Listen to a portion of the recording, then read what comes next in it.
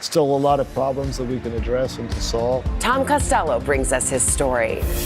And back on stage, the era of Taylor Swift continues as the music superstar kicks off the international leg of her hugely successful tour. The highlights from the big show and where she's headed next today, Friday, November 10th, 2023. Representing the Marines, Coast Guard, Air Force, Army, and the Navy. 20 years of service in the Navy. And 23 years of service in the Air Force. Visiting from Plano, Texas. Memphis, Tennessee. And Wake Forest, North Carolina. Sending love to my dad. A proud veteran in Birmingham, Alabama. Today we salute our heroes. We are back now. It is 8:12, and we are honoring our military today as the nation observes Veterans Day, with the holiday falling on the weekend this year. Yeah, it is so important to remember and salute their personal sacrifices in service to our country, and we're doing it surrounded by men and women from all of our nation's military branches. And we are also spotlighting one remarkable veteran who lost the use of his legs while serving in Germany more than 40 years ago.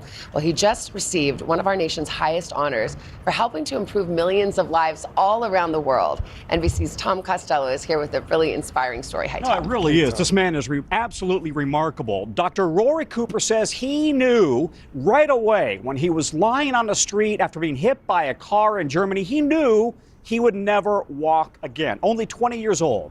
But he says that terrible accident actually helped him find his true calling, trying to make life better for others. First things they really teach is if you take care of your people, they'll take care of you. Don't let the wheelchair fool you. Wheelchair was not in the plans. Not for me and probably not for the Army, I'm sure. Army veteran Rory Cooper, Dr. Rory Cooper, hasn't slowed down since he lost the use of his legs 43 years ago. His inventions, not his wheelchair, have taken him to a bronze medal in the Paralympics and all the way to the White House. He moves us closer to being a nation that is accessible for all. Where he was just awarded the National Medal of Technology and Innovation. You've changed the way we look at the world, and you made it better. Making life better for anyone who relies on a wheelchair to get through life. I can't appreciate what the challenge is if I don't live your life. It required somebody who lives your life and has your engineering expertise to make this fix. Yeah, well, you have to recognize the problem, right? And then that you live the problem. Living and working the problem, Rory became a biomedical engineer and inventor. He holds more than 20 U.S. patents through the Human Engineering Research Lab he founded with the VA and the University of Pittsburgh, designing new wheelchairs to drop the weight from 80 pounds down to 18. Then a revolutionary, now widely used design, an ergonomic push rim on the wheel. And so you can, grab it easier without less effort on your forearms or your elbow or your shoulder. So you don't get carpal tunnel or something like that? Yeah, carpal tunnel, elbow tendonitis, rotator cuff injuries. He then turned his attention to the joystick on motorized wheelchairs, making it programmable and touch sensitive. So if you can only use your thumb, you might want it very stiff but very sensitive. And if you're very strong, you may want some compliance to give you some resistance. Today, his designs are used around the world, helping millions who depend on wheelchairs, like Army Sergeant David Gifford, paralyzed after he was hit by a car while riding his motorcycle. Making them lighter, making them faster, changing the wheel sizes, things that cut down on resistance and allows you to go even faster. For his decades of service, Dr. Cooper was among 16 inventors newly inducted into the National Inventors Hall of Fame. What I find unique about all of the members of the Hall of Fame is that they're dedicated to serving others. Part of a trailblazing group that included Kathleen Carrico and Drew Weissman, the scientists who developed mRNA vaccines against COVID-19. And joining giants of innovation, including Thomas Edison, George Washington Carver, and Steve Jobs. I heard you say, I am a runner. Not I was. You said, I am a runner. It's in your blood, isn't it? It is. Yeah, I think I'm competitive. and I'm an engineer, and by definition, I call myself a problem solver, and inventors are all problem solvers. A problem solver always looking for the next project. I take it as an obligation or responsibility, right, to just train the next generation and keep moving forward, right? There's still a lot of problems that we can address and to solve.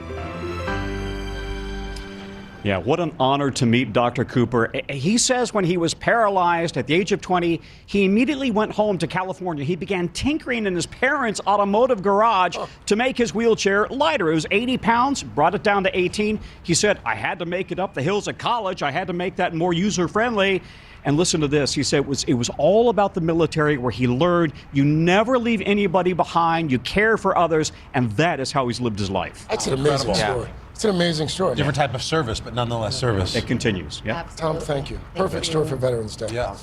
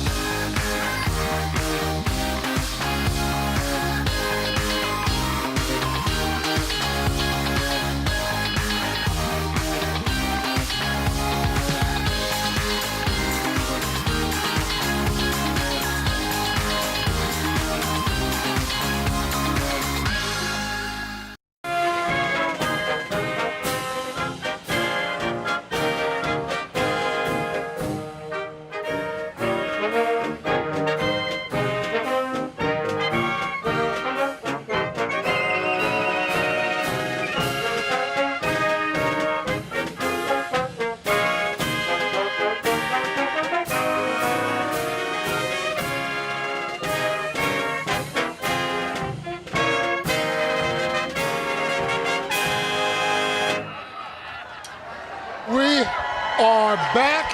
It is 8:30 with some more fantastic music from the United States Navy Band Northeast. God bless America there as we mark the observance of Veterans Day. Such an honor to have them.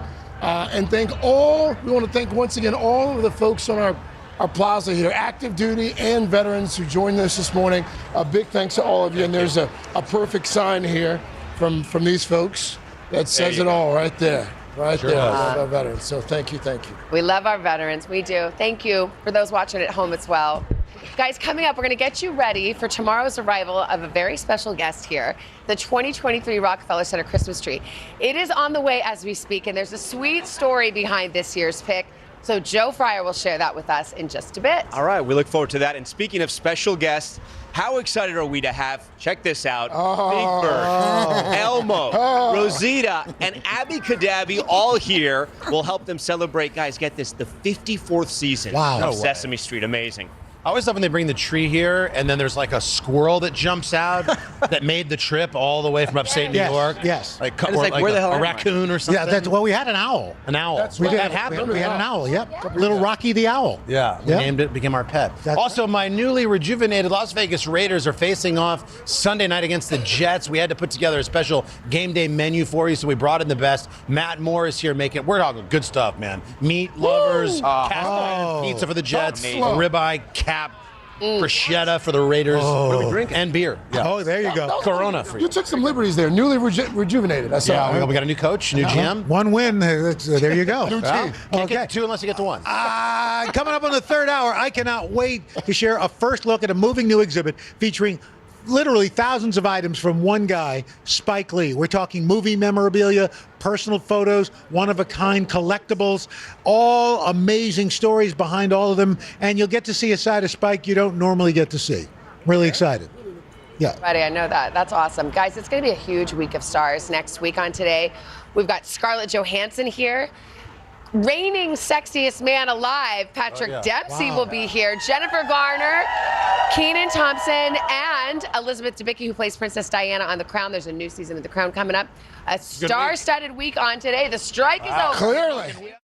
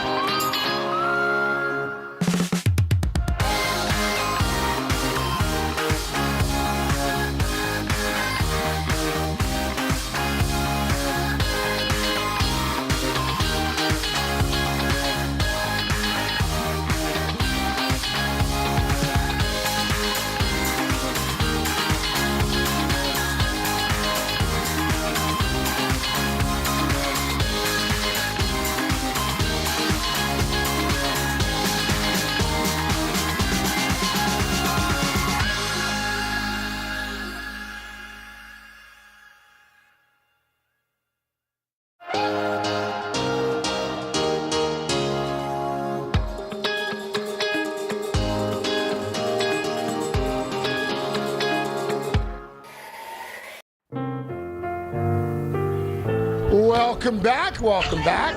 The holiday season is almost upon us, and here at Rockefeller Center, that means we are about to welcome a very big guest. Yes, we are. So, the world's most iconic Christmas tree will be pulling into Midtown Manhattan tomorrow morning. Joe Fryer is here. He actually cut the tree down in this jacket. In my lumberjack coat. This is why I'm wearing so it. Everything. Where's my axe? I know, goodness. it's awesome. I just had to get us in the spirit early, right? We are in the coming. spirit. It's beautiful. Right. I mean, this is the good news. So once again, this Norway spruce, it's coming from upstate New York, this time from just outside of Binghamton, about 3 hours away. We had the chance to meet the special family donating the tree. It's a gift they hope is a symbol of the holiday spirit. When Matt and Jackie McGinley moved into their Vestal, New York home in 2019, they paid little attention to the giant tree towering over their driveway. We had a whole punch list of things that needed to get repaired, things that we wanted to update or remodel, and frankly, the tree was just kind of in the background. But someone else did take notice, Rockefeller Center's head gardener, Eric Pazé. In pulls a car, a guy gets out. My name is Eric, I'm the head gardener from Rockefeller Center. I'm here to look at your tree. And I was like, no.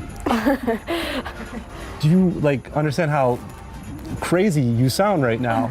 They couldn't have known Pazé is a Rockefeller Christmas tree legend, having personally discovered each tree for the last 30 years. I Googled him and realized, and I quickly texted Matt, this is legitimate. We thought they were dating a lot of other trees, that maybe ours would be considered. And then as the date got closer and closer, we realized that, in fact, we probably did have the Rockefeller Center tree. The McGinleys knew they wanted to be part of this special tradition. In donating the tree, they hope it brings joy during a busy and sometimes emotional season. This is not about us, but it's about being of service to other people, giving them that chance to go and make memories by the tree. And for those like us who've had loss, to go back to that space and remember the people that they love. The McGinleys will be remembering Matt's mother, who passed away 4 years ago. I think she would think it was the coolest thing. I keep having this feeling of like, who am I not telling about this? There's somebody that I should be, that I feel like I ought to tell, and it's her, you know. I was able to reach out to her best friend, and that person will be with us on the day of the cutting. The McGinleys' 2 kids will be at the tree cutting too. Zoe, age 12, and Charlie, age 9, admit the hardest part of the whole process was keeping their tree's star status hidden until the official reveal. I'm really bad at secrets, but I've been able to keep this one. The tree stands 80 feet tall. It will arrive in this very spot this weekend with a full police escort, and it will become a part of New York history with 50,000 LED lights making it shine bright as a symbol of the holiday season. 3, 2, 1! The deeply rooted tradition of the Rockefeller tree goes all the way back to 1931, when a Christmas tree was put up by the construction workers building Rock Center. Today, more than 100 million people visit the plaza each year to see the world-famous tree. McGinleys say they're proud that tree from their own yard is playing a special role. Matt's mom used to always emphasize joy, and so that idea of joy in that space is really exciting. I think it's fair to say the McGinleys tree is definitely going to bring joy to people from all around the world. As we mentioned, it's set to arrive here tomorrow morning.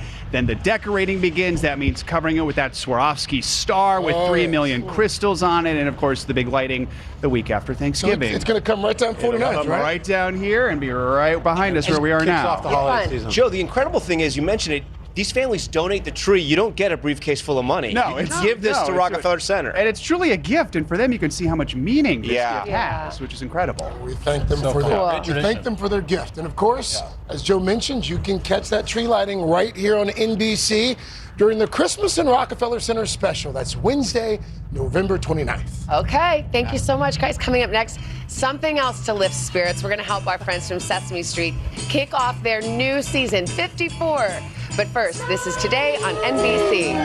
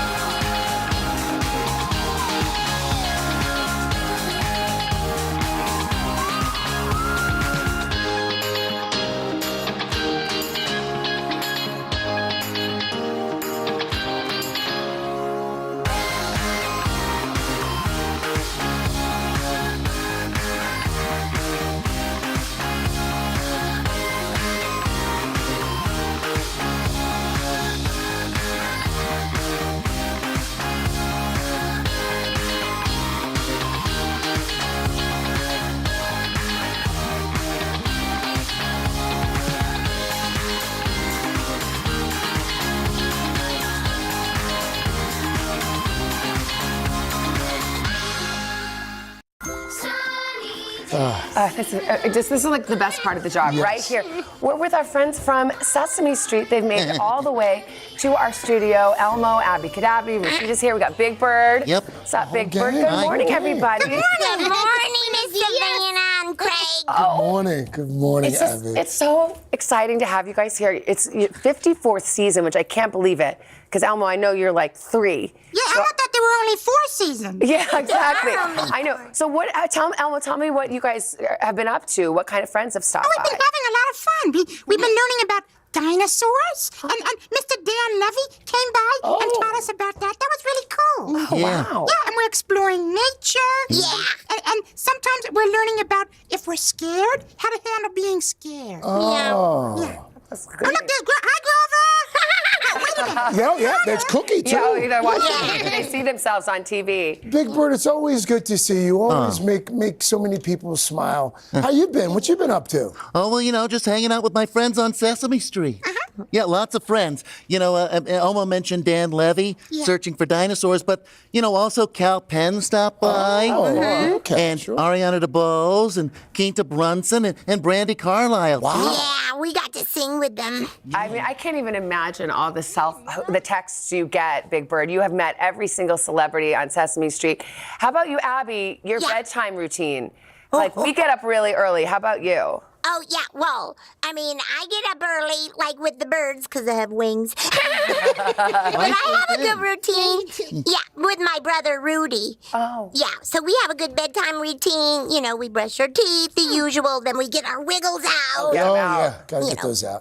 Rosita, I heard that you've been learning sign language recently. Is that true? It's true. Our friend Mathis is teaching us some words in American Sign Language. Do you want to learn some? We would love that. Oh, okay. This one is really fun. It's thank you. You put your hand in your chin and then out. Thank you. Thank you. Oh, Thank you. Thank you. Thank you. Now, one of my favorites is friend, amigo. So you put your index fingers up like this, and then they kind of hug each other like this, and this is friend. Oh, that's so good. Sorry, I didn't shave my fingers, so you. But they hug each other, and it looks really good, friend. Oh, and you know what? Which one? Do you know which Cookie Monster's favorite letter is? C. Exactamente. C is for cookie, like this. Oh. C is for cookie, and it's good enough for me. Yes. C is for cookie, and it's good enough for me. Oh. You know what? You guys have this wonderful way of making everyone who visits you on Sesame Street feel like they belong. Big Bird, how do you do that? Well, it's not just Sesame Street where friends should feel like they belong. Every street should feel that way, shouldn't it? Yeah. But whether you like a different sport or you're from a different place or maybe a different grade, no matter what you like, we can all be friends. That's how we do it on Sesame Street, right, friends? Yeah, that's what we do. So really quickly, Thanksgiving's just a few days away, Elmo. What are one thing each of you might be thankful for this year? You know what? Elmo's really thankful for teachers because it's really important to teach people. And Elmo really likes to learn and teach people too. Yeah, I think you are a teacher too, Elmo. How about you, Abby? Oh, golly. Well, I'm thankful for the word kindness because it gives everybody a chance to make a difference in people's lives. But I'm mostly thankful for my brother, Rudy. Oh, Rudy. You got to bring Rudy one of these times. How about you, Rosita? Oh, well, I'm thankful for my mommy and my papi and all of you friends for always making me laugh and waking up so early in the morning to see stars in the sky. You're amazing. Thank you. Elmo's also thankful for pumpkin pie. Oh, yeah, of course, pumpkin pie. Oh, I am thankful for tall doorways so I don't have to duck. Yeah. Exactly. Oh, guys, it's so fun to have you. Congratulations on season 54 of Sesame Street. We love you so much. So happy that you're here. Thank you for having us. And you can watch it now on Max and see these guys in action. Stream it now. Yeah. Carson, over to you. It's going to be a big, great football game. Clash of the East versus West. Sunday night, of course, here on NBC. Talking Jets, my beloved Las Vegas Raiders, who have a new coach and GM, and God, I hope we can make this energy last. We'll see if it can happen. We brought in the best chef here for this particular occasion. Cookbook author, of course, Matt Moore. Matt, good to see you. Cheers, bro. Cheers, brother. Thanks so much for having me. We got a lot of great food right now. I mean, let's start with the Jets. This is something that really interests me, this idea of a cast iron pizza. How do you pull this off? Yeah, so we have a bit of the grit of New York against the glam of Las Vegas. We know it's going to be a big showdown. I think nothing is more quintessential New York than a great pizza. And I like to say that you can make a really great pizza at home. I'm going to show you how you can make your own dough. Now, that being said, I get it's game day, and sometimes we want to take a little bit of a shortcut. So if you want to sub out a store-bought dough, that's totally cool too. Or you go to your local pizzeria. People don't realize this. Yeah, you can stop in for there a couple and ask bucks. for it They'll give you a roll. So we've got some flour in here. We've got our yeast, and we also have some salt. If you can help me out, we've got a slurry here of warm water, and we've also got some sugar in that as well. And then we're going to actually add that olive oil, so extra virgin olive oil. And then what we're going to do is just just kind of put this down, put it on a low speed. We'll add in the rest of that flour. I'm actually using bread flour. You can sub it out with all-purpose, but I like the consistency that bread flour is going to give it. So that comes in gradually. We mix it until it basically becomes sticky. We're going to roll it out onto a floured surface, and then we're going to knead this by hand for about 5 to 7 minutes. Is this an overnight proofing situation or no? You can let it go for a minimum of about 4 hours. The longer it sets, the better it gets. So you can do this game day morning. Totally fine. And after you knead that, we want to let it rest for about 10 minutes. Yep. By making your own dough, you're actually kind of getting 2 for the price of 1. So you can actually cut it in half, and then we're going to roll this out into kind of a 15-inch shape to fit our cast iron pan. Yep. I'm going to roll this over, add this over the top. Now, one of the things that I like to say here is that I'm from the South, man. We love our mamas and we love cast iron cooking. Yes. So what I've done is I've heated this pan about 10 minutes in the oven at 400 degrees, and that's going to allow when we put the dough in, it's hot already. It's going to stand up. No oil down and flour. You're not worried about that sticking? Just a seasoned cast iron pan, and we're going to build this like any other pizza. If you can help me out, we're going to add a little bit of sauce to that. Have you ever done this cast iron pizza? I've done cast iron baking, but not a pizza. So a little bit of sauce. I'm using 2 different types of cheeses. So we've got our classic mozzarella cheese, which is going to give us that ooey gooey, melty love that we have here. Good job there. Thank you so much. This is something I love to do with my kids at home. We also have some Parmesan or Reggiano cheese, some dried oregano. And listen, man, this is New York. I didn't come to player front. We've got sausage. We've got ground beef. We've got ham. We also have some bacon, everybody's favorite. And we're going to finish this off with a little bit of capicola. And this is going to go into the oven for about 8 to 10 minutes. Forget about it. It's going to be super delicious. Going to go with that cold beer and everything else. Great, right? Delicious. The meat combo's great. All the meats. I mean, it's beautiful looking. Las Vegas is known for some great restaurants, right? Yes. Including a steakhouse. I'm also a big believer that you can make a great steak at home. And so what I'm going to do, whenever I have friends over in East Nashville, I often like to have maybe a little bit of an accompaniment to that. And so I've got a little bit of chimichurri. So it's just some roughly chopped parsley that we're going to add in here. And then this comes together. A little cilantro also. Little cilantro is great as well. And then we've got the rest of our ingredients here. So we have salt, pepper, dried oregano, minced shallot, red chili, and some garlic. This is all going to go in here. And then what we need is to give it a little bit of a bite. So we've got our red wine vinegar. That's really going to stand up nice against the fattiness of the steak. And we'll add in our olive oil. We will mix this. This is something that you can do a la minute, or you can do it a couple hours in advance. You're not even going to blend this. You're just going to mix it up. We've got one over here, too. So I have to tell you, I solved one of the few minor differences in my marriage by going to the local butcher shop. How did it help your marriage? Well, my wife loves the tenderness of a filet mignon, right? And I like the beefy flavor of a ribeye steak. Yes. Of course. And so Is there I'm a here happy to tell medium, you, chef? you can have your steak and eat it too. Wow. By asking for the ribeye cap. Okay, so this is coming from the cap of the ribeye. Yep. It's also known as the spinalis muscle. And so what's cool about this is you're going to get that tenderness of the ribeye, and you're also going to get the beefy flavor that we love.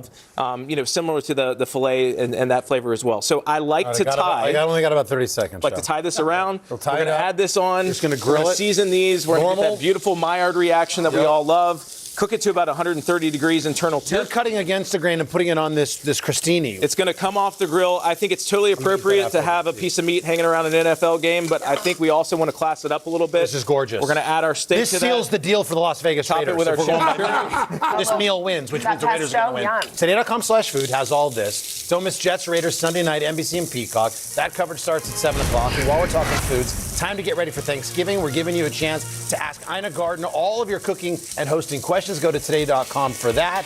Get them in. And Ina's going to be here next week to answer all of your questions. Chef. Way to go, Chef. Nicely done, Chef. Welcome to Today. So happy to see you guys. Would you like my boost? Yes. Back. Here we go. Sometimes we just do things to help. That's our Hoda. Happy birthday. We got an awesome crowd, y'all.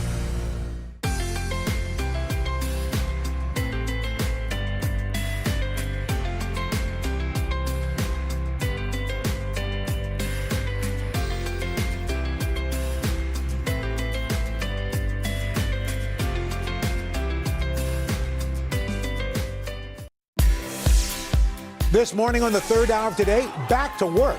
How quickly Hollywood's expected to get up and running again now that the strike is over, and why it could still take some time before our favorite shows and movies return. Then, a driving force in fast food. If there isn't a drive-through line, I'm not doing it. With more customers staying in their cars, some major chains are making big changes. A look at how the future of food is changing how we get it. Plus, an exclusive first look at a new exhibit honoring the work and life of Oscar-winning director Spike Lee. The first thing they see is the posters from some of the films. From his childhood to his films, hear the meaningful stories directly from the director himself. And singer-songwriter Jewel is here live, sharing exciting news that will fill her fans with spirit. Today, Friday, November 10th, 2023. Live from Studio 1A in Rockefeller Plaza, this is the third hour of Today.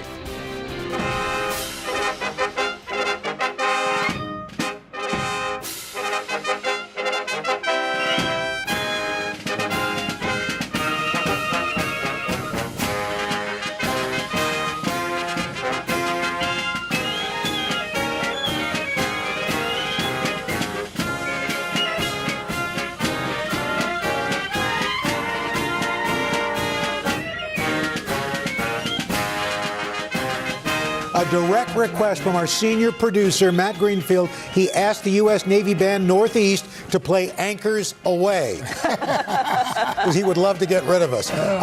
What a great way, though, to begin our show. That's right. That's the United States Navy band Northeast. It's just an honor having them on our plaza all morning long, and all the active service members and all the veterans as we observe Veterans Day. And an early thank you to all of you out there who have helped serve our country. We thank you. Welcome to the third hour today. It's a Friday. That's right. I'm Al, along with Craig and Dylan. Chanel is off. We combined the two of you. Dylan is off. We got a lot to start talking about. Starting in Hollywood, National Board for the Actors Union will vote today on that historic agreement that ended, finally, that 4-month strike. NBC's entertainment correspondent Chloe Malas is here with all the details on the deal and when we could start seeing some of our favorite movies and shows start showing back up again. Good morning. Well, it is a Friday indeed. The deal specifics are being kept under wraps, but SAG-AFTRA's leadership are pointing to what they call major victories as the TV and film industry gets ready to roll. With the stage set for Hollywood to get back to work, new details have emerged about the tentative deal reached between SAG-AFTRA and the AMPTP, which represents studios and streamers, including NBC News' parent company, Comcast. NBC News has learned from sources familiar with the contract, which will be voted on today by the union's national board, that it includes the largest minimum wage increase in 40 years, a new residual structure for streaming, and for the very first time, AI protections for members. The deal will also raise pension caps and include new guardrails around self-taped auditions. The union's president, Fran Drescher, called the proposal triumphant. It's the largest package in our industry history. Hollywood's biggest stars celebrating the end of the 118-day work stoppage. Viola Davis posting, "Congrats to all involved." And Kevin Bacon posting a footloose celebration of his own. With the longest actors' strike in Hollywood history over, the spotlight now on the mad scramble to get productions back up and running. A number of blockbuster films have already been pushed back. Dune 2, which was supposed to premiere last week, is now set to hit theaters in March. A Quiet Place Day 1 delayed from March of next year to June 2024. And Mission Impossible 8 has been bumped from June to May 2025. Meanwhile, TV's timeline for a return is sliding into next year. Cameras will probably start rolling as soon as early next week, but unlikely to see any new episodes much before January. If it's legal, it's ethical. Deadline reports Wolf Entertainment, the company behind hit franchises like Law & Order and Chicago Fire, could start production soon after Thanksgiving, but only put out just 13 episodes. That abbreviated season likely to become the new norm for network shows looking to get back on track and back on the air.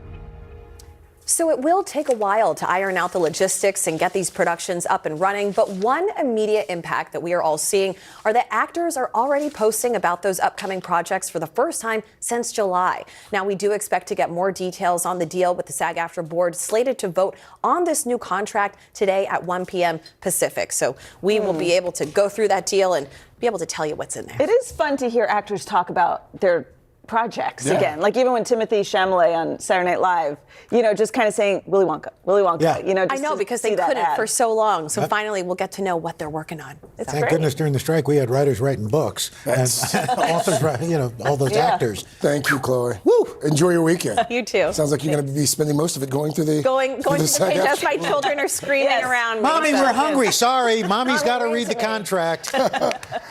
We turn now to some big changes in the way that we get our food. Drive-thrus are becoming so wildly popular that some major chains are actually doing away with their dining rooms. NBC's Sam Brock is behind the wheel in South Florida with more on this trend. Hey, Sam. Craig, guys, good morning. I'm only, by the way, on my 17th cup of coffee this morning so far. There is something that's going on right now that is really a melding of worlds, starting really with the pandemic. People got accustomed to the safety and the convenience of drive-thrus, but also that met technology and just the ease and the brilliance of being able to order what you want on your app and then just go right through without having to deal with a lot of contact. Pair those two things together, that's where we are right now. What I'm going to do, I'm putting my phone down for all the moms out there, and we're going to go and use a traditional drive-thru and show you how quick and convenient this can be. Good morning, guys. How are ya? Good morning. Welcome to Dunkin'. Will you be using the mobile app today? I sure will for payment, but I'm going to give you an order right now. I didn't put this on my phone yet. I'm going to do the loaded hash browns and the iced macchiato, please. Okay, would you like a large iced macchiato? That would be great. All right. All right, so I'm going to come grab that from you. All right, you can drive forward. Thank you so much. He asked about mobile payment. I'm actually going to scan this to pay it, which, guys, is another layer of convenience, as we're just seeing consumers right now that are craving this idea to do things on their terms. And it's why you're seeing such an evolution in fast food in general, or quick service restaurants, as they call it.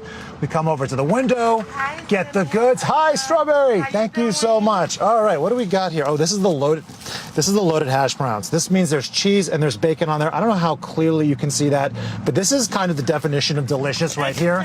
And if I didn't have enough sugar, thank you so much. In carbs, we have the iced macchiato as well. And what you're seeing right now, guys, the trends we're talking about are really driving the explosion in drive-thrus. These days, it's hold the fries and the human contact. Post-pandemic, customers have been flocking to drive-thrus like never before. It's good to order, pick it up, keep it moving. New research shows overall dine-in traffic is down almost 50% compared to 2019, while drive-thru service has become the meat of the business, generating around 2/3 of all revenues for quick service restaurants. Sometimes you really don't want to leave your house, but to be able to leave your house and not get out the car helps. As Americans increasingly choose to grab and go, often with a quick click on their phone, companies are responding with app-based ordering systems, no contact pickups, and some are even closing dining rooms completely. At Chipotle, where part of the appeal used to be seeing your order put together right in front of you, this is where everything is going for. Michael Rojas says the majority of the 7 restaurants he oversees in Miami get the bulk of their sales through Chipolanes, where drivers order ahead, online or via the app, and never leave their car. Are you seeing a larger percentage of people that are utilizing the digital? Absolutely. It went from anywhere between 10 to 12%, and it's gone up to 60% in some of my locations. And they're not alone. The whole industry is reimagining its business model. Chick-fil-A announcing a new location in Atlanta with an elevated kitchen and 4 car lanes underneath for digital and drive-thru orders. And for a truly futuristic window, check out the Taco Bell Defy in Brooklyn Park, Minnesota, where at several drive-thru windows, the food goes not south of the border, but south of a vertical tube after you scan your QR code. And one of America's most iconic coffee options, Dunkin', brewing up new options. Telling NBC News, drive-thru traffic skyrocketed during the pandemic and remains high. So they've changed to meet guests on their terms with innovations like order ahead, loyalty programs, digital menu boards, and drive-thru only restaurants to personalize their visit. Basically what we're seeing is that drive-thrus are getting faster and people are relying on them more because they don't want to dine inside anymore. On social media, drive-through love is real. If there isn't a drive-through line, I'm not doing it. Still, even in 2023, you'll find some people craving what's now become a rarity: real human interaction. You don't really appreciate a person until you see him.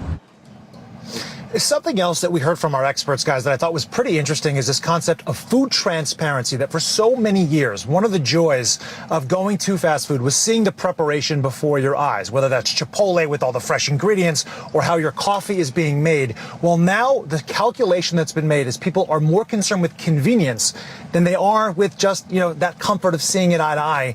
And that's something they're willing to allow to fall by the wayside if it means it's going to be faster, more efficient, and you are still, of course, getting your caffeine fix and sugar fix.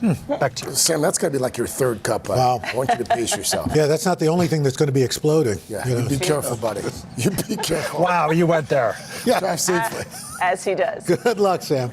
It is funny when I've got the kids in the car and I just need to stop for a coffee and it's like, oh, I got to get out of the car and out of the car seats and the buckles, and it's just, there is a convenience to it. No question. Yeah. Give me a drive-through. All right, well, from food to football, we are counting down to Sunday night's showdown between the Jets and the Raiders, and it is time for Friday Football Fever, where we test our NFL trivia knowledge. So here with this week's question, Football Night in America analyst Chris Sims.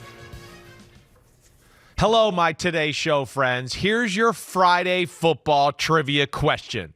In 1968, an instant classic between the New York Jets and then Oakland Raiders was coming to a pivotal point at the end of the game when the network cut away from the action with only 65 seconds remaining for a pre-planned showing of a made-for-TV movie. What was the name of that movie? Was it A, Of Mice and Men, B, Heidi, C, Chitty Chitty Bang Bang, or D, The Little Drummer Boy? B, Heidi. You've been yelling out the name so confidently. Heidi. I mean, how can we not go with Heidi? He would know. I mean, the answer is B, Heidi, now known in infamy as the Heidi game. When network execs tried to call the control room to cut back to the game, they couldn't get through due to the clogged phone lines from angry fans. Get ready for what we hope will be another instant classic on Sunday Night Football between the Jets and the Raiders. That's right. And that game was on NBC. Oh, so you remember it clearly. Oh, yeah. Yeah. All right, be sure to tune into Sunday Night Football. The Jets at the Raiders. Coverage begins at 7 on NBC and Peacock. Coming up, holiday shopping season by the numbers. How much will the average family spend? Why it's a good year for procrastinators. And then later, got a great story. Award-winning director Spike Lee taking me on the tour of a brand new exhibit, telling his story from his days growing up in Brooklyn to his groundbreaking films. We'll be right back.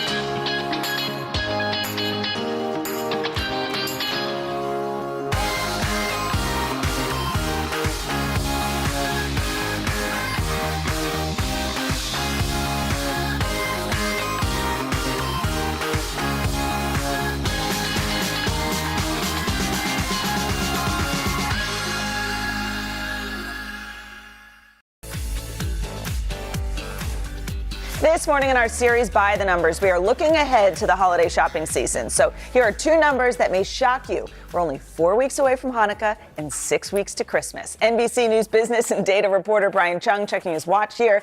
You're going to help prepare us for the holiday season.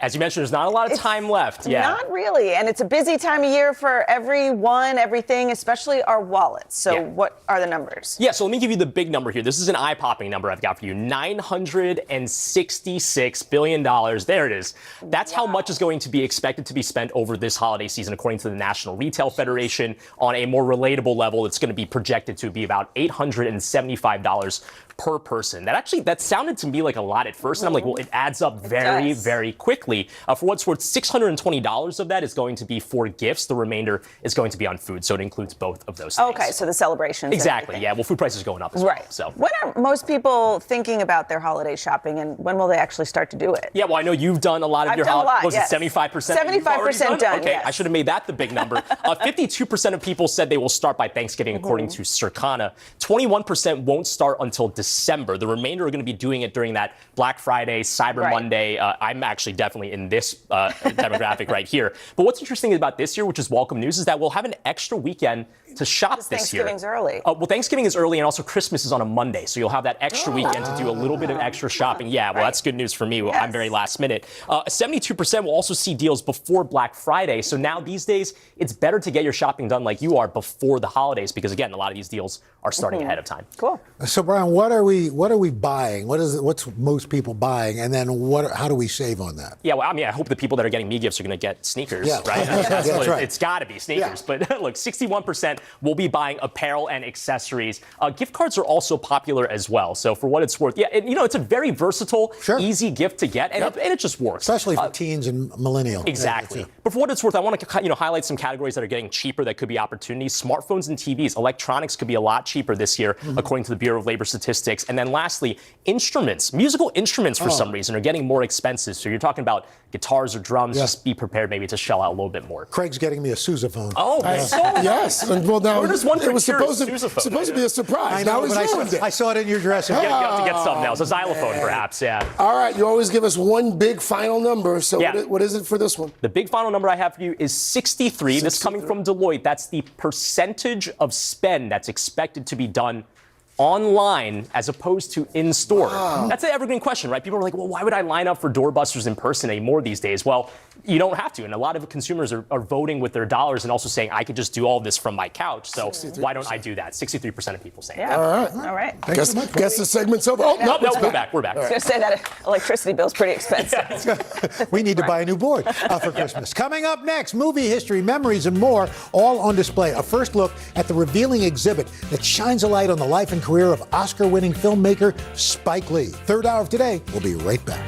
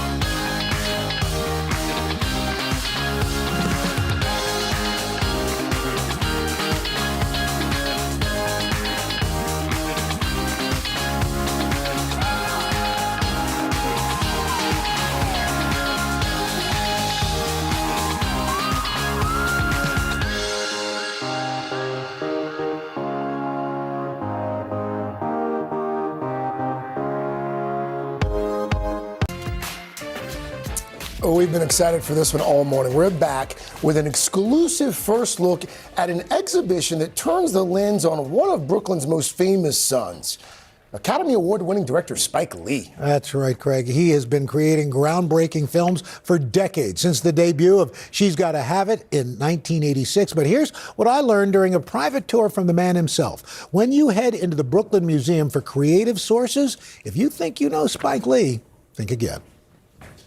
This is a chance for people, especially from the Republic of Brooklyn, New York, to see all the stuff I've had on my walls, in my homes, in my office, and in storage. Here at the Brooklyn Museum, the Spike Lee Creative Sources exhibit connects the director of Do the Right Thing, Malcolm X, Inside Man, and Academy Award-winning Black Klansman to the people, places, and ideas that have inspired him. The first thing they see is the posters from some of the films. Your mom would bring you here. Yes. Growing up. Not just me, my siblings too. So not just the Brooklyn Museum, but plays, She was an libraries, educator. and she did a great job. As a kid, comics and baseball cards were his prized possessions. At 66, Lee's collection has evolved, and he's carefully curated half of his nearly 1,000 pieces of art and memorabilia for viewing. This is original album cover for the Bad album. Right there, Prince's guitar. This is the original ANC flag, African National Congress. It was signed to me by Nelson Mandela and Winnie. To Spike, yours a stroke from Nelson Mandela. Wow. Vintage posters autographed by influential filmmakers also lining the walls. The great Federico Fellini. To my friend Spike, much work and much luck. This is signed me from Steven Spielberg. Spike, Jaws almost ate me alive. Your friend, Steven. Godfather 1 and 2. Signed to me from Francis. And galleries filled with sports memorabilia. This is the Knicks room right here. May 8th, 1970, I was at Game 7. This is the net to one of those games. My father was taking me to Knicks games, and me and my father were not sitting courtside. We were in the last row. What's interesting about this, too, is there's very personal stuff in here. Yeah, the family section is very personal. And then I just lost my father. Yeah. He was 94 years old. My father, Bill Lee, great composer, jazz bassist. He did the score for She's Gonna Have It, School Days, Do the Right Thing, Mo Better Blues. But what's funny is we were growing up, and my father would come in the house, and he would hear Motown and the Beatles, turn that bad music off. He was a jazz purist. We would turn it down and put our ears back to the little transistor radio. How did that household influence who you've become? If anybody's seen Crooklyn, that's the Lee family growing up in Brooklyn, New York. Where did this love of film come from? My father hated Hollywood films, hated them. So I was my mother's movie date. It was to a college that those seeds came out. Lee's mother died during his sophomore year, but the third-generation Morehouse College grad says he's the product of his parents and the legacy of his ancestors. This is my father, Bill Lee. This is my mother, my father's mother, and this is my mother's mother, Mama. Oh. She lived to be 100, and she put me through Morehouse NYU Grad Film School. She taught art and saved the Social Security check 50 years for grandchildren's education. My mother, my grandmother. They both went to Spelman. This is a letter my mother wrote to my father's parents on my birth, and that's me. Wait, look at you. Your grandson is here. He looks nothing like anyone on my side of the family. Or black, spiky hair. Wait, is that where Spike came from? No. His Spike was a tough baby. The baby's name is Shelton Jackson Lee. That's myself, my sister Joie, my late brother Chris, and my brother David, who's a photographer.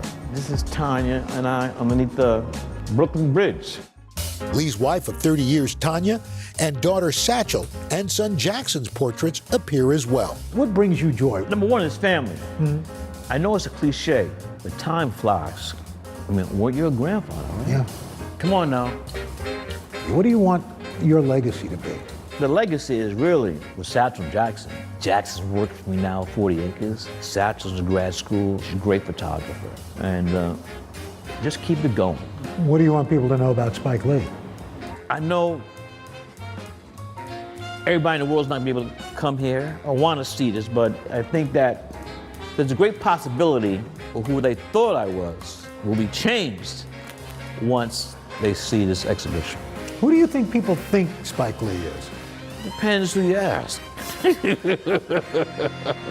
That's the answer. That's the answer right there. I could have talked to him for hours. It was, and it's a fantastic exhibit in a great museum. So it's worth the trip over to Brooklyn. He seemed full of like life and energy and very excited about this new project. Well, it reflects him and his family. It's a complete look at him, you know, because he's a historian, he's a filmmaker, he's a philanthropist, and he's a funny guy. People don't realize that. And he didn't collect these things knowing he would have a museum one day. No, these were just his favorite things. Things he loved. loves. He loves.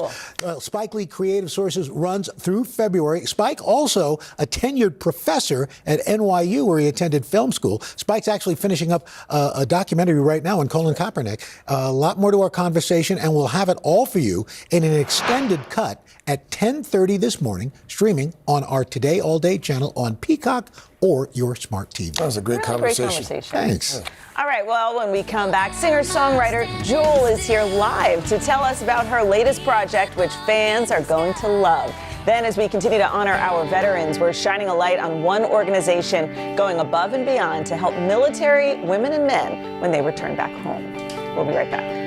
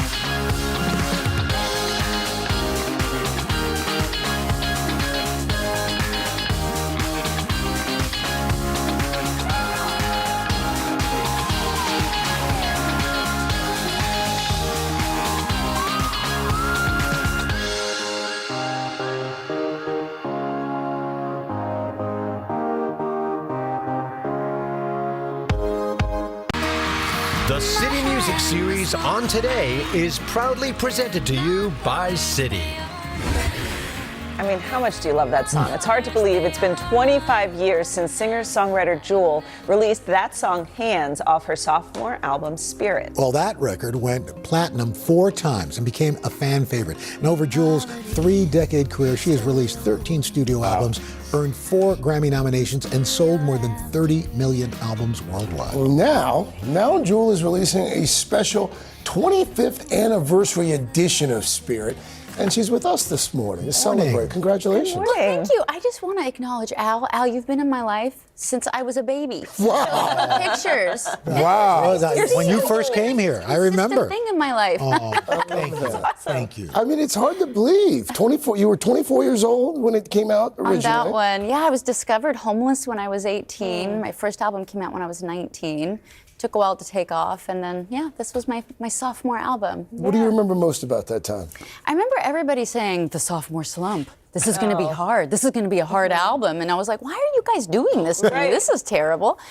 But I was really lucky when I was homeless. I actually read a book about how contracts work in the music business.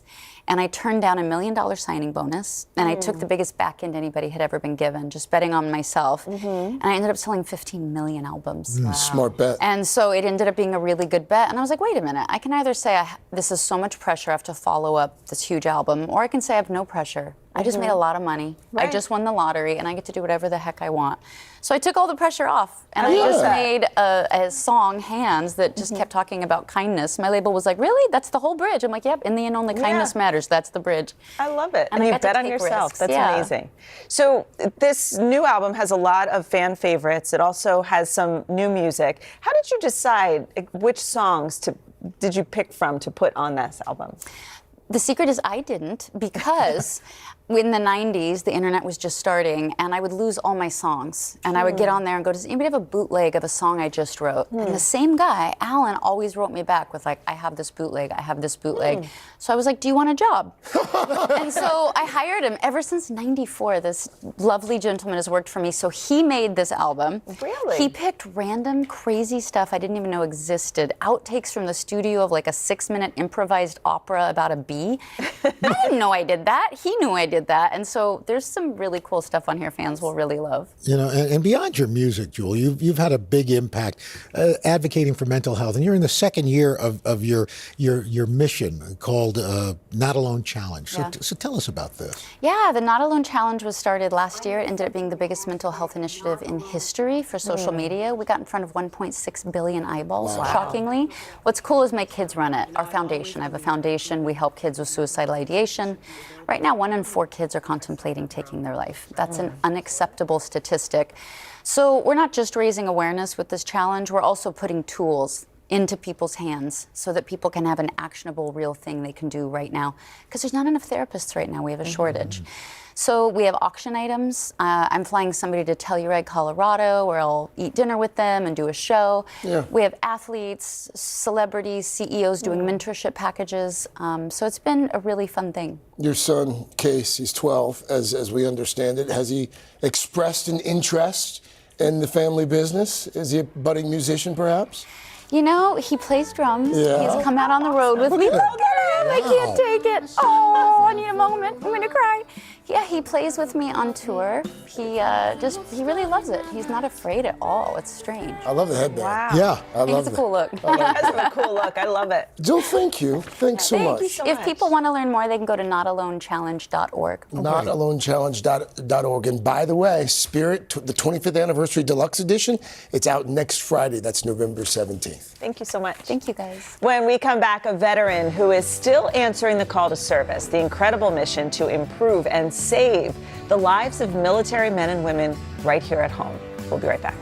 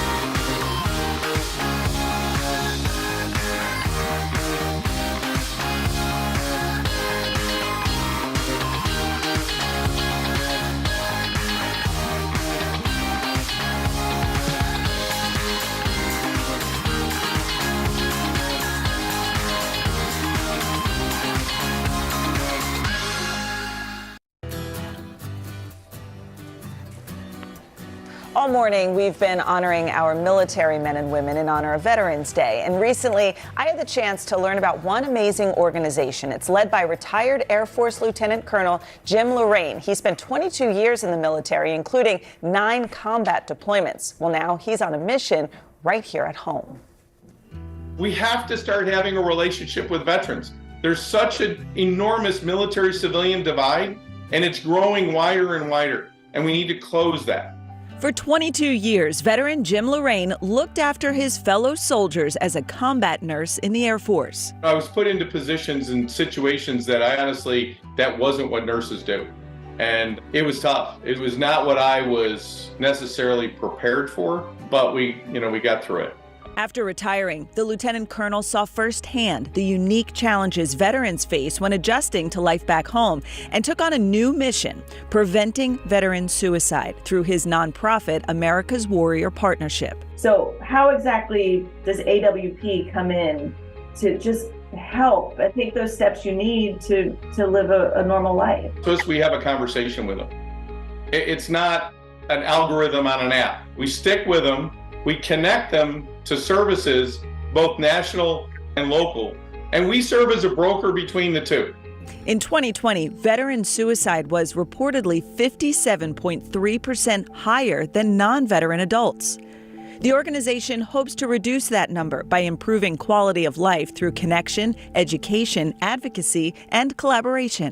Why then is veteran suicide as high as it is? We have a suicide study called Operation Deep Dive, and we're partnered with Duke University School of Medicine. Everybody thinks it's mental health, but it's mental health is a component to it, but it's financial insecurity, it's housing, it's employment, it's relationships. We know that it's a dynamic, complex problem that has to be looked at holistically. For Jim, this mission is personal. This year, I've crossed the threshold of having more veterans friends of mine who've taken their life than died in combat. We have to give a darn, right?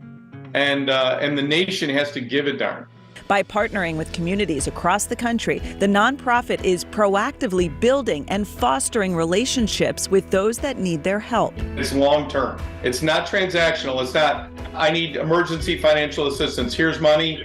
Our relationship is done. It's, well, you need emergency financial assistance, but what got you into that point to begin with? And then how do we get you out of this? And then how do we move you forward? Have you ever had anyone personally tell you this partnership has saved their life? Yes, I've had a couple of people. There's others that have called who said, if not for what you've done, I wouldn't be here today. We always say one size fits one. Our motto is together we can do better. Over the years, America's Warrior Partnership has provided support to more than 60,000 veterans and their families, reminding all those who have served that they are not alone. On this Veterans Day, what can men and women like myself do to honor a veteran? What is the best way to help? To say thank you for your service, and what did you do? Tell me what you did. And I think what you're going to hear is some amazing stories of service, and then you'll understand why that person is doing what they're doing today. Thank you for your service. What did you do?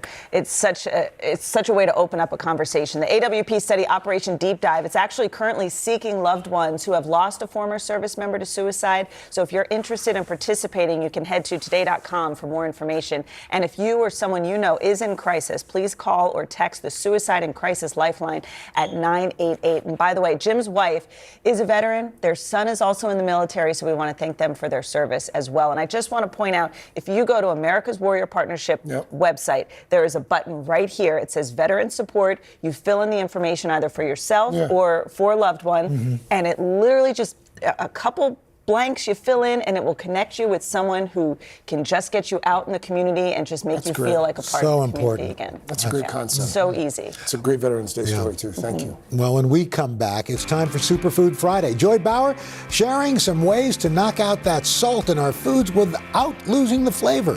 Third hour of today. I'll be right back.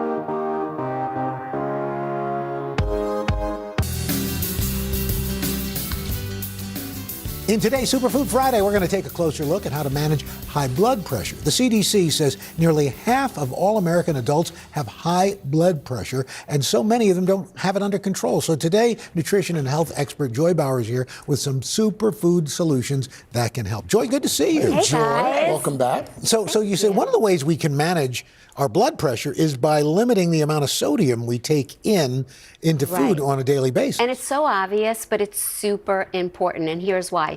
Sodium or salt draws in water, which increases the volume in our blood, which increases the pressure on the walls of our vessels. So that's the reason why we keep saying to pull back on sodium. So a few ways to do this. Listen, salt is in everything, but you want to limit the amount of processed meats that you're eating. Hot dogs, packaged luncheon meats, sausages. Bacon. Believe it or not, bread is one of the top sources of sodium in the American diet. So an easy way to sort of significantly cut back is to just eat your sandwiches open-faced whenever you can, or take the top a slice of the bun off of your burger, and you'll significantly lower the sodium. And then the last thing is, sadly, condiments from the store, ketchup, mustard, salad dressings, yummy marinades, even hot sauce, they're loaded with sodium. So you don't have to give them up, but you do just want to be mindful over the amounts that you're putting in your food. Moderation's the key. You're always good at swaps. Give us some healthy swaps. Okay. This instead of that. Right. So first, instead of automatically adding salt into all of our foods, you want to take advantage of the flavorful and fabulous spices that we have. It could be fresh, it could be dried, garlic and oregano and onion powder, cumin, all of that stuff we love so much, and really it's going to jazz up your foods and your recipes. When you're building soups, look to use reduced sodium broth, and if you only have regular broth or you get a deal on regular broth, cut it with water.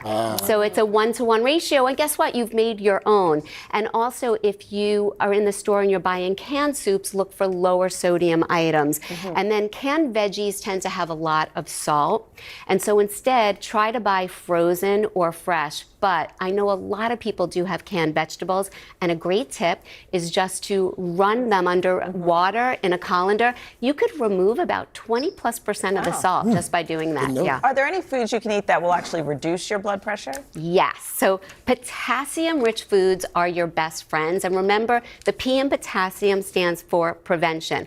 I just talked about how sodium draws in water. Potassium's like the anti-sodium. It flushes out water. So some of the top foods, leafy greens like spinach, kale, Swiss chard, bananas, avocados, all the potatoes and yams, all the potatoes, and the yummy winter squash, acorn, butternut, as well as pumpkin, and it's pumpkin season, so that's great. Great advice, Joy. Thanks so much. Really appreciate it. Have a great weekend. You too. Third hour today. I'll be right back.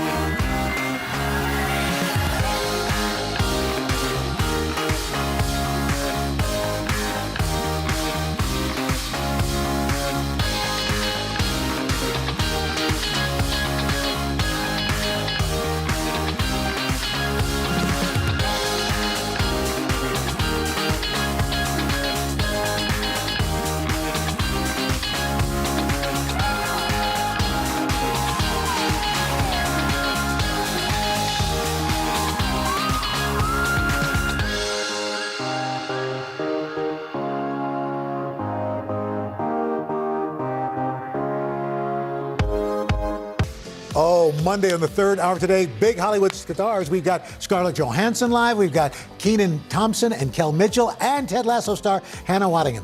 Coming up on Hoda and Jenna, country superstar Blake Shelton. By the way, you can catch more of Al Roker later today. You can't get enough of him. Can't get away from him. He and his wife, Deborah Roberts, they stopped by the Kelly Clarkson show for a very special Veterans Day episode, and they talked about Al's turn on Broadway in Waitress. Remember that? I was going to say, was it interesting to watch him in that way? Because you don't normally. I was shocked. I was shocked because I had Were you not more seen nervous? I think she was more scared because I was going to make a fool of myself. No, I didn't think that. But you get one life. Do and the he things you wouldn't love. sing that much for us at home. I think he was a little self-conscious. So when we saw him on stage the first time, it was the first time I saw him do it. And I actually teared up. I was like, Al actually can sing a little bit. That's so cool. So it was really a lot of fun. And again, it was a really nice title of a song taken from an old man. So you can watch it this afternoon at 3 Eastern on NBC. Check your local listings. It depends on where you live. But have a great weekend. Why wouldn't you practice at home? Hi, everybody. Good morning. Welcome to Today. Every day, We are adding to the star power in our studio. the biggest names, only on Today. See, we're coming in this early, right? Everybody, it's Today. Like I won the lottery. How do you feel at this age, this stage? Liberated. We're just getting started, folks. Anal stop with a snap. The boys are back in town. Boys are back in town. It's a miracle. It's a miracle. This has been fantastic. Everything and everyone you're talking about, only on Today.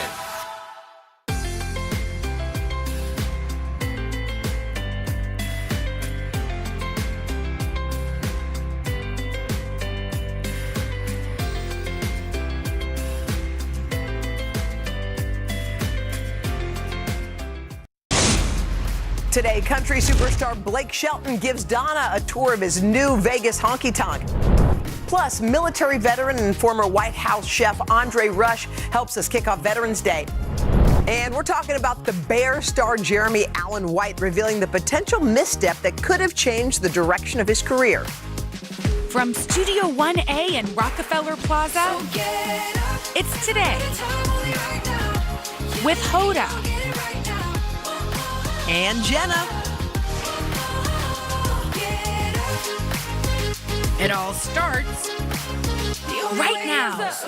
Everybody, welcome in. It is the 10th day of November. We're so happy that you're spending this Friday with us. Today is a day that a lot of us are celebrating veterans because Veterans Day is tomorrow. I mean, it should be every day, as we always say, but it is a time to honor all of our nation's service members. And Jen, every time this day rolls around, I think about your family and your grandfather. Yeah, well, he was the youngest naval aviator in World War II. He actually lied about his age so that he could enlist. What made him want to enlist in the first place? I think he just wanted to serve, and give back.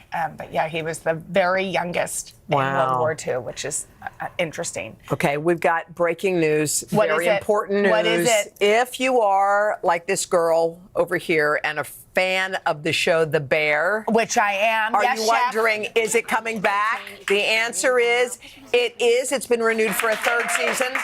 Yeah. You guys, this show is, and I'm covering him and I don't mean to. This show, because I love him, the show is so good, and I'm just going to give you, this is what I wish Rainey and Davey and some of the others said to me. It starts off in a very stressful manner. We started it 3 or 4 times and kept quitting because it was very stressful because you're in the kitchen and it's stressful, but it calms down. Yeah. It calms down. Yeah. And then you're into it. So if you've started it and stopped it, like I did 6 times. Well, because you're thinking to yourself, I have too much stress. The last thing I want to do is watch a show that's going to make my blood pressure go crazy. But you have to work through the first You have to work through. That's called life, But also, how hot is he? Hot. He, by the way, is on the cover of British Vogue. His name is Jeremy British Allen. GQ. Jeremy Allen White is Look his at name. that. So he talks about not many people would look good in that little jumpsuit. Like, It's a can you imagine that's a my husband- high-waisted. high-waisted with a little I want to see. tank top? That's a high-waisted pant. Go Let's back see. because most men would not look good in this suit. But he does. But he sure does. Isn't that funny? He reminds you of that kind of Harry Styles. Like, he wears what he wants to wear and then you want it. You're like, that is the coolest look. I like him. I'm not sure about that outfit. But in the interview, this is what he says. He says at one point early in his career, he had a chance at one of those superhero Marvel movies. And he said, this is his quote, "I had a meeting for a kind of Marvel-y movie and I had an attitude. I think I played it all wrong." He walked into those executives and basically said, "Tell me why I should do this movie." Oof. Yeah, I don't love that. But he is handsome, so maybe he just thought, like, ugh. You know what's funny about that? I mean, I feel like most of the time when we go in to ask for something, whether it's a raise, Yeah. a promotion, it's on bended knee with apologies. As women, right? As women. I do think there is something about somebody who says, I'm not sure if I want that. Now, it was a bad move for him. Yes, because he didn't get the movie. But there was an incident that I remember at NBC many, many years ago where there was a guy who had a book and every network wanted him. And we offered him, you could do Dateline and Today and all these things. And ABC said, something like, I'm not sure if we'll want this. And he goes, what? Everybody wants it. Well, I'm not sure. It's like playing hard to get. Oh, yeah. And sometimes you And lean we in. know, because we read the rules, how that works in relationships. The man that plays hard to get is the one you want to be with. Yes, because you don't want the one who's like a gushing faucet. It's too much coming at you. I don't want a gushing You faucet. want a dripping one that deprives you you're of like, I'm so thirsty. But I do think once you learn who you are, you actually want the one who's giving it all. That's true. Don't you think? Yes, like Henry. open-hearted. Yes. Yeah. But had I met him earlier, I might. But he also he wasn't like all in on me right away. It's like a dance. He backed up and you had to lean in. And then he moved in. It's like the kiss. The guy who comes at you too much, you stop. You bump teeth. But okay. Have you never done that? Well, when I was in junior high. but it's the person who comes this far and then just waits. And then you have to go in. Whow. Do you know what I'm talking about? I know what you mean, and it's all steamy.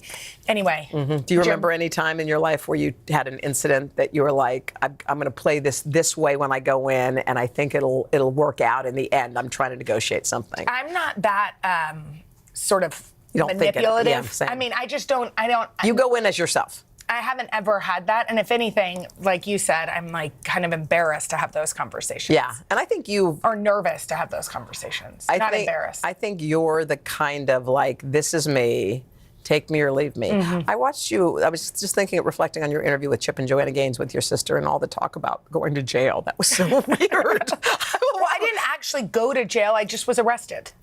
I wasn't even arrested. What, were you detained? I was never detained. I just got a minor in possession of alcohol when I was 20 years old. Oh. Because I ordered a margarita at Chewy's with a fake ID. And who caught you? Chewy's?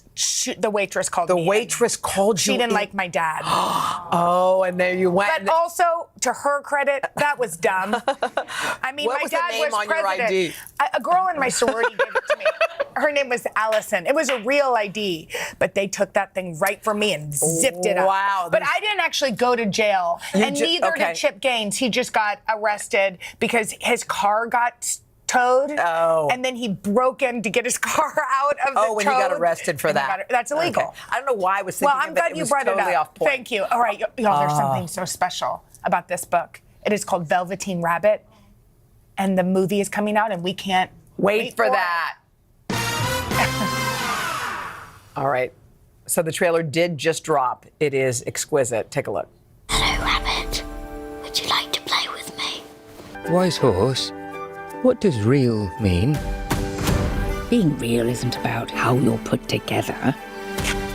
When a child loves you with all of their heart, then you become real. I'd like to become real one day.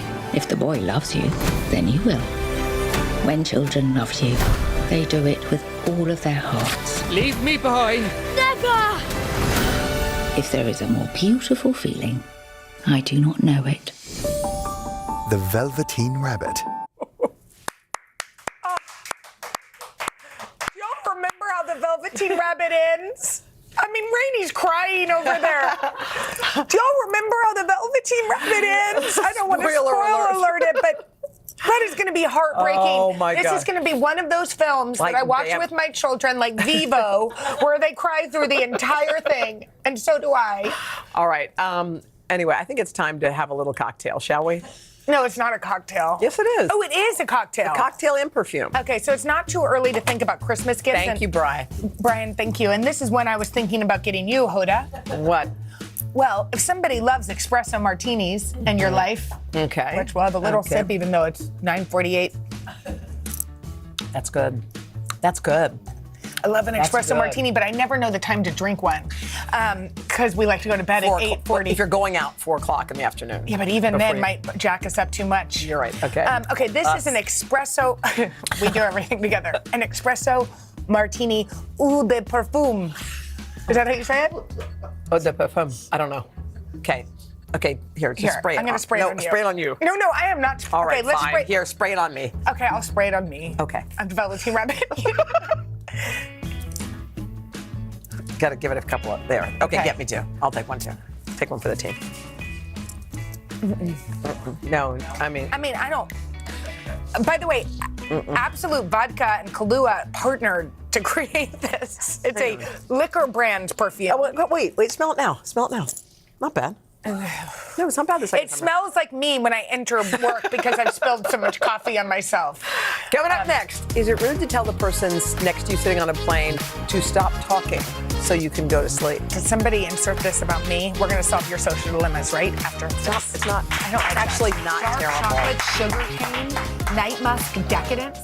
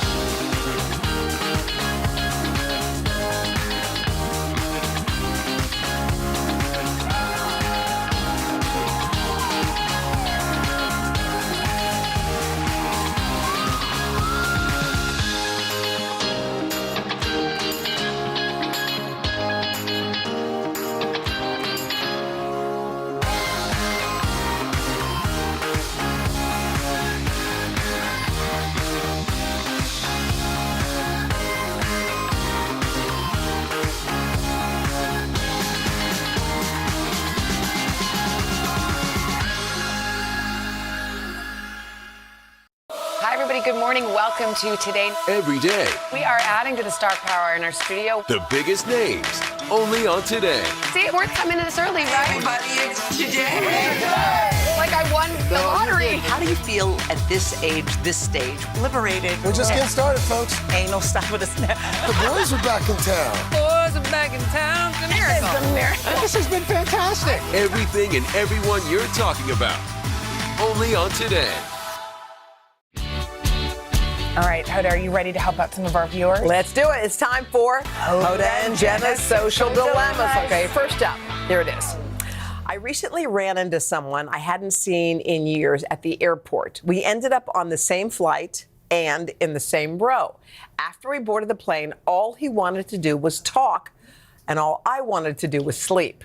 How should I have handled the situation without coming across as rude? I'm really good at this one. Do it. Okay, this is what you do. You get on the airplane. Before he has the chance to open his mouth, you say, oh, I would love to catch up, but I'm so tired. Last night I was up late. You put in your earphones.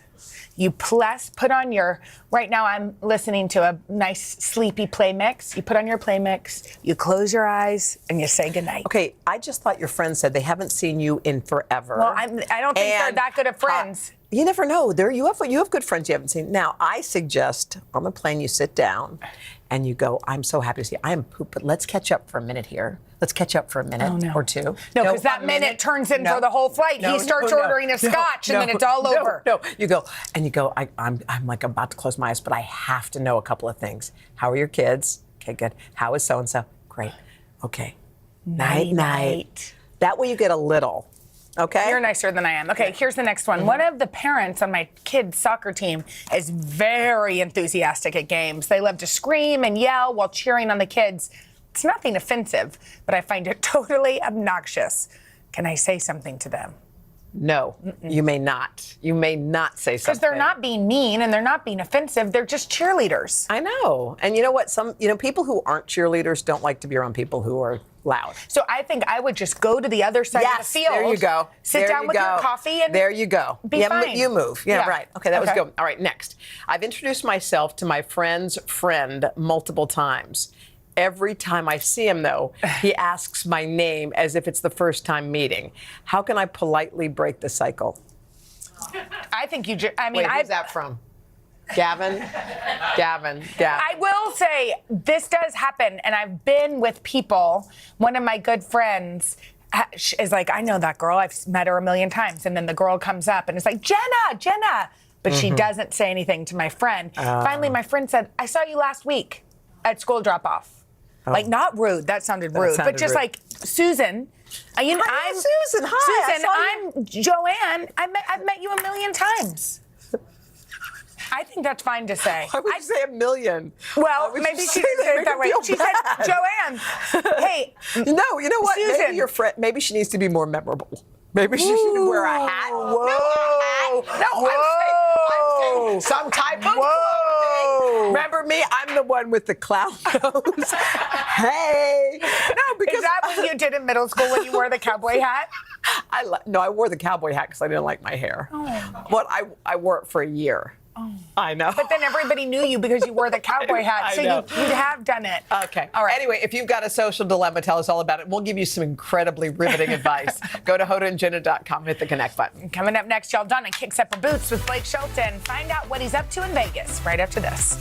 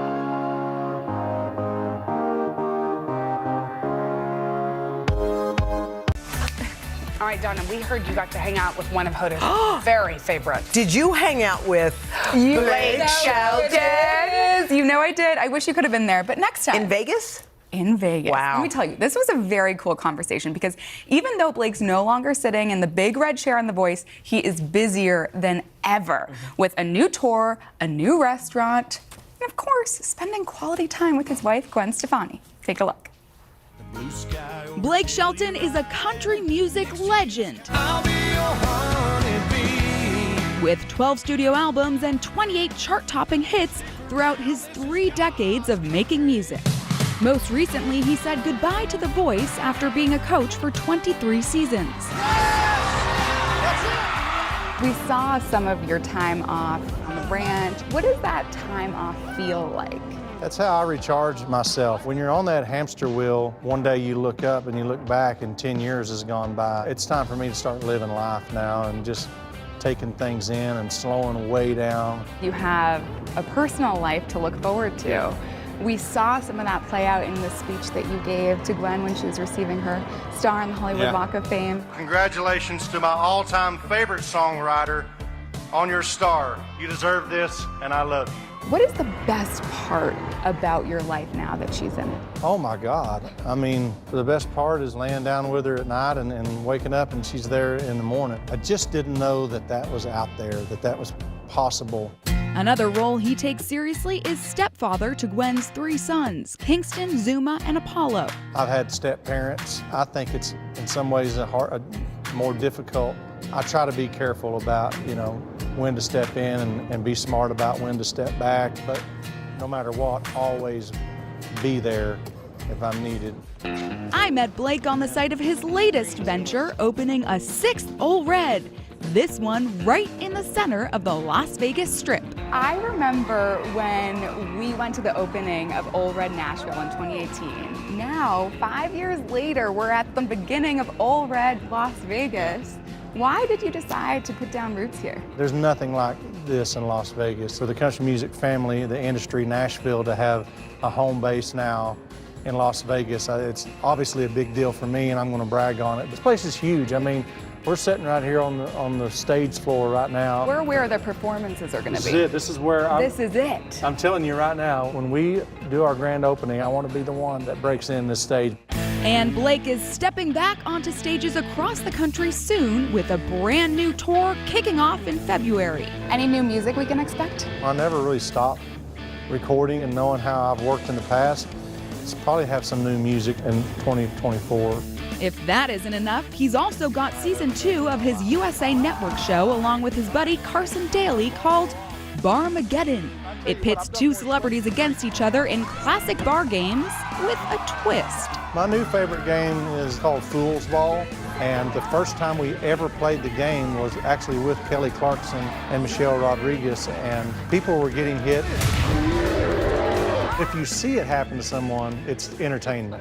So Blake challenged me to a game called Wheel of Redemption. So if you lose, you get to spin the wheel. And this season, we finally had some people say, you know what, I'm just not doing it. I would rather lose, because they've tasted the first one and it was so horrifying. All right, here we go.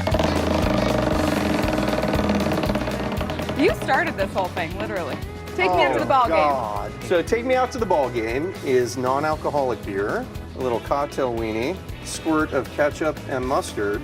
You're really generous with those squirts. Well, listen, here at Barmageddon, we don't like to skim. Is that a raw hot dog? No, bottoms up.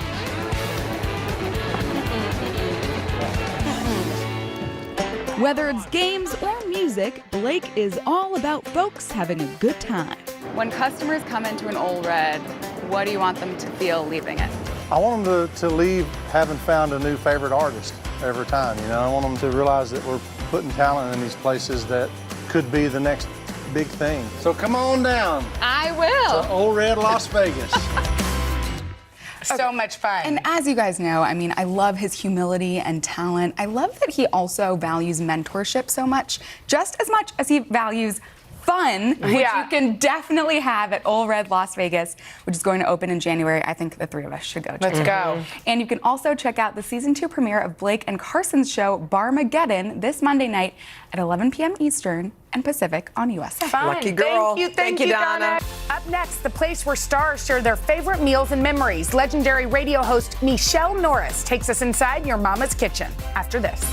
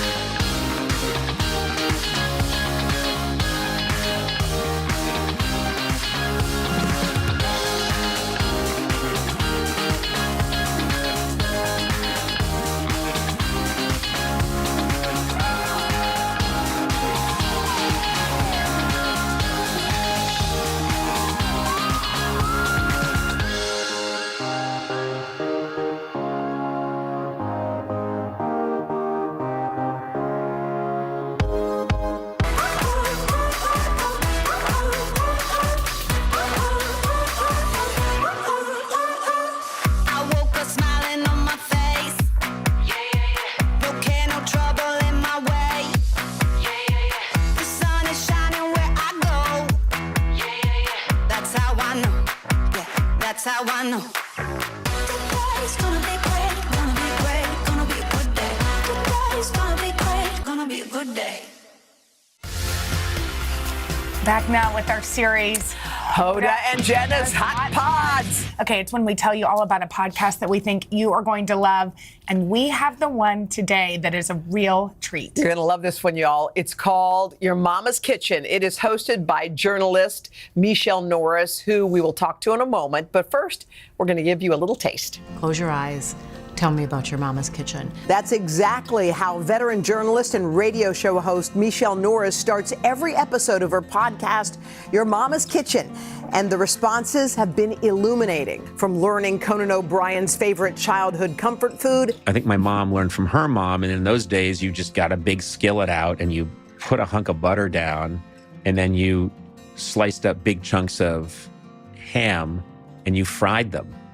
And so it was fried ham in butter.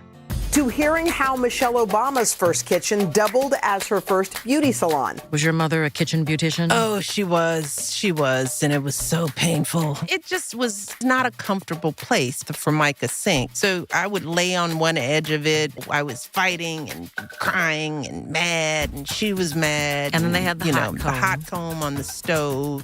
Big name guests like Kerry Washington, Matthew Broderick, and Chef Jose Andres share deliciously nostalgic tales of beloved family meals and life lessons learned at the most sacred of spaces, the kitchen table. In a world where we are kind of divided, kitchens are one thing we all have in common. Okay, we're so Welcome. into this. Okay, first of all, the premise is brilliant. So, look, I've known you for many, many years. You are a veteran journalist. You've been all over the world. You've covered some of the most scary, horrible things.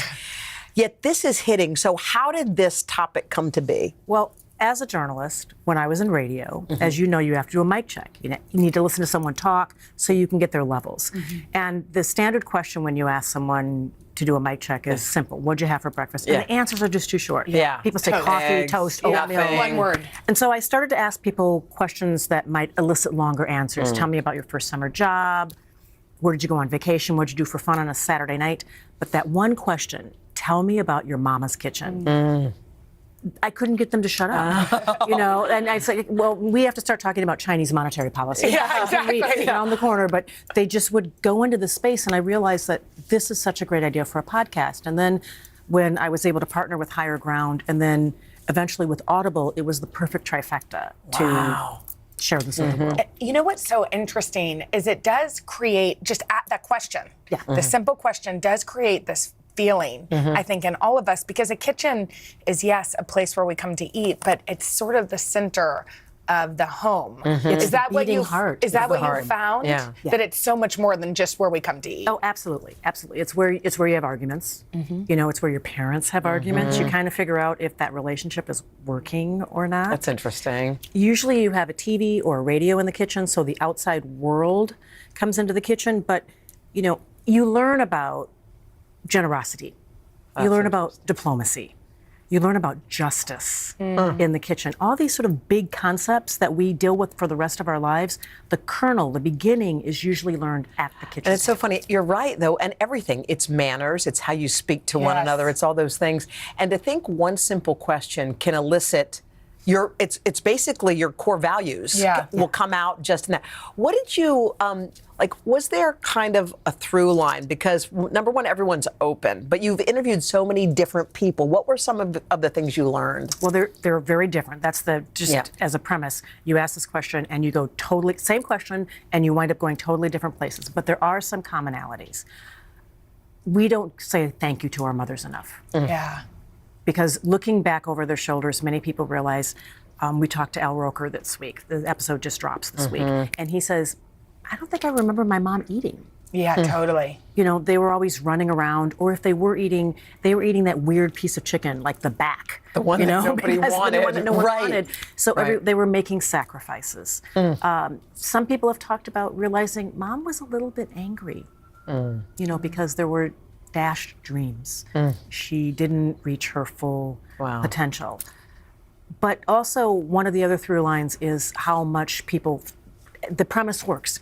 People say, I am who I am because of what happened in that kitchen. Yes. And not just the food, but everything I saw, everything I smelled, everything that happened, all the people that came into the kitchen. And it's not always joyful. I was thinking a lot of people have childhoods that are not a place, this wasn't a warm gathering. It was when dad came home from work grumpy and everyone or they just were ate hungry. and went to bed. It wasn't like everything is. Or there were bills stacked up on the table. Exactly. Well, we definitely want to be on your podcast. Yeah, we do. Oh, but absolutely. since we don't have Sign here. Let's make that happen. Should you give us a little taste of what it's like right now? And So we always begin with a simple question. Close your eyes. And if we were to walk into your neighborhood, into the front door, tell me about what your mama's kitchen looked like, what it smelled like, what did it make you feel like, and how are you the person you are today because of what happened there? Okay, well, our kitchen was small in Dallas, Texas, is the house I'm thinking of. Not the White House. Not at the White House. Because that kitchen was fab. That's why we like to spend time there. But no, in Dallas, our kitchen was small. We had a old table that Barbara and I would write on. We would do our homework there. And my mom made beans and cornbread at least twice a week. That was all she really knew. And I remember sitting at that table with my dad doing math homework where there were tears because I was not a great math student, but he was patient and sat there with me and stayed with me even though I would yell at him and sort of take out my frustration. See, that was not just about math. Yeah. That was saying, I will always be here for you. Yes. Oh, no matter what. Consistency. You can always count on me. Wow. Okay, now are you a therapist? That's the other part that comes out. I want to cry. Okay, your turn. I grew up in Northern Virginia. Our kitchen, I remember the table very clearly and my dad's position in the table. He sat at the head of the table, and every night at the end, he would have an apple and blueberries. And he passed when I was in college, but I think this is weird, but I remember not knowing how to sit at the table without him. Like it was because we all had our place. And I remember we were all, when we first sat down again, it was like, where do we go? Because everyone had their place. That was how our thing was. That's so crazy. Oh my God. What just happened? We need some cleanup. And you notice that you have an apple every single day? I have and by the way, you're right. Still do I have one every. He does it every single day. Yeah, I do. She does. I just called her. Okay, we need to fix my mascara here. I mean, wow, you've hit something. You've hit something so beautiful and meaningful that you asked us one question and we're weeping. Yeah. By the way, we know why your podcast is a hit. Please check it out. It's called Your Mama's Kitchen, available now on Audible. Oh my gosh, thank you so much. Coming up next, y'all, we are heading to the kitchen right now to celebrate Veterans Day with an Army vet and former White House chef, Andre Rush. After this. Oh my God. Wow.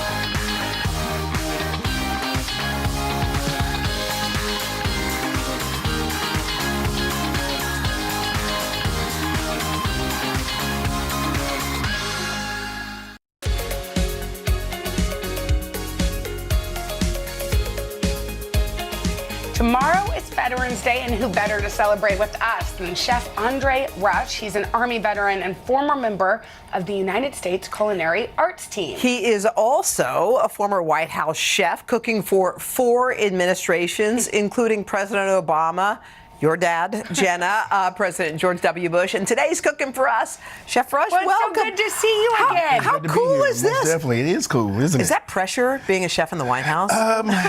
Pressure builds pressure. Okay. It makes diamonds. So Makes yeah. diamonds. There you are. Okay, you've got an incredible turbo show. Yes. Your show, Kitchen Commando. It airs on Tubi. Tell us all about this show. Kitchen Commando is amazing. This is actually sponsored by USAA, but Kitchen Commando is a whimsical for the military. I bring that aspect and shows everything about building community, energy, and just a give back. So this Veterans Day special is very special to me because it is Veterans Day. Yes, okay. wonderful. We got to make something delicious. I know you got. I can smell it already. What are we cooking today? We are going to be doing one of my quick, simple, easy, delicious chicken. Honey habanero. Come on. You had us at the honey. Please tell me you do chicken thighs. I'm begging you. Yes, I do chicken thighs. thighs. All right. I'm not the breast guy. I go to the thighs. Yes. So what should we do? So we're going to do a little healthy salt. Okay, a little healthy. Is More that healthy? There you go. A little bit more. We can go. It's a lot of chicken in there. Yeah. We can do some of the pepper, of course. Okay. And we can get all of our ingredients and just toss them in there. What do we got in there? You got cumin, you got oregano, you got some spices, you got some blends, some pepper. Who taught you how to cook?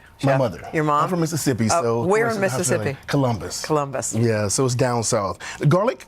Garlic, and then the key ingredient. The key ingredient. Honey. And do you use hot honey? I do hot honey. Yes, I love hot honey. Okay, here we go. We can put some of the acidity in as well. That's lemon juice? Of course. Lemon. And a little olive oil. Yep, and then we're going to toss that all up. Okay. Now you can, I'll let you. And this is what we come out with. This is marinated about, I do it overnight, but this is no more than less than 6 hours or so. Okay. So you have it here. We're going to put those on a hot grill. Listen to that. And that's what you want to hear, that nice sizzle. It's going to be skin side down. People get that confused. Now, you want to seal it in. Do you fillet those thighs or are those just regular?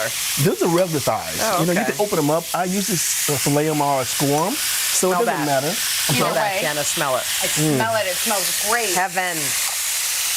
Okay, and I bet you they cook pretty quick? They do. That's why we do open them up. Okay. That's why I like using the thighs also. Yeah, but if you open them up to it all cooks evenly, right? It does. Make perfect sense. You know. Awesome. Okay. Now what are we making? So we're gonna make our sauce for this right here. We have yogurt, we got some mayo inside, and then we can go ahead and just dump everything in. Nice little salt to go inside. Cilantro, which is the key ingredient. We got our peppers, our garlics, of course our lemon juice. What kind of peppers did you use there? These are jalapenos, but you can do whatever your flavor. Spicy. This is a little spicy. Not so much. The kids can enjoy though. Yeah. Does that go in there? That does go in there. Okay. We'll close that up, and then we'll do a nice little pulse on it. Okay. I feel like the steam is steaming me out. Do you? It does. It does. Okay. Okay, pulse it. Maybe I don't know how to do it. It's okay. Whatever, so we pulse. Okay, so pulse. We pulse. Pretend that works. Okay, and all that good jazz.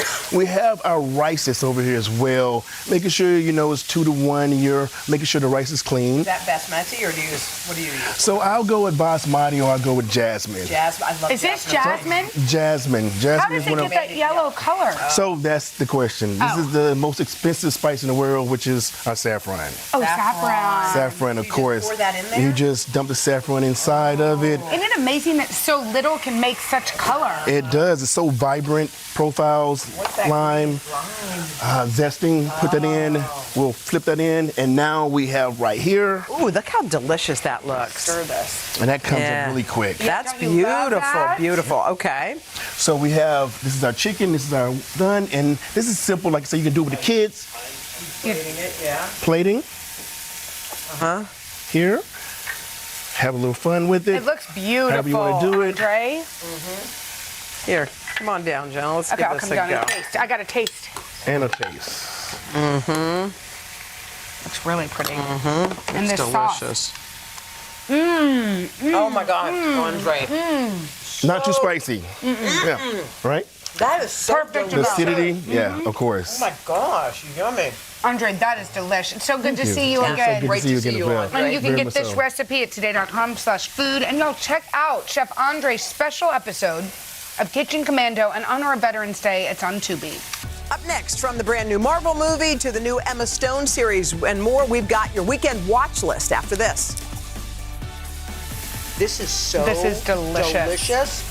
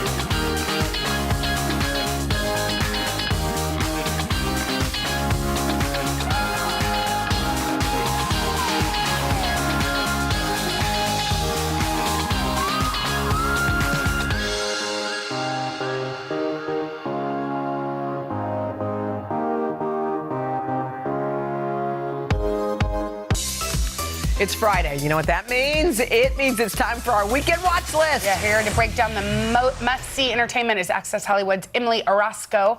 Hi, Emily. Hi. Okay, you got to get us started. Talk about the Buccaneers. Okay, I want to see this. This is really good. You guys are going to love this. Okay. It's the Buccaneers. If you are a fan of The Gilded Age or Bridgerton, this one is for you. It's set in the 1800s, but the fashion and the music is super modern, so you're going to love it. It's about a group of American women that go to London. They enter high society, but they're modern. They have deep ambitions. So, yeah, they don't, they go against kind of the norms over there. That sounds like a great concept. Is it for young adults? Yes, young adults. It's totally a girls' night watch. You can watch it with your daughter. Very I love it. That looks okay, good. now this is a hybrid documentary. I'm kind of obsessed with the title. It's You Were My First Boyfriend. Watched it last night. It is so good. What does hybrid documentary even mean? Okay, so it's a mix of kind of reenactments, but also the filmmaker Cecilia Alderando, okay? So she kind of revisits her teenage years, and she's tortured by them her whole life. Oh, so you see guys- actual documentary footage from her So childhood. She goes to her high school reunion, and she sits down with a former crush and confronts bullies as well. So do you guys have those moments you think about in your teenage years? Yes, or someone who picked on you. Yes, Or and then does it have a sweet sort of hopeful message? Yeah, she wants to uncover who she is again and find peace with all this stuff, and she does. She does. All right, take us to the Marvel universe. This is always big. This is a big one. The MCU fans are so excited. Brie Larson is back as Captain Marvel. Okay. Yep. So what's great about this one is it's a crossover between Miss Marvel and WandaVision. So that means 3 female leads in a Marvel movie. Wow. It's not wait, I thought WandaVision was a television show. There are series. I mean, Marvel stuff is crazy to me. People are Crazy. obsessed. But this one's a lot of action, and I love it because the girls will love this too with Brie Larson and other female leads. How cool is that? Okay, now we're moving on to a drama series. It's called The Curse. Are you guys HGTV fans? Yes. Yeah. Okay, so this is with Emma Stone and Nathan Fielder. This is this dark comedy, right? And so it's about a couple who's an HGTV couple, and they're trying to have a baby, but there's this curse looming over them. It is hysterical. You will absolutely love this. Oh my God, that sounds really good. I'm into it. All right, so take us to the Santa Clauses, Tim Allen. Oh, yeah, this is a classic. Come on, we need this. It's the holidays already. Right? Are you guys those people that kind of decorate right now? Because this is what this is I for. wait till after Thanksgiving. I wait till the day before Thanksgiving when the tree's on sale. Yeah, so this one is for the holiday lovers. The Santa Claus is 2. It's a series. Tim Allen is back as Santa Claus. He's unbelievable. He's so great. He brings me so much joy. So this time around, he is going to pass the torch possibly to his son and make him he's Santa. having some problems. Yes. So it doesn't go so well as you can imagine. So it's hilarious. So it's hilarious, and it's good for the littles. You know, you can watch this with the little kids and get excited for the holidays, do some cookie making or something like that. Or just watch it and eat some popcorn. You don't even have to make the cookies. I'm so glad. Emily, we thank love you. that we was know awesome. what to watch. Yes. You guys. All Thank right. you so And much. we'll be back right after this.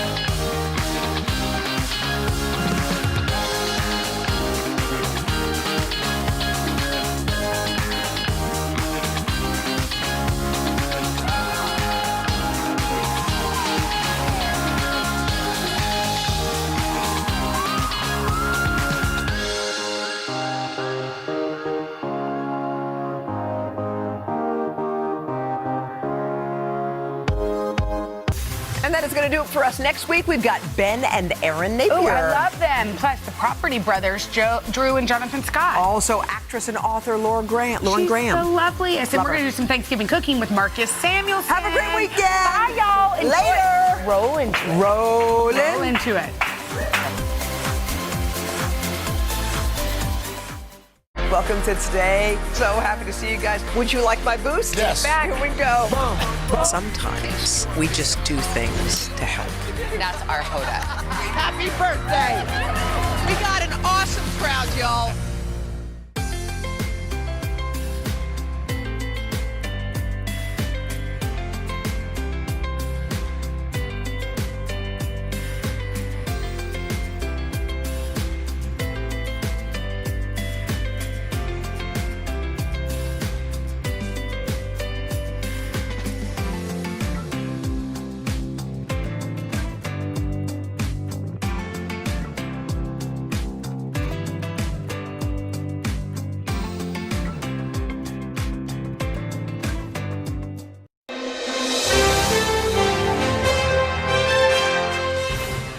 Let's talk about the fact that it's Superfood Friday. So you're going to see what we did.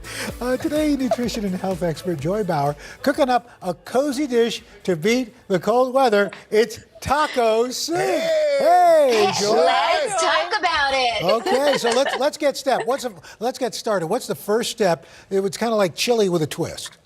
Yes, I love this so much. I hope you guys are going to love it. So basically what we're doing is we're taking the beloved taco and we're transforming it into a slurpable soup with all of those wonderful Tex-Mex flavors that we love and we crave. And the best part is it comes together in about 30 minutes, maybe even less, in one pot, which I can really appreciate from the cleanup afterwards. So how do we get started? Yeah. Okay, so here what I have is 1 pound of lean ground turkey meat that I added into the pot together with 1 diced onion. So you could cook these things together and just take a wooden spoon, and as it cooks, you're gonna chop it up. It takes about 7 to 9 minutes. And what happens is the onion is gonna infuse a lot of flavor into the meat, but I love the fact that you can cook them together. And for people that don't want turkey meat, you can swap in beef. You can even swap in cooked about 2 or 3 cups of lentils. So you can make it vegetarian, you could really make it your own. So now we basically just build the soup. So all of those things that we love in tacos, I'm adding in 2 cans of rinsed, drained black beans. So you know now we're adding a lot of plant-based protein and fiber. I'm also adding in, for a pop of color and more fiber, a can of rinsed and drained corn. And then this is going to be 2 cups of, well, I'm already up to the taco seasoning, but I added in some quartered cherry or grape tomatoes. Right. And you could, if you don't want to deal with slicing, you could always toss in a can of those diced fire roasted tomatoes. And I would say go ahead and throw the liquid in also, because it's only going to bolden up that broth. And now when it comes to the taco seasoning, you have 2 options. You could just go to the store, take the easy way out, and add in whatever's on sale, a taco seasoning packet. If you want to go that extra mile, I'm going to show everybody. I'll put it on today.com, and I'll also show you on Instagram and Facebook how to make the easiest do-it-yourself taco seasoning blend. So it's just chili powder, cumin, salt, pepper. This is paprika. You could go sweet, you could go smoky, garlic, onion powder, red pepper flakes, and oregano. And the cool thing about this is you know exactly what's in it, and then you got a whole stash in your pantry. Yeah, and you can adjust the salt if you want.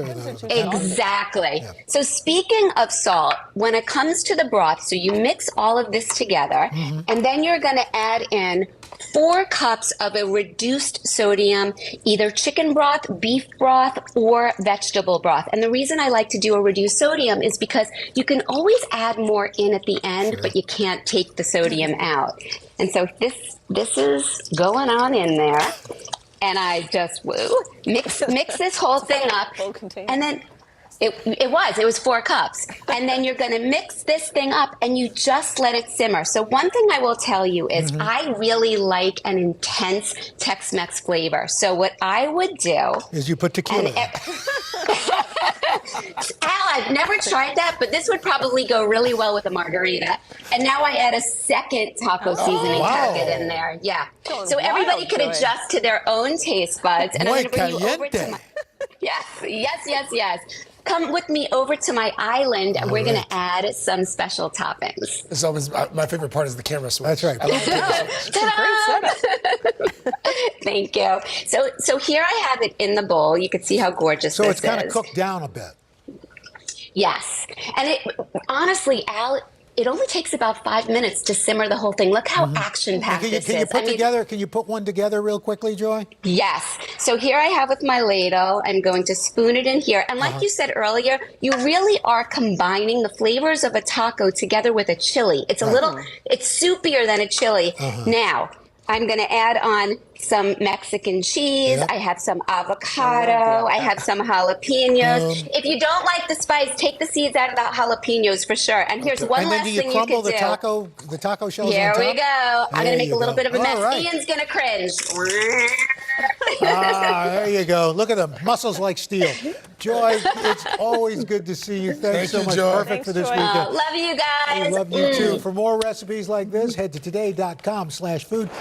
You can always count on Today nutritionist and our pal, Joy Bauer, to whip up something healthy and delicious. Joy, a lot of people, we didn't get a real reset, so we're resetting today. So what do you have for us today?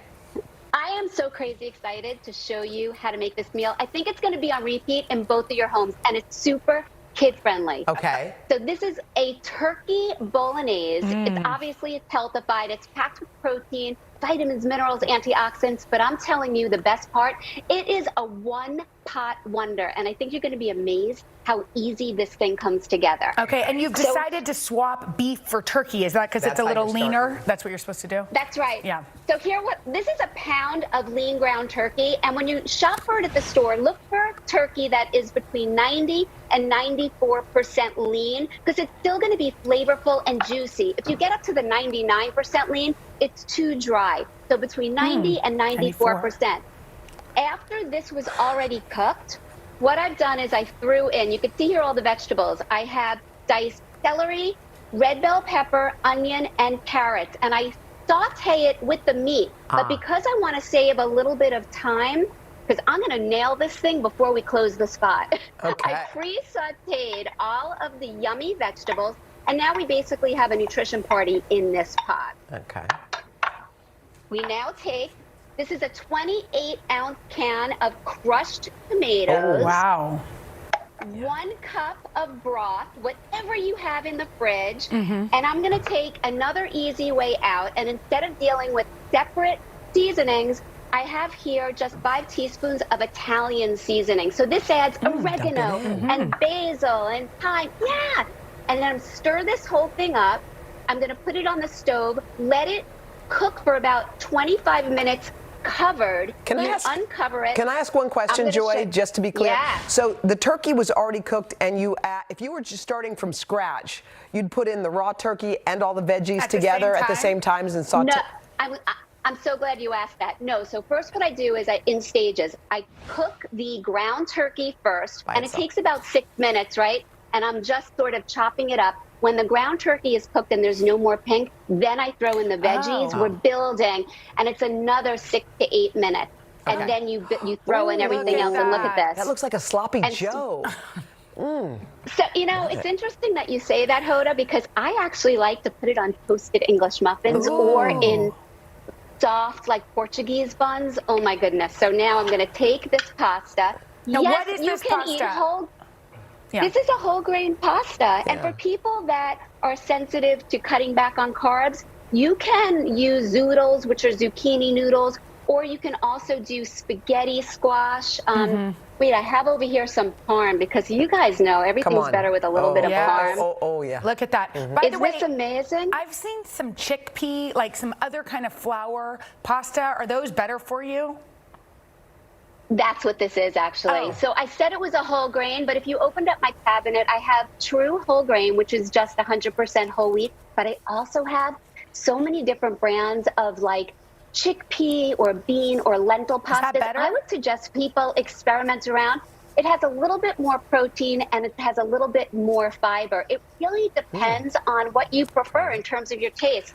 One other thing I'm going to do as soon as we shut down the segment, I'm going to try to make a bolognese burrito. I'll let you know how it works out. I'm going to put it in a wrap. Yes, with a lot of cheese we on love it. a bolognese burrito. Yes, Joy, yes, Joy, yes. we miss you. We miss you. It's good to see you, though. To get this recipe, head to today.com/food. Delicious.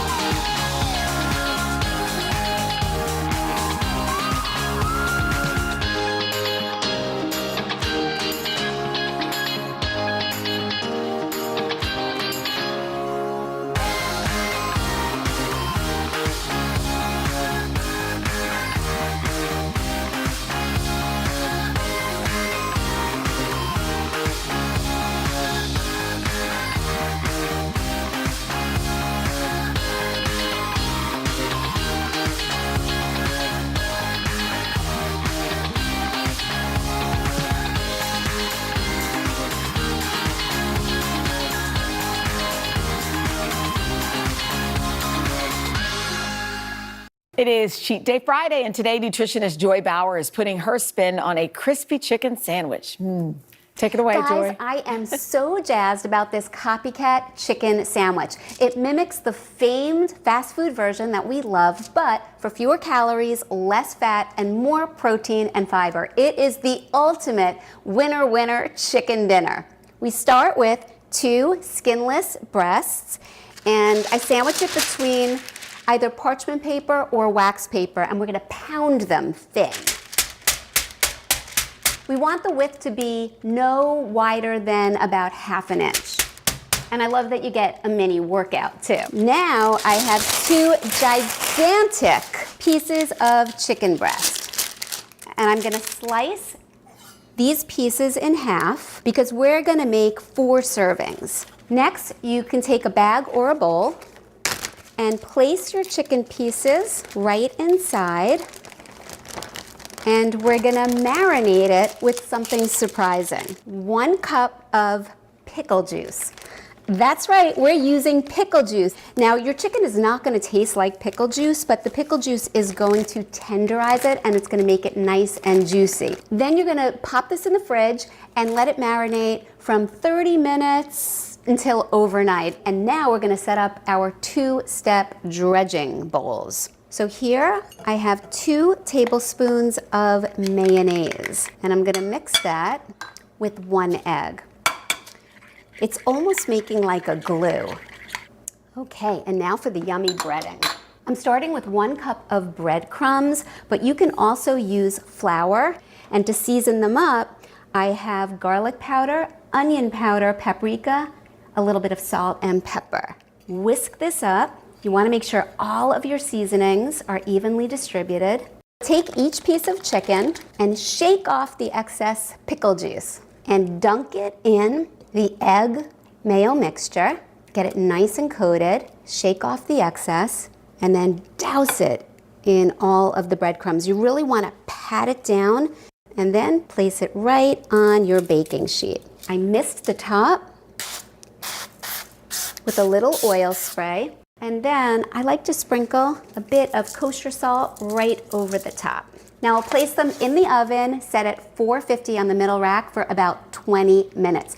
And while the chicken is cooking, we're gonna make the sauce. So we're starting with a 1/4 cup of light mayonnaise, adding in 2 tablespoons of your favorite barbecue sauce, a tablespoon of yellow mustard, and 1 teaspoon of lemon juice. Just gonna mix this up. If you do like it a little bit sweeter, you can go ahead and you can add in honey. And here is our crispy chicken.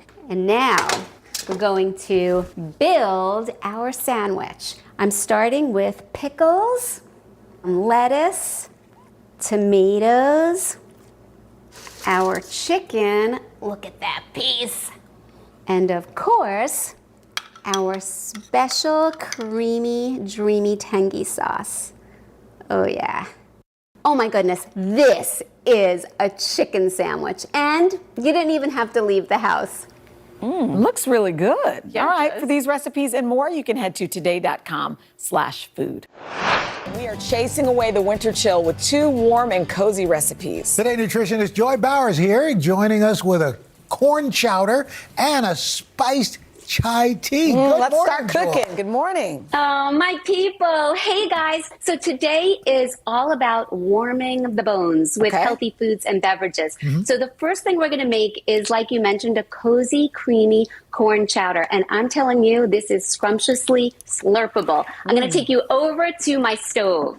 Okay. So here I have what I'm calling my nutrition confetti. All I've done is I sauteed some carrots, celery, and onions. It kind of looks like confetti, doesn't Carrots, it? celery, Look at onions, that. okay. And now we build the soup. It's as easy as that. Because corn is not in season, I'm taking advantage of canned corn, actually for a few reasons. One is because I get to use it. You notice I didn't drain it. The juice, yeah. I'm using the flavorful broth that normally we just discard. I'm putting 2 cans in there.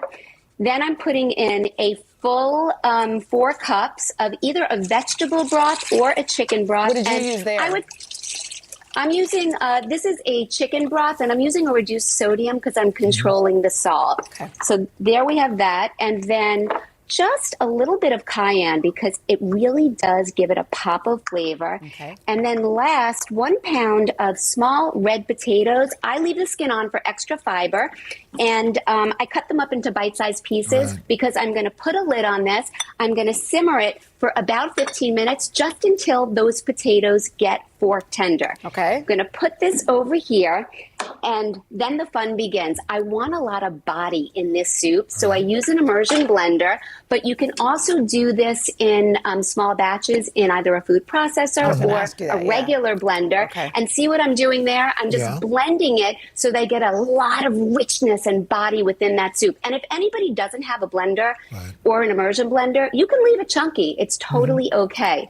So good. now, yeah, it's really good. You could stop right there, but we're not going to stop. Oh, no, so of course then, to finish it off, more texture, I'm adding in drained corn. So this time it's 2 cans of drained corn. Because I saw all these And- whole corn kernels in there. I was wondering when. Yes.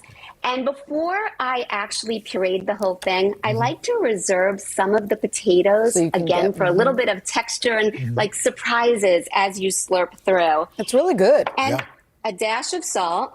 And it makes a great big batch. And I like to garnish it with This a is little really bit terrific. of dill. It's really good, Joy. How about the tea, Joy? 'Cause Yeah, we let me don't try know how that. to The tell. chai This tea. is fantastic. The chai tea. So here we go.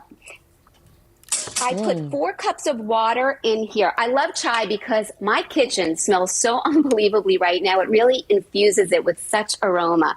And in the 4 cups of water, my combination is some cinnamon sticks, ginger, a little bit of nutmeg, fennel, peppercorns, cloves, and cardamom. Okay. And I give you a recipe for a balanced base, but really you could ramp up any of these spices if you like a stronger flavor.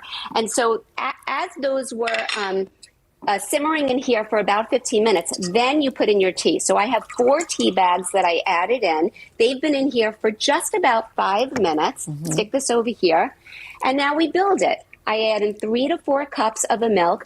Truth be told, I tried this with an almond milk and it came out a little bit too thin, so I'm using a 2% reduced fat. Okay. And Maybe an oat a milk. little I bit was going to ask you about oat milk, yeah. Oat milk would be fabulous. And this is a little bit of vanilla and a little bit of honey. And then I'm going to bring you over to my finished product. Come back with me over Okay. here. I'm sure it smells good. Yeah. You can't I strain it through a colander, and here's the cool part. I feel like if you're going to be putting in so much effort, because it's much more involved than just steeping regular tea, I make a great big batch, and then I stash it in the fridge, and whenever a craving calls, I just warm it in the microwave, and you have about 7 cups. All right, Joy. Well, thank you much. We are ready for the weekend. I know, Thank cozy, you. yummy, We yummy, appreciate yummy. it. Thank you, Joy. And for more Bye-bye, on these guys. recipes, Have a great weekend. You too. Head to today.com/food. Now I'm ready for a nap.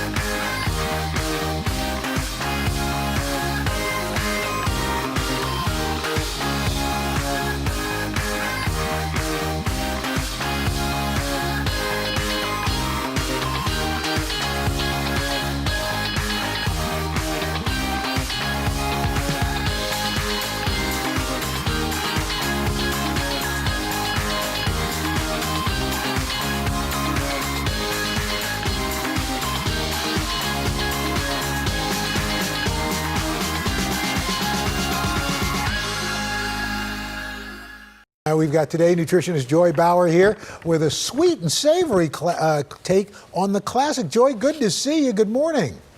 Hey guys, today's forecast is cloudy with a huge chance of mouth-watering meatballs. And now I've been waiting to say that to you my entire Nicely career. done. Nicely done. So let's get started. What goes into this?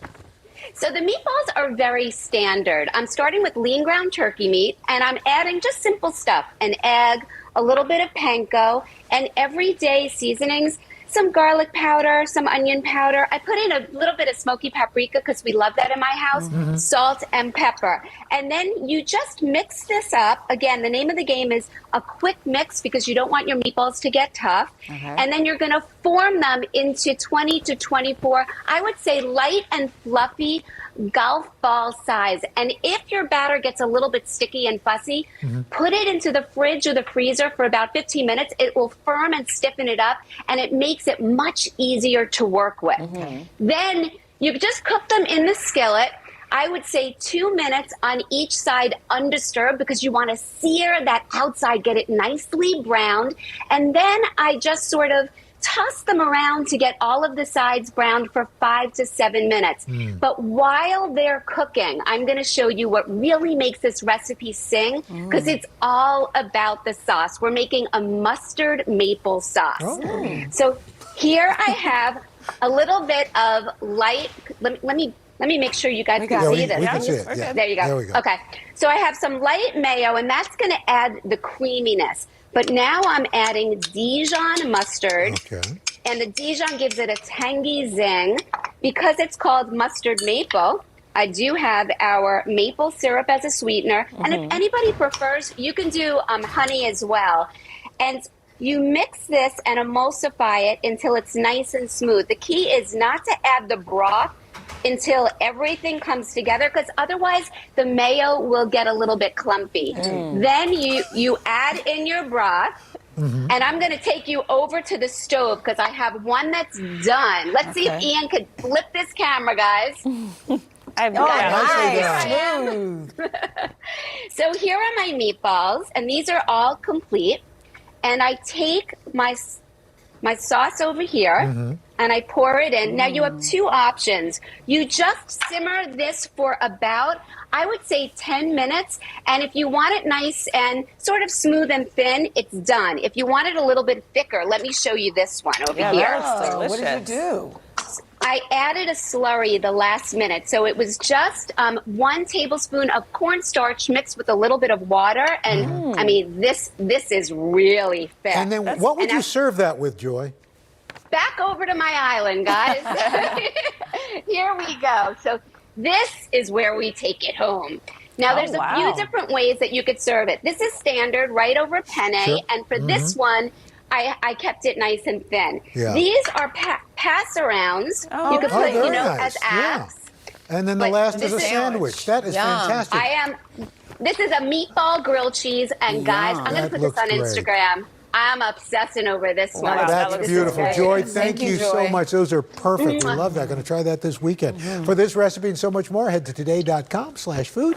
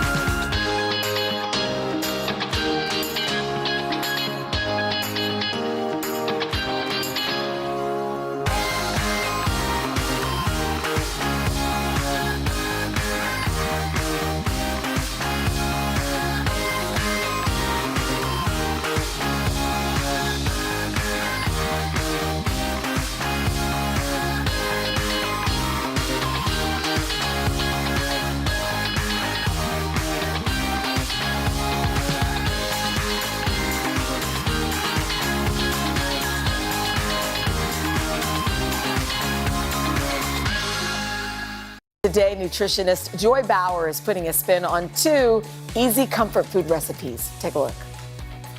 Hey guys, today we're making scrumptious, wholesome recipes using a muffin tin. First up is a mac and cheese butternut squash. So here I've roasted butternut squash cubes in the oven at 400 for about 25 minutes to get them super soft.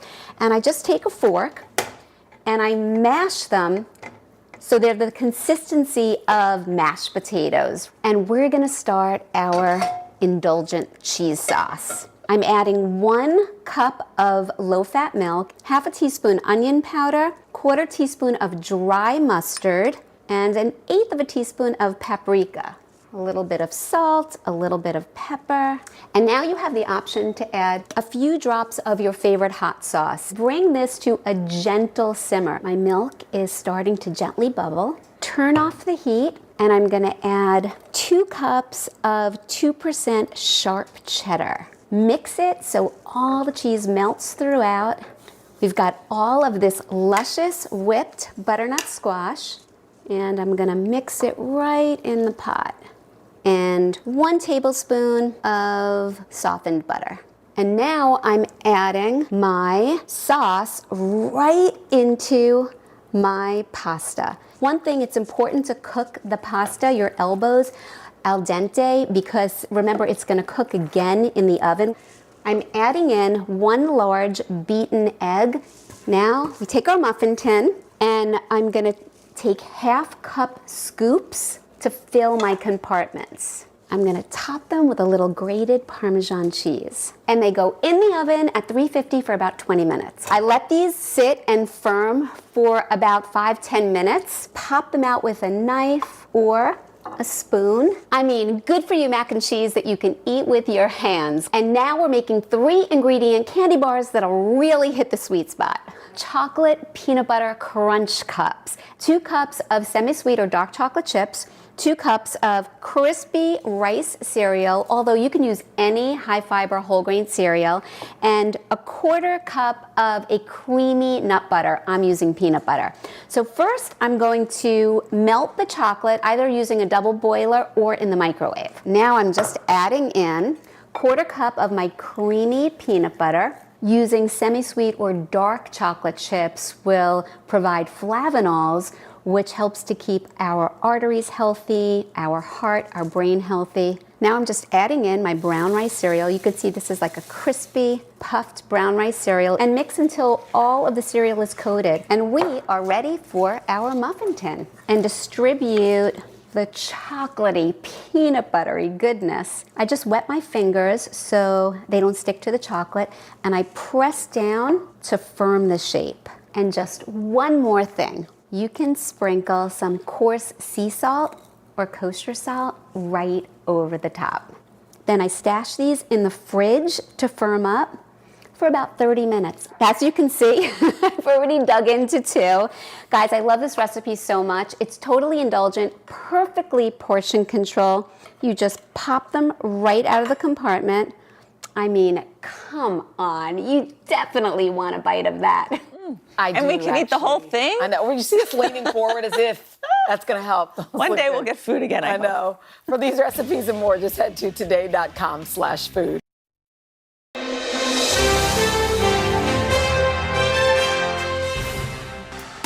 Okay, here's a question. Do you have somewhere between 2 and 10 random pumpkins laying around your house right now? I have 2. Well, okay, do not throw them away. Cook with them instead. Here to show us how to make a delicious roast pumpkin ramen. Doesn't that sound incredible? Sounds yummy. The author of Mission Vegan, Danny Bowen. Hi, Danny. Hey, good morning. How are you? So pumpkin, Good to see I feel you. like something. I feel like either you make pumpkin pie or you throw it away. That's right. Yeah. Well, you know, I love this trick. Is like this is the easiest dish. I love making this at home for my son. Okay. You know, it's a good way to get him to eat pumpkin that's not just pumpkin pie. Okay. And word is that you like pumpkin seeds. I love pumpkin you love seeds. pumpkin seeds. Okay. Yes. So I want to show you a trick with how to Tick, clean tick, to get the seeds out. This is a smaller pumpkin. That's like a kabocha. Is that one that you cook? Like, can you cook with all pumpkins? You can cook with most any pumpkin. Okay. Any like decorative gourd, you can cook with it. Okay, Just depends on how long it's been sitting out. Good. You know, Cool. cut it. When they're caved in, don't Yeah, no. Yeah. When you cut it in half, you'll see these seeds here. A good trick to get the seeds out is to kind of make an outline around where it is here, and then just use a spoon and scoop them right out. Right? Oh, look, that's easier than I thought it was. So you're gonna scoop all the seeds out and of get all this. that hair and all that all the business. Okay. And then so from here, what we're gonna do is we're gonna season this. So I'd like to do a little bit of olive oil, and this is a good. By the way, it smells amazing in here. Thank you. This is a great trick for roasting pumpkin. Season it with a little bit of olive oil and salt, and then leave the skin on it. That's going to create a little jacket in the oven, and it's going to steam inside of this, Oh, right? so you just steam it in the oven for how long? So at 375 for about 45 minutes. And you paint until it with it's like that. just tender. Okay. And Ooh, then look at this thing. I mean, I thought that was dough earlier. what happens is it steams in this jacket and it becomes like a custard. Feel how soft Oh that my is? gosh. And this recipe is amazing because what I do is I get a little bit of olive oil and garlic, get it really nice and soft, and like get it fragrant. And do you throw throw this it right in there. The with skin the on this skin? one, the skin on this pumpkin. Do you break it up or yeah, just? go ahead, break it up there. Oh my gosh, that is smells.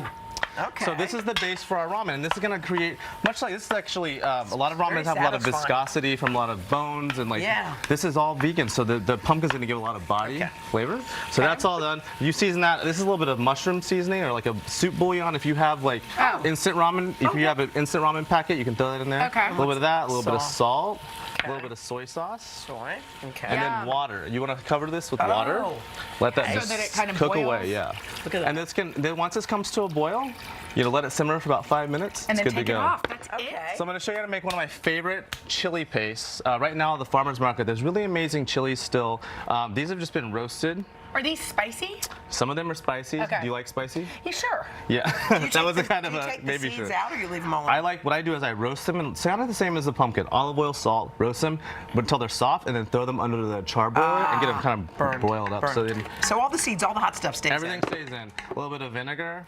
When you cook for your son, do you take some of the seeds out or no? So when I cook for my son, I give him a little bit. You know, I like to he likes to like Slowly experiment introduce. with How chili. old is he? He's almost 9. Oh, okay. I'm coming over to eat. I have a 9-year-old too. So this will go in there. You blend that till it's soft. And so for the actual ramen, Really, really simple. You get this is our broth, it's been cooked. You add some noodles in here, you add some spinach or some greens. Once the noodles are cooked and the greens have wilted, it looks like this. Spicy. Do you want a little bit of spice or any spice or no? I think did they put spice in? No. I didn't put any yet, but here's extra pumpkin seeds. If you like, if you have pumpkin seed oil, you can put pumpkin seed oil in there. If not, olive oil. Oh my God, that Isn't it great? Danny, that's I so get why your yummy. kids would love this. I'm Yeah. gonna take some home. Oh my God, that's so My good. And gosh. get spinach too. Yeah, delicious. I love it. Thank you, Danny. And for this recipe and more, go to today.com/food.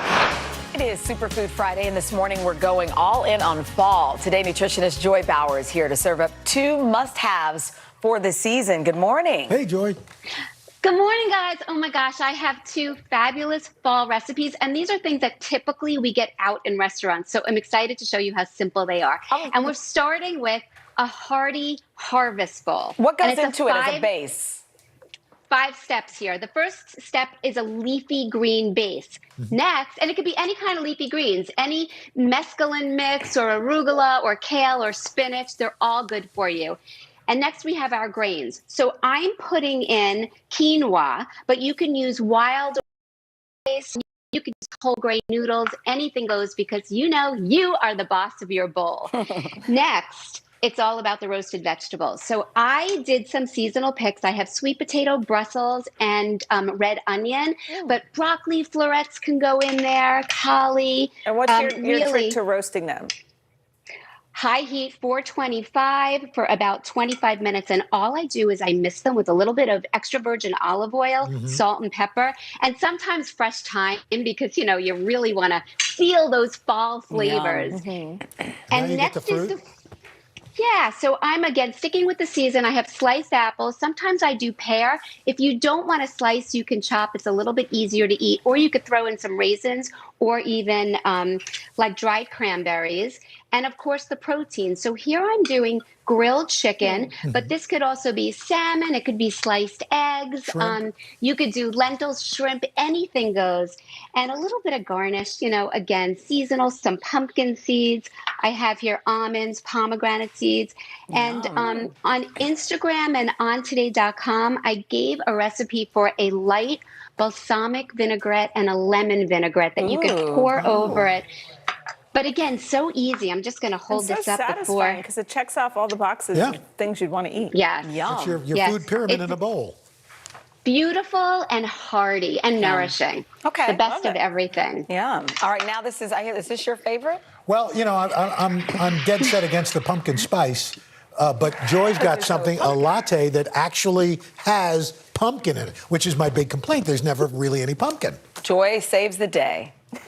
Al, I'm like hoping, I'm on a mission to make a PSL lover out of you. So here's the thing, like if you're like me and so many people just become obsessed during October with these pumpkin spice lattes, instead of getting them out most days during October, if you end up making this version I'm going to show you, at the end of the month, you're going to save about $100 and 4,000 calories. Wow. I mean, that's pretty huge. Okay. And it's easy. So I'm starting with just 3/4 cup of milk. I have almond milk here, but this works with cow's milk. It works with soy milk, coconut milk, any milk goes. Here's the real pumpkin. It's canned pumpkin puree, and I'm just adding in 2 tablespoons. Whoops, this is my vanilla extract. Almost had a little, whoa, crash. So vanilla extract. It looks good though. Here's a little bit of maple syrup and my pumpkin pie spice. Now let me show you on the stove. We're just going to simmer this up. Right. Gonna make the whole thing. Simmer it up. It's gonna look like this. It comes together very quickly. And you pour it into your mug. And I'm gonna add either 1 ounce of espresso, or I'm putting brewed coffee in, just 1/4 cup. And because everything's better with a little bit of whipped cream, guys, Of course it is. There you go. You know what? I think you're right, Al. I would give that a Yeah. shot. I really love that. To try that. Joy, thank you so much. That looks We're going great. to try that. Can't wait. And again, for these recipes, you can always head to today.com/food. That looks yummy.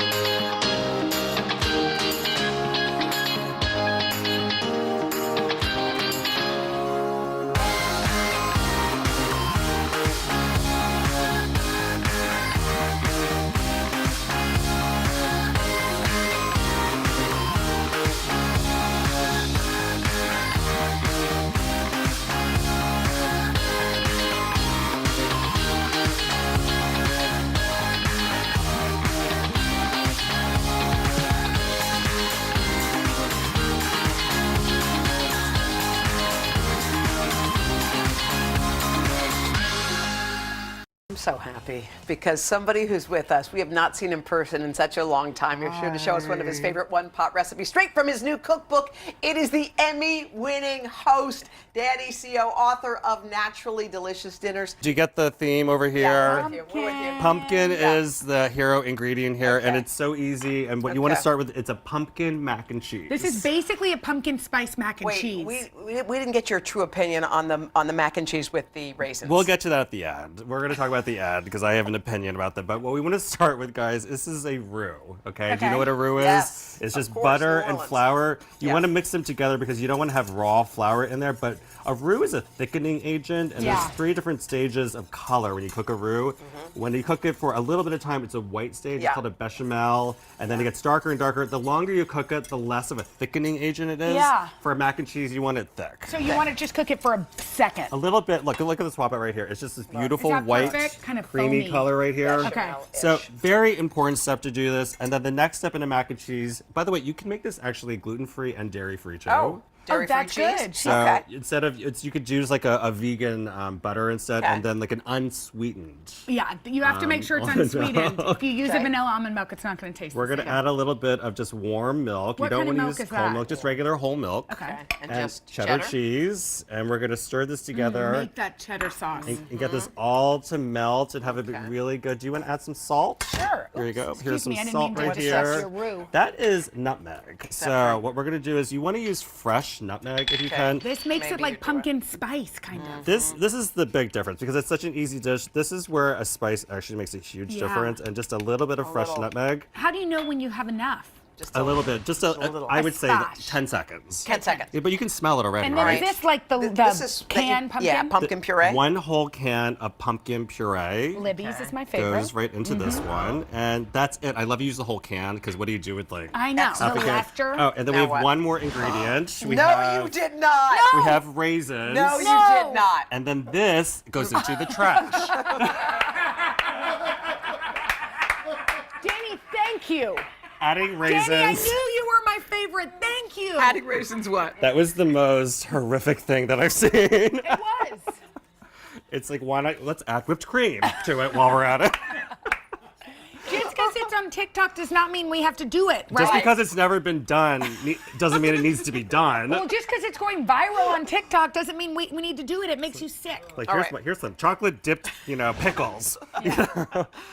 Now we add our cooked macaroni, and what I love about this, you can use a gluten-free pasta. Do you cook it al dente? Nobody likes al dente. Well, you Danny. want to because you cook it here. You cook it al dente because you're gonna bake it. Everybody says that, but don't you hate? Yes, pasta but if you're that's a little cooking it crunchy? twice, you want to start hard to make soft. You don't want the pasta to fall apart, Thank you, Danny. and we choose Danny something and I like are on the same page today. we choose like a macaroni. We choose something that has some texture to it, so it Like holds that. onto the I sauce. like this. Is like a rigatoni. We only have a couple of seconds. Oh, what? Let's eat. Okay, I'm gonna pour it into the cast iron, and over here you can Here, do it Jenna, in a big come on over cast here. iron pan, or you can do it in little mugs, just like that. These are cute. I these like little the guys. mugs. Me too. How is it? Yummy. Listen, this Oh, has just Danny. enough flavor to feel festive. And you taste the without pumpkin. I picked this But it's over the not raisin. sweet. It's not sweet. It has like a nice earthy texture to it, a little sweetness, This is savory. delicious. Danny, you're the Double best. it, triple it. Danny, it's so good to see Danny, you, honey. we love See you you. too. Come back and see us soon. For these recipes, head to today.com/.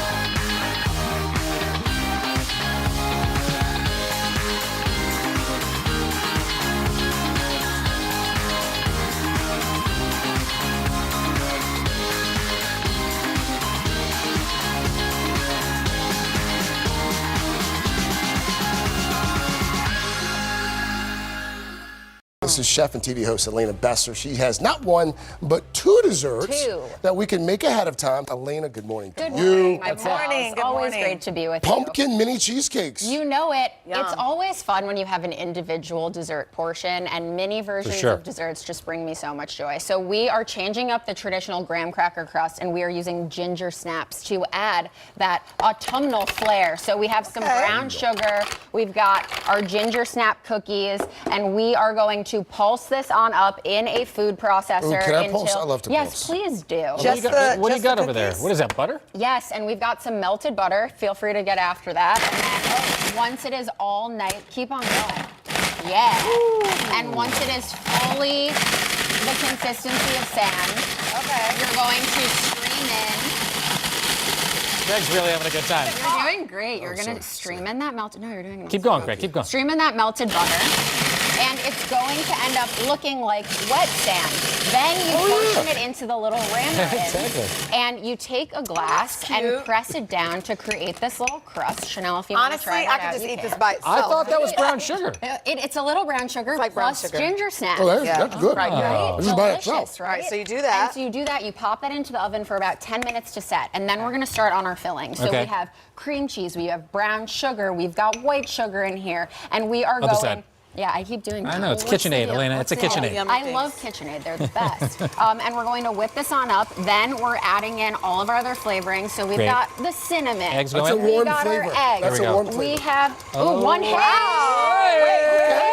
more, let's go. Wow. Hey. Look One at this more. executive chef right There here. we go. Oh man, In my kitchen at home. Look at that. Skills. I love it. And then we're adding a little Chanel's bit like, you of couldn't kosher crack it. salt. We're adding in some vanilla extract.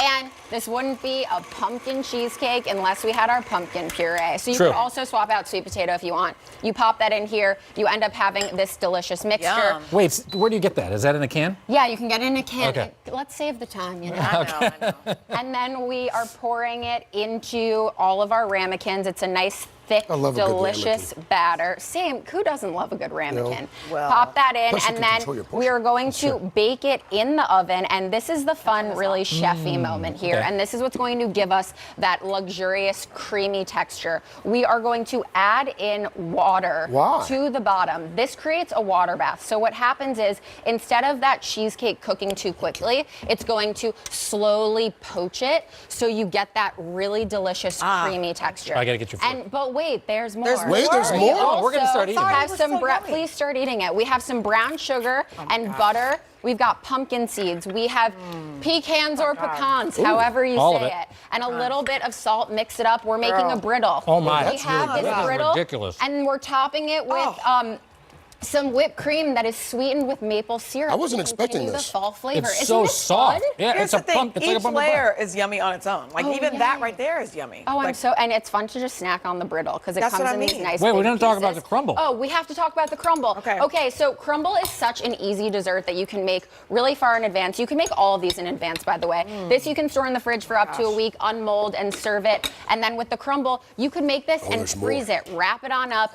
This is cranberry and apple crumble. You my bake it in the gosh. oven, let it cool completely, wrap it up, put it in your freezer, and then right before you're serving, pop it into the oven at 350 degrees. You're gonna put tin foil over it, pour some melted butter over it to reheat it, and then serve it a la mode because always ice cream. Is there some lemon something in here? Or what's There's going some on? lemon, there's a little orange. If orange isn't your thing, you can just omit the orange. this is but great. I'm happy you guys like it. Crumble's so easy, it's so delicious, it's a crowd pleaser. And what I love about it, not very many dishes. You make it in the Cast iron, skillet, yeah. you pop it on the table, it looks stunning. Welcome back, and it's time for Make Ahead Monday. You know, I'm not a huge fan of the pumpkin spice. Canned pumpkin, that's another story. If you've got some leftover from the holiday, our good buddy, Chef Ryan Scott, has 2 creative ways to use it. Good morning, Ryan. Hi. Morning. Hi, guys. Man, I miss you guys. How are you? Miss you. But you're going to make up for it by helping us make some souffle pumpkin pancakes. That sounds so good. Al, what's really cool about this recipe is you can make this with a box mix. So I take 1 cup from a box mix that everybody has at home, and you can make your souffle pancakes just from a little bit of canned pumpkin. So here's the thing, because the holidays, a lot of people think canned pumpkin, I don't want to cook with it anymore. Let me show you 2 ways of cooking with it. First and foremost, these pancakes, which you guys saw in the little teaser here, get a little pecan crumble on top, which are really simple to do. So what I did was I took some pecans, I boiled them with a little bit of powdered sugar over the top, some pumpkin pie spice, and then I baked them for about 15 minutes. Then let's go ahead and make this mixture. So you guys, look in here. I've got eggs, milk, pumpkin pie spice, the canned pumpkin, and a little bit of sugar and milk. And then what I do is I mix the whole thing up with 1/2 cup of pancake batter. There is your leavening agent. There's your flour, your baking Pancake soda, batter powder or salt. pancake mix? Yes. Pancake mix, D. Thank you very much. It's the one from the box. It says very light and fluffy mix. So whatever you have at your house, whatever the box mix is, I'm not promoting them. You just go like that. So guys, what you do is now you mix this together with your pancake mix and eggs and pumpkin batter. And once this all comes together, I took 4 egg whites and I beat them to make sure they're souffled. These guys go inside here. You fold the whole mix together, and then you come over to my pan. Now, check this out. A lot of people always ask how to do pancakes perfectly. I take a little bit of Al's Aquanet and mine here, okay? And we put this right on top, and we spray this, and then I take a ice cream scooper. Yeah, I wipe it out, D. So I wipe it out because I don't want the pancakes to have little blotchy flour spots, fat spots in there. So that way you just kind of wipe it out, and then you take it and just go like this, and you've transferred a little box that is a classic box that we get at the store into pumpkin pancakes. Then I put them on a roasting rack to let them cool down for a second. That way they don't keep steaming on the bottom, because there's nothing worse than have a pancake that's super beautiful and then it steams and then it's wet and then it's not a nice thing. Okay, Brian, So you got something with bacon. Yeah, Al, I knew I was with you today, buddy. I got you, okay? So what I have here, guys, is some potatoes. I took some potatoes and I boiled them with salted water, and then I roasted pumpkin out of a can. And what I did from there is I took these potatoes, I transferred them out, I put them inside my mixer. Then I cooked bacon and sage, which is right here, Al, crispy on the side. And this bacon and sage is going to go inside my pumpkin potato puree that you guys do for the holidays. I don't know about you all, but I have a Southern grandmother and an Italian grandmother, and the leftover bacon fat is going to go right inside the mixer with sour cream, butter, eggs, and the potatoes. Can These I use guys come leftover together. potatoes, like leftover mashed potatoes? Dylan, I made these last night, and all I did was just reheat them. So There you boiled go. potatoes, mashed potatoes, whatever you got. These go in the mixer with a little bit of bacon, love. You know, it's the beginning of December tomorrow. You know, Yeah, we'll we're all watch the gonna wait gain a little weight bit this month. later, okay?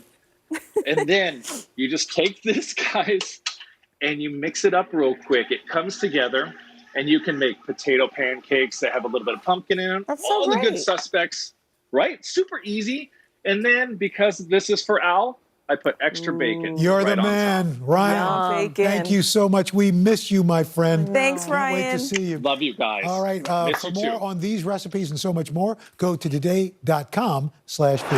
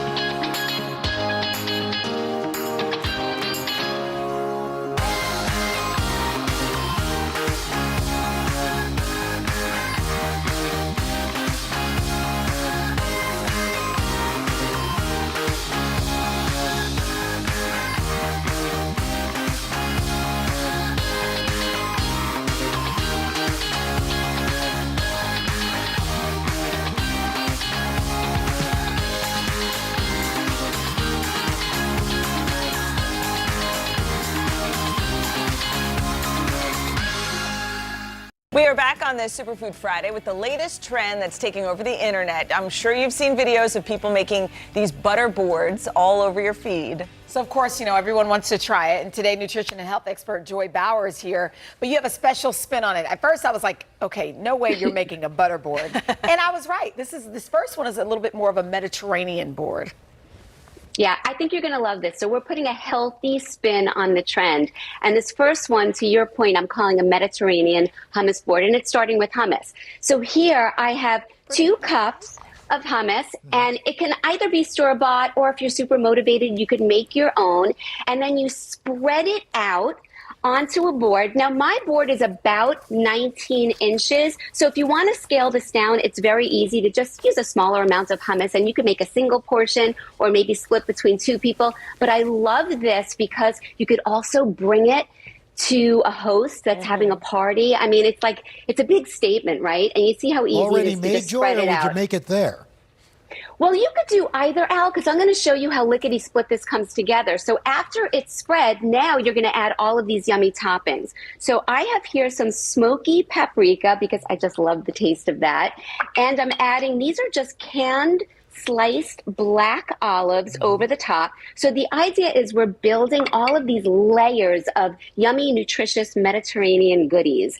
And now we have some chopped onion, and now I'm going to put on a lot of greens. Here I'm doing chives and I'm doing some scallions, but you could do cilantro or parsley. Really, anything goes. And then lastly, to top it off, and Al, this I would do when you get there to the party, a little bit of extra virgin olive oil. And then you just surround it with sturdy scoopers. So I love using yeah, because you don't want them to droop. So I have here a lot of sliced cucumbers and, of course, some whole grain crackers. And I also have warm Sliced pita bread. That'd be good. Ooh, Endive spears. This is great over here. And guys, look at these, bell peppers. I got large bell peppers, but also the little baby bellas. And you could put that all over. And you've got this gorgeous, gorgeous, colorful bowl that just came together in a couple of minutes. And then I love this one. And now, Joy, you've got a sweet board. That looks yummy.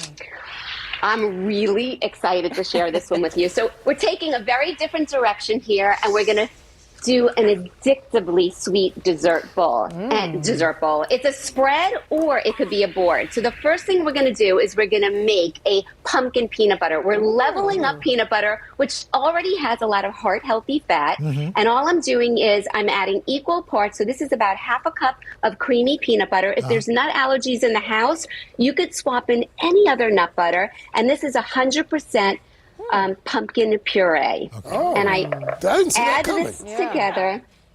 Now I'm going to sweeten it up because it is a dessert. I just looked I'm over going to my put shoulder in thinking they would roll some in, but that didn't happen. I wish a little bit of. That's maple syrup. You could also use brown sugar, or if you want to go in a no added sugar direction, you could certainly use one of the stevia or the monk fruit blends. Could you use a little honey? And then honey would be good too. you could absolutely use honey. Joy, make her recipe. And you know what? I tried it with honey.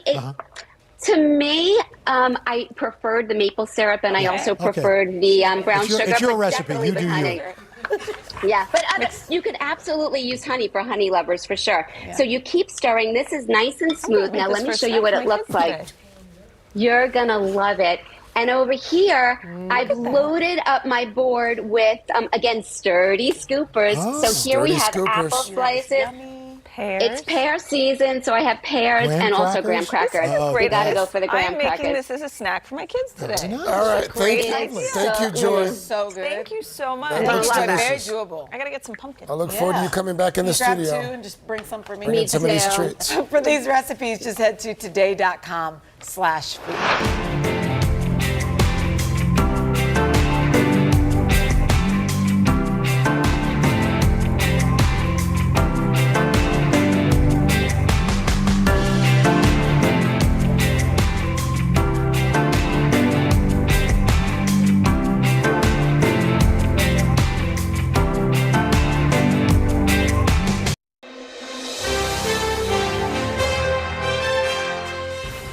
And welcome back this morning. We are rounding out Restaurant Week on today with famed celebrity chef, restaurateur, television host, and all-around great guy. Of course, he also happens to be the mayor of Flavortown. The great guy. That's right. He is up early for us in Santa Rosa, California, alongside his son, the deputy mayor of Flavortown, Hunter Fieri, also there. Good to see you both. Thanks so much for. Hey, Guy, before we start cooking, I think folks should know. Last year, you raised, I believe, about $21 million for employees of the restaurant industry, the Restaurant Employee Relief Fund last year. First of all, kudos to you. But secondly, do you think we're at a point where some restaurants are starting to get back on their feet? Well, one, thank you for recognizing that. And there were so many great people that were involved in raising that money. We got almost to $25 million. The money kept trickling in there at the end. But the National Restaurant Association was amazing in helping that happen. We gave out 43,000 grants, by the way, Al. But I'll tell you, the restaurant business we're coming back. We're coming back a little bit different. You know, people are learning a lot more about to-go, a lot more about delivery. They're learning to, they're kind of learning how their restaurants are able to work. The dining in is still a really difficult part. Dining out can't happen all over the country, especially because of weather. But restaurants are coming back. We're resilient. I mean, this is what we do in this industry. Your new season of Tournament of Champions helps local restaurants. Can you tell us about the impact of that? Well, okay, so Tournament of Champions, listen, I've done so many different types of shows on the Food Network, and this is really one of my favorites. I designed this about 3 or 4 years ago with my buddy Brian Lando, and you know what we said is we want to make a competition that can never be duplicated. This randomizer that you see spinning right there, that gives a different protein, a different vegetable, a different piece of equipment, different style of food, and different time for each competition. And these chefs are really put under they're put under the gun. I've never seen anything this hard. And I thank Iron Chef and all the competitions that have happened before this, but this one right here really puts them to the test. And the new season starts this Sunday on the 7th. And wait till you see the chefs and wait till you see what they do. Blow your mind. All right, let's get to this burger. I see you're about to flip it. What is Hunter making over there? What is he stirring up? Well, Hunter's over here working on making a lot of something. Hunter's making the famous donkey sauce. And we use this by the gallon, of course. No, I don't know why we're making this much. But it's got roasted garlic. It's got a little bit of Worcestershire, mustard, a little salt, a little pepper, a little mayonnaise, of course. And this is our signature burger that we do at Flavortown Kitchen. We do at all the Guy Fieri restaurants. And, of course, we love to make for you guys at 5 a.m. in California. But you're adding mac and cheese to this guy? So we've got some macaroni that's done here going into the cheese sauce that we made. We call it super melted cheese, SMC. Okay, so we'll take this mac and cheese into that. Hunter will go ahead and bring me a couple pieces of cheddar cheese. It's more cheese than mac, right, Mr. Mayor? Well, what we like to do is really accentuate the cheese side of things, okay? We'll throw the dome on top of that, a little water. You want to hit me with a bun, Hunter? Wow. I don't know if you can see us through. These aren't special effects, by the way, you guys. This is really us at home. I thought he was going to actually hit you with a bun. No, he would. Trust me. Don't start. He'll get into this. I made him get up early. He wasn't super thrilled about that idea. All right, so we get a little bit of that. Hunter's toasting the bun. He'll hit it with a little of the donkey sauce. But yeah, so Tournament of Champions is happening, and I'll tell you, we're coming back. We've been shooting a lot of Guys Grocery Games, what we call Guys Grocery Games Delivery, that we shoot here in this kitchen at our house. And we've also been doing a lot of Triple D takeout. So we couldn't go to our favorite Triple D restaurants because everybody was closed, but the restaurants are still operating with their delivery and their to-go. So we said, hey, why not send us some of those new dishes that you guys are doing, and we'll highlight them. So we started to highlight these. Hunter, I think we shot probably 30 shows during the pandemic, and that was awesome. Kept the TV crew working, kept the restaurants going, and hopefully kept people entertained. I'm worried about the burger. Is it going to burn? No. The master Does that look burnt? Get in and take a shot of that burger. That looks real good. Can you do that on a grill, right on guy? point. That is impressive. This is on a plancha, so just basically like a flat cast iron skillet. Hunter's got pickles, tomatoes, and onions down right here. And like I said, this is the signature burger that we do at all the Guy Fieri restaurants. We'll hit a couple pieces of bacon on top of that. Hunter will hit a little bit of lettuce on top of that. Let's get some onion straws. Yeah, a little touch of vinegar. If you were in the There you studio right go. now, I would take a bite of that giant burger and embarrass myself on national television. Hey, I'm going to send you this burger. That's what you need to be thinking about. Take a look at that. I'd pay $100 to see you take a bite of that. Box. That's That a and his beautiful face burger. looks so good. Guy, honestly, almost 25 million. You've done so much for your own industry. So, I mean, Craig said it. God bless you for that. Hunter, go back to bed. I mean, don't even. No. We can't say goodbye to Hunter. Why? You take a Tell bite. me where you want me to send this. I want to 30 take a bite. Rockefeller Okay. Plaza. You take a bite, Guy. All right. Somebody just said that they were going to give thousands of dollars to the program if we That was real take a bite. So Hunter's back on the fourth hour. you know They're this back on is the fourth breaking. hour. This is breaking the breakfast champion routine. There you go. This is all for you, Al. All right. I know you Yum. Here we appreciate go. this. Oh, looks good. Yeah, watch the technique. We're in living this, too. through you right There we go. Love it. That's Fourth what hour, we're they're talking back. And for the recipe there, you can check it out. Head to today.com/food. Thank you, boys. We'll see you in a couple hours. Thanks, guys. This morning on Today's Food, dinner and a dash. We're talking weeknight meals ready to eat in less than 30 minutes. 30 minutes or less. Valerie Burton, LA. Two words for you. Hamburger Helper. Yes. I hadn't had Hamburger Helper in like 25 years. It's ridiculously easy to do. It's one of those comfort foods that just stick to your gut. It's that you guys are already enjoying it. And I'll show you how easy it is. Literally, you just get the ground beef ground up and nice and browned. Add in the spices. We got a little bit of salt. We got a little bit of paprika and mustard and garlic. Okay. Onion powder. And you Get could all those swap in out there. the beef, obviously, for turkey or. You could absolutely Okay. do that. And when I get to the macaroni, see, I'm just toasting up the spices here right now. Okay. And getting some flavor on there. And then this is an all-one pot. I don't like to dirty a lot of dishes when I'm cooking in the kitchen on a weeknight, so I'm going to throw all the macaroni into the same pot. Oh, and it's not cooked when you throw it Nope, in. not cooked. It's going to cook up, and all of the starch from the macaroni is going to thicken up the cheese mixture. So we got some water in there. You got to get some milk in there. Little milk. So That's good. a secret. Milk. Whole milk? Whole milk. Of course. Yeah, come on. I mean, there's all the cheese, everything else. What are you gonna?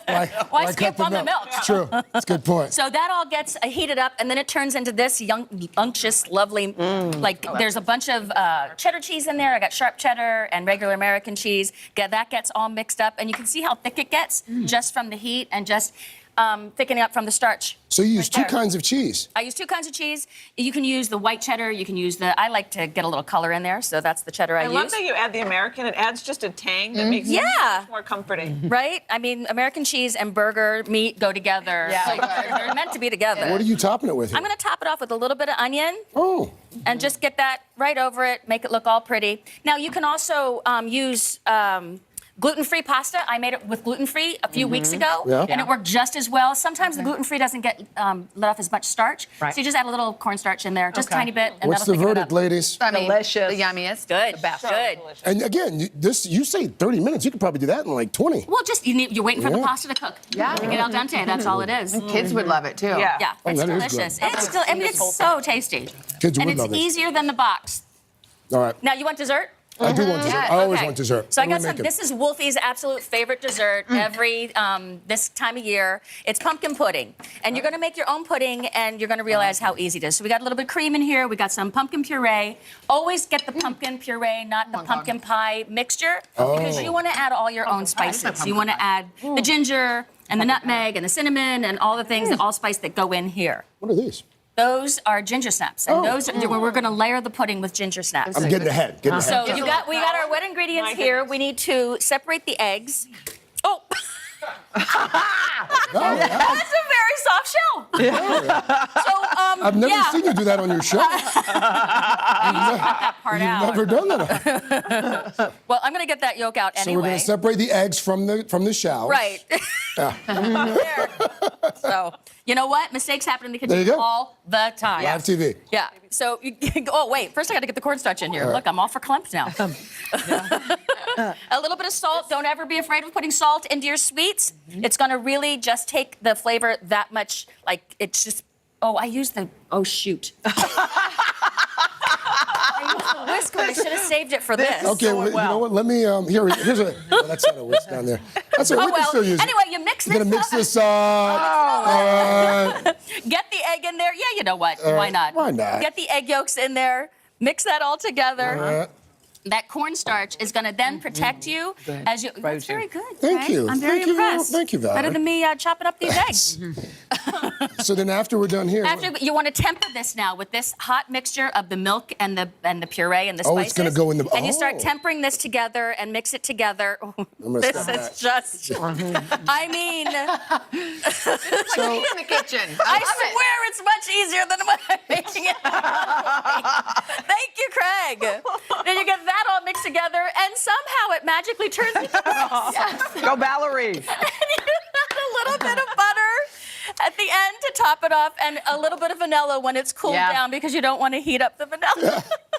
So you were at the New York wine show? What was it, the food? Yeah, wine I cook for a living. I actually got 2 Emmys for my show. I'm just saying. That books. Saying, that's all. There's a new app coming out. There's a new app. You can cook along with me on the new app. All right, I'm gonna sample it. You know what though? It turned out great. By the way, Valerie, so delicious. By the way, another reason to love Valerie Bertinelli, don't you think? Oh, my gosh, I love another. That's good. I love you, Valerie. It's like pumpkin pie. It is, isn't it? Yeah. Valerie, so thank you. yummy. Ginger snap. You're very welcome, Craig. Today.com/food for the recipes.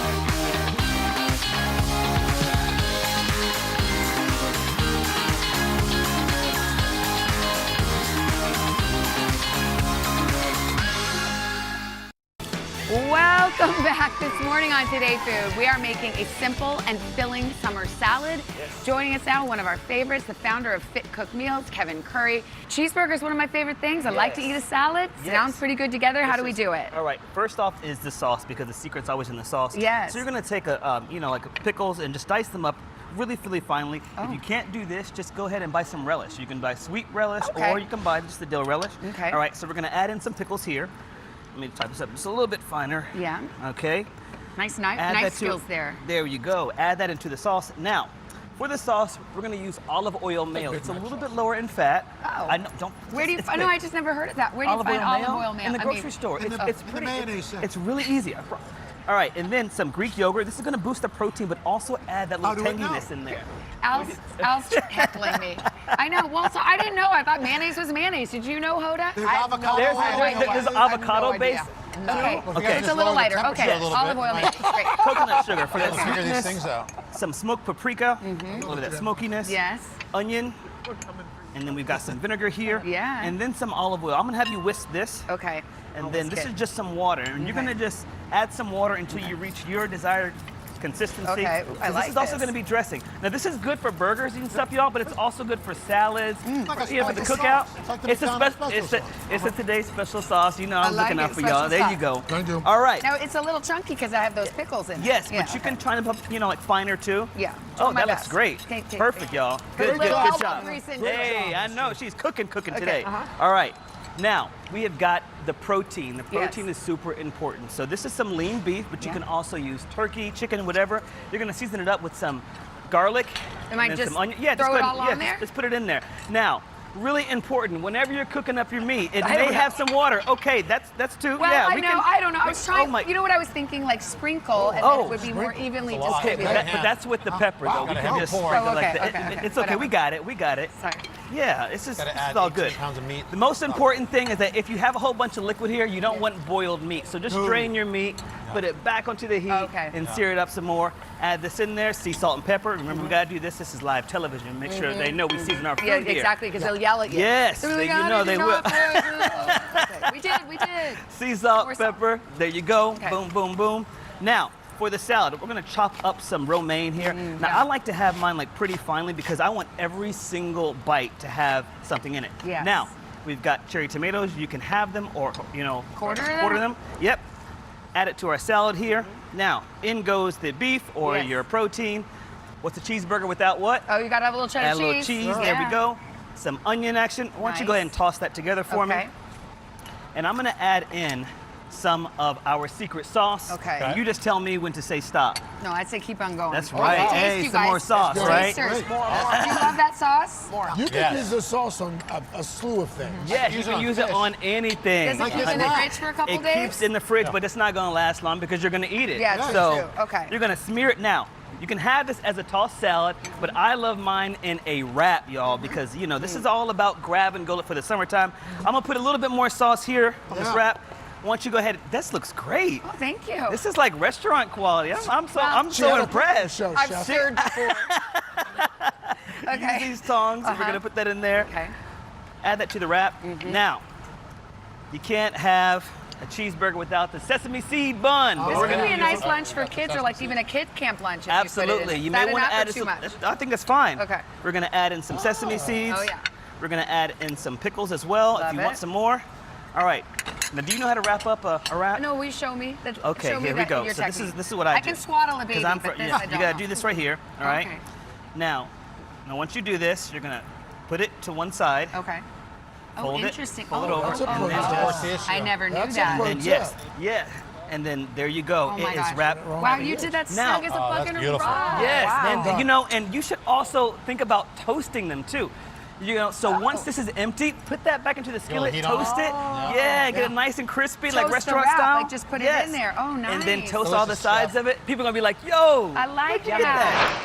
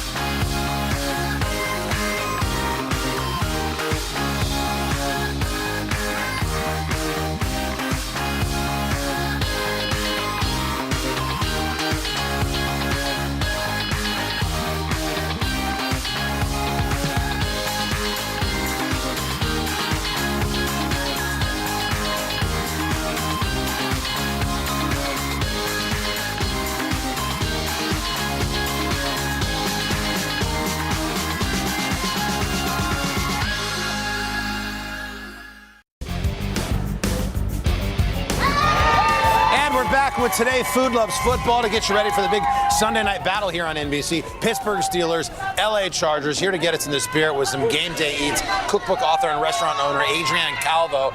Adrienne, thank you for being here. It's chilly out on the plaza. Savannah joins us. We're going to start with this beautiful Italian sandwich. Yes, an outrageous Italian sandwich It is done outrageous. maximum flavor style, lots of flavors. We have here some ciabatta bread, some fresh mozzarella. Yep. Got to use the fresh stuff. We're going to cut that into about 1/4-inch pieces. Okay. Now, don't skimp on the fresh stuff. Building ingredients, using great ingredients is That makes a secret. difference. Why do you like the ciabatta? The chewiness, but the lightness of it as well. But you know, any rustic Italian bread really will do. So you get some pesto down? Pesto down on both sides. I need a chainsaw for this. And then we're gonna start pressing our meats. Now, I like to use pepperoni, prosciutto, salami. But guess what? You have turkey and ham left over for Thanksgiving. Swap that out, okay? Do I do the layer on the cheese now? Please layer here. We have some sliced up as well. Cheese, okay. Yes. Oh, Adrian, that's Isn't that fantastic? So we layer Al, you on eating some this? peppers, pepperoncini. It should look like this. We press it. Smells so good. With something heavy in the fridge overnight. Oh, the skillet. The skillet goes on like this. Yep. Okay. Is You this a have- Pittsburgh thing? Yes. You have look at that. Look at this, guys. That's my half, that's And the Carson's beer. half. I like that. This is I like that. delicious. Next, you know, it's not football without a queso, without a cheese dip, right? That's right. So we have here some chorizo, okay? Then we're gonna use some Oaxaca cheese or, you know, any type of creamy, melty cheese will work, okay? So we saute it like so over medium-high heat. Okay. Now the flavors really come out here. This is one of the most important steps. Okay. Now Just to get a good saute of the chorizo first. We have our tasting table. Guys, how was the Now, Pittsburgh sandwich? Here, It's good. we're Like going that? to I add can't that even to a talk. casserole dish. Mouth's You're filled moving with it food. into a casserole dish. Exactly. Okay. Now we're going. Now we're adding our There you go.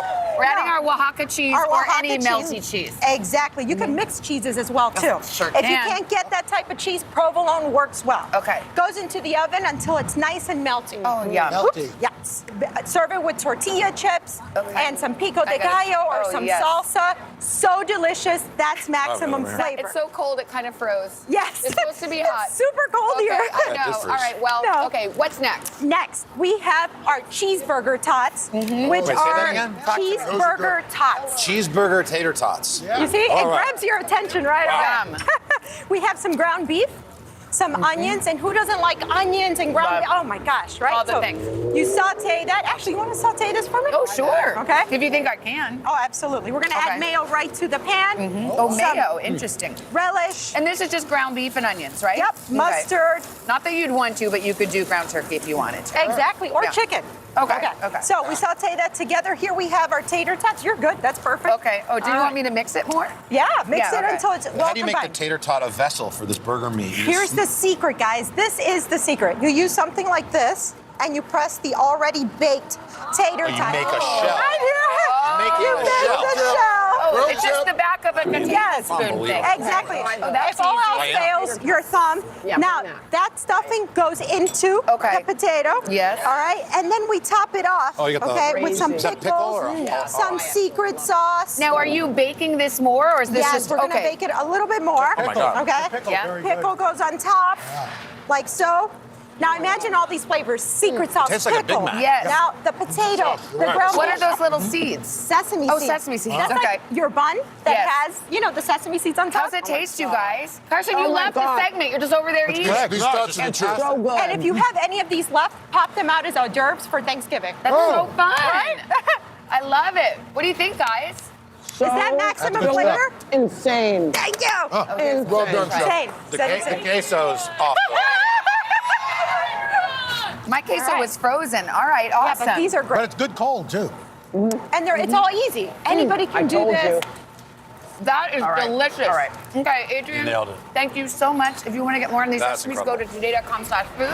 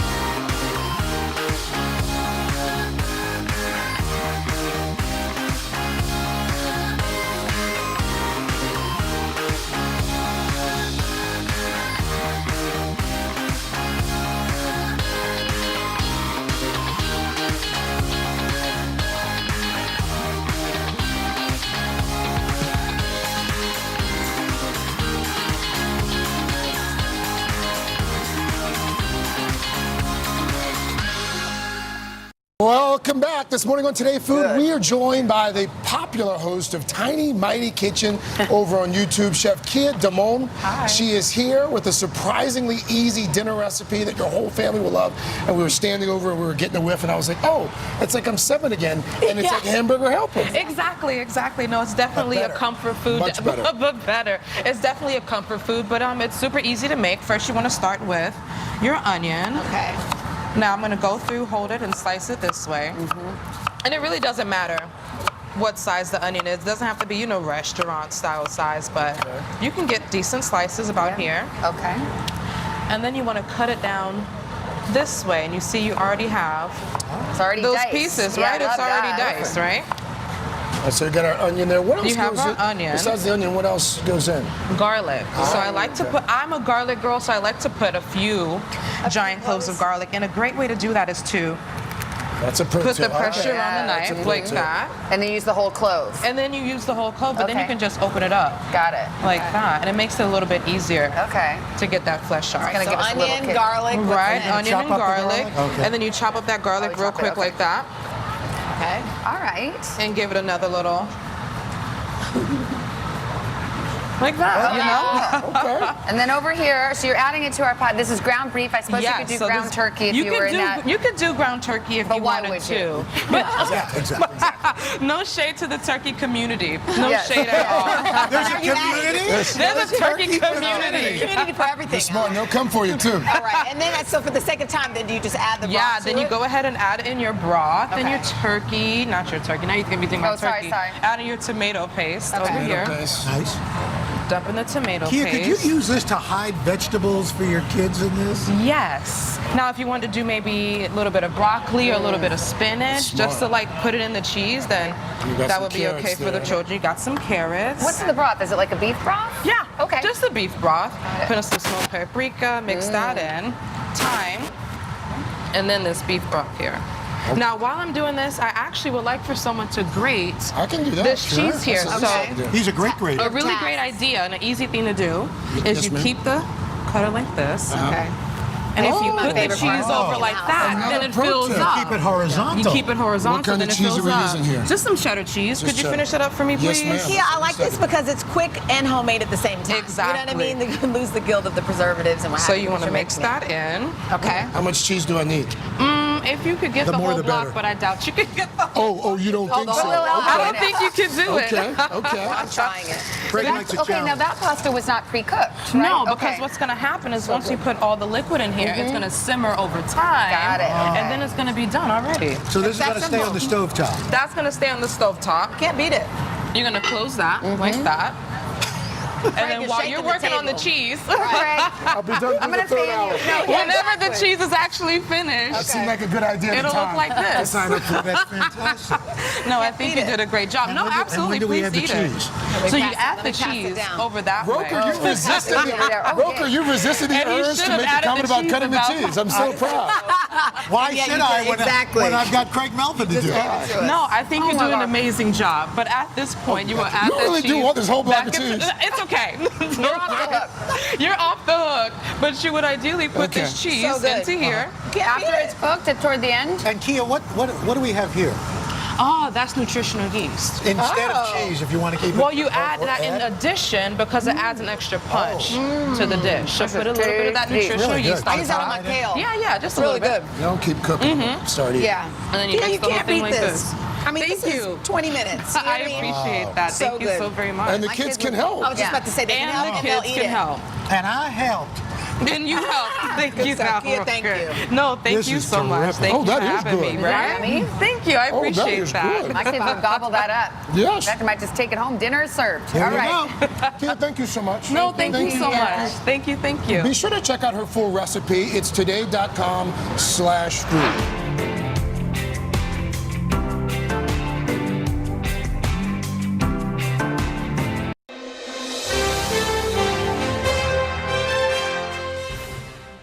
Okay, now that the weather's warming up, the last thing you want to do is to spend hours inside cooking. That's no fun. Katie Lee Beagle, co-host of Food Network's The Kitchen has a simple sheet pan recipe. So all you have to do, chop up some broccoli and some sweet potatoes. You want your sweet potatoes to be in cubes, and your broccoli can be, you know, a little bit on the medium side because you want everything to cook at the same time on the sheet pan. Okay. So instead of buying fillets of salmon, we're going to just do one big piece. And do you so that ask all them at roast the same time. supermarket to de-skin it? For this recipe, I do. Most of the time, I cook salmon with the skin on. This one, because you'll see we're going to add a sauce to it, I like it skinless. Okay. So I'm going to add a little bit of oil to our Super veg. simple. Yep, and some salt and pepper. And all I did was in there. and pepper that salmon up for me. Ooh, fun. So that's all we're doing to it. And then we're going to make our sauce because this is a honey mustard. Ooh. I didn't even tell y'all what we were making. Honey mustard salmon with sweet potatoes and broccoli. So I've got equal parts of honey, and I like to use a coarse Grey mustard. Poupon? Yes, yes. Jenna. Very good. accent. Speaking of the Paris test, right? You're getting Yeah, ready for totally. your travels. Exactly. And then mix it together. This goes right on top of the salmon. I mean, so simple. And some of it's going to run off, and that's okay because we're going to mix that with our veggies. So Willie, take those veggies and scatter them all around. Can I touch them? What's the Yeah, protocol go nowadays? for it. You washed your hands. Yeah. I washed earlier. All right, so that's going to go into the oven. Oh, and I put parchment paper on because that makes our cleanup a lot easier. That's smart. that's yes, very smart. yes. Yeah. Then you won't have to use Scrape any it. elbow grease. Yeah. All right, so put that in the oven, 425 degrees. It comes out like this. Beautiful. Yeah, it's very easy. We love it. How Iris long, will eat salmon for too. 425? About 25, 30 minutes. Now, if you want to do this in fillets, cook your broccoli and sweet potatoes for about 10, 15 minutes first, then add your salmon fillets and cook it the rest of the way. Okay. Because it'll be a different cook time. All right, so you want to have some leftovers for lunch of Yes, that we salmon. do. We're going to make a little salmon salad here with a lemon caper vinaigrette. I love capers so Me much. too. Yes, Me so too. we've got our I lemon. said you need Let's them put raw. a little zest in there and some capers and Dijon mustard. Salt and pepper it up. Little splash of white wine vinegar here. Wow. Whisk it, whisk it, whisk it. And then we're going to come down here to our salad. How beautiful. I've just got bib lettuce. I've got thinly sliced celery in here. I've always got celery in my fridge. Some cucumbers go in. Good cutting, Jenna. You know, you can kind of just use what you No, have. that's that you good. said that. No, it's real And good. Jenna, you said you don't cook much. You're doing a great No, that job. was- Well, Good on I the cucumber. assemble. Assemble. And I okay. chop. All right. We got chives. By the way, we got does your daughter parsley. eat cucumbers? Not really. Okay. No, I She can't will. get a vegetable She in her. will. Occasionally sweet potatoes, occasionally avocado. Okay. All right, so we're going to add our salmon in here. You just flake it up after it comes out. And you can also use canned salmon for this if you didn't make the recipe. You know, canned salmon's a great thing to have around. If you want to add these veggies to it, you can. If not, have it right on its own. Looks Add beautiful, the dressing too. Wow. to it. I've got some down here for you guys. Yeah, we're coming to taste. Thank you very Wanna come much. taste? Did you get one, though? Have a bite. This is yours? mine. She has the bowl. Straight out of the bowl. I like large portions of salad. I call it my trough salad. I just You just eat kinda straight out get of in it. there, huh? It is Superfood Friday, so in honor of March Madness, we're changing it to Starch Madness. Today, nutrition and health expert Joy Bauer is here to share two, not one, but two sweet potato recipes. Good morning, Joy. Good morning. Good morning, guys. This is always the best part of my week. And yes, the sweet potato is my first draft pick because it is loaded with potassium to help manage blood pressure. It's got a big dose of beta-carotene, which helps support a healthy immune system, and it also promotes a glowing complexion. And let's talk about that fiber. It promotes regularity, and it also helps to enhance our heart health. So I'm actually going to show you two sort of out-of-the-box ways to enjoy this nutritious and delicious root vegetable. Okay, so starting with the shepherd's pie. Yeah, this like screams serious comfort food. So here I peeled and I chopped up 1.5 pounds of sweet potato, but I'm going to do something a little crafty. To cut the calories and carbs, I'm mixing it with 1 pound of carrots because we then put this in a great big pot with a couple of cups of broth. You can use beef, chicken, or veggie broth, and you let it simmer for about 20 minutes until it's very fork tender, and then I mash the entire thing up, and the carrots and the sweet potato, they blend so beautifully together, and you see they have the same orange color, the same velvety texture, so it's really a win-win. You're always on it, Dylan. And then I just add in 1 tablespoon of butter and a little bit of salt and pepper, and I'm going to mash this up.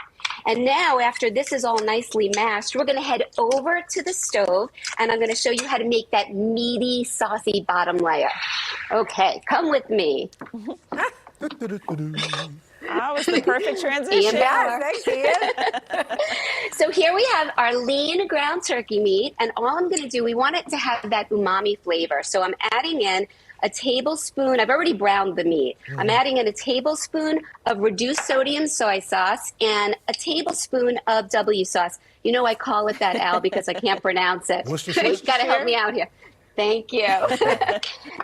So now I have, these are just, some seasonings. I have garlic powder, onion powder, and I have some tomato paste. The tomato paste is really important because it's going to bolden up both the texture and the flavor. And we mix this up, and then we need those veggies because the shepherd's pie has all of those small little veggies. Normally it's peas and carrots. I use a frozen mix. And this is straight out of my freezer. Saves a lot of time. As you're adding them? They're still frozen. Okay. And if you want, you could thaw them at room temperature, but I have them frozen. And then last but not least, I reserved the broth from the sweet potatoes and the carrot, and I added a little bit of... Can we skip to this because we want to get to the next recipe as well. We're running out of time a little bit. So how do you top all this? Okay, so we have this over here. We're then going to add our sweet potato. Right on top of our meat. We'll make believe that the meat has simmered. That's right. And then how long are you going to bake that? So you bake this in the oven for about 20 minutes on 400, and I'm going to I'm going to show you what it looks like. I finish it off under the broiler. Oh, so isn't this great? Very nice. And really quickly, Joy, what's your last one? We just want to make sure. Let's just show it, and we'll put the recipe on today.com. Yeah. So I use that same sweet potato puree, and I just lay it. I didn't add butter in this one. I added a bit of ground cinnamon, plain Greek yogurt, a drizzle of maple syrup, berries, and some granola. And guys, this is a mouth-watering parfait. I'm going online to get the recipe. That's fantastic. We love you. Joy, thank you so much. Have a great weekend. We'll be right back. Love you guys. Okay.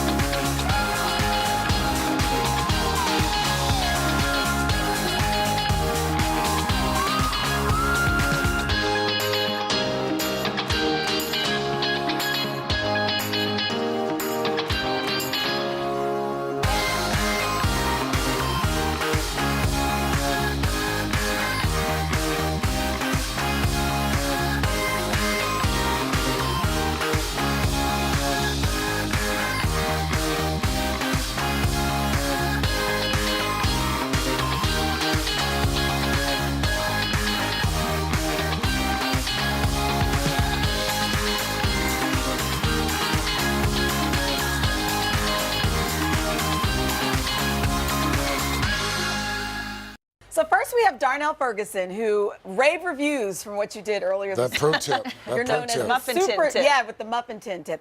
You're known as the Super Chef. Yes. That is my actual middle name. What? Oh, yeah, exactly. Well, you know, my name is Chanel because my dad is Darnell, so you're special. Oh, all right. So pretty good day today. Yes. Okay, so we're gonna do 2 sides. First of all, you have a big family. Yes. And so I hear huge. these are, you can spread these out a little bit. Trying to get 2 meals in this. Okay. All right. So what's the first one? This is a side dish that tastes better than it sounds. Okay. What is it called? Sweet potato mac and cheese. Oh, wait a minute now. Yeah. Oh. Wait, you're eating it already? Sweet potato and mac and cheese all in one. Let's get to it so we don't run out of time. So what I got here is I got the roux going. We got our cream. you want to add your sweet potato mix, which has a little brown Should I add sugar. this to it? Yeah, go ahead, add it to it. All right, There sweet you go. potato mix. What's in this mix? Has a little brown sugar. It's already been pureed right there. That And was it has, Chanel's nickname in high school, brown sugar. Brown Yeah, sugar and a little syrup.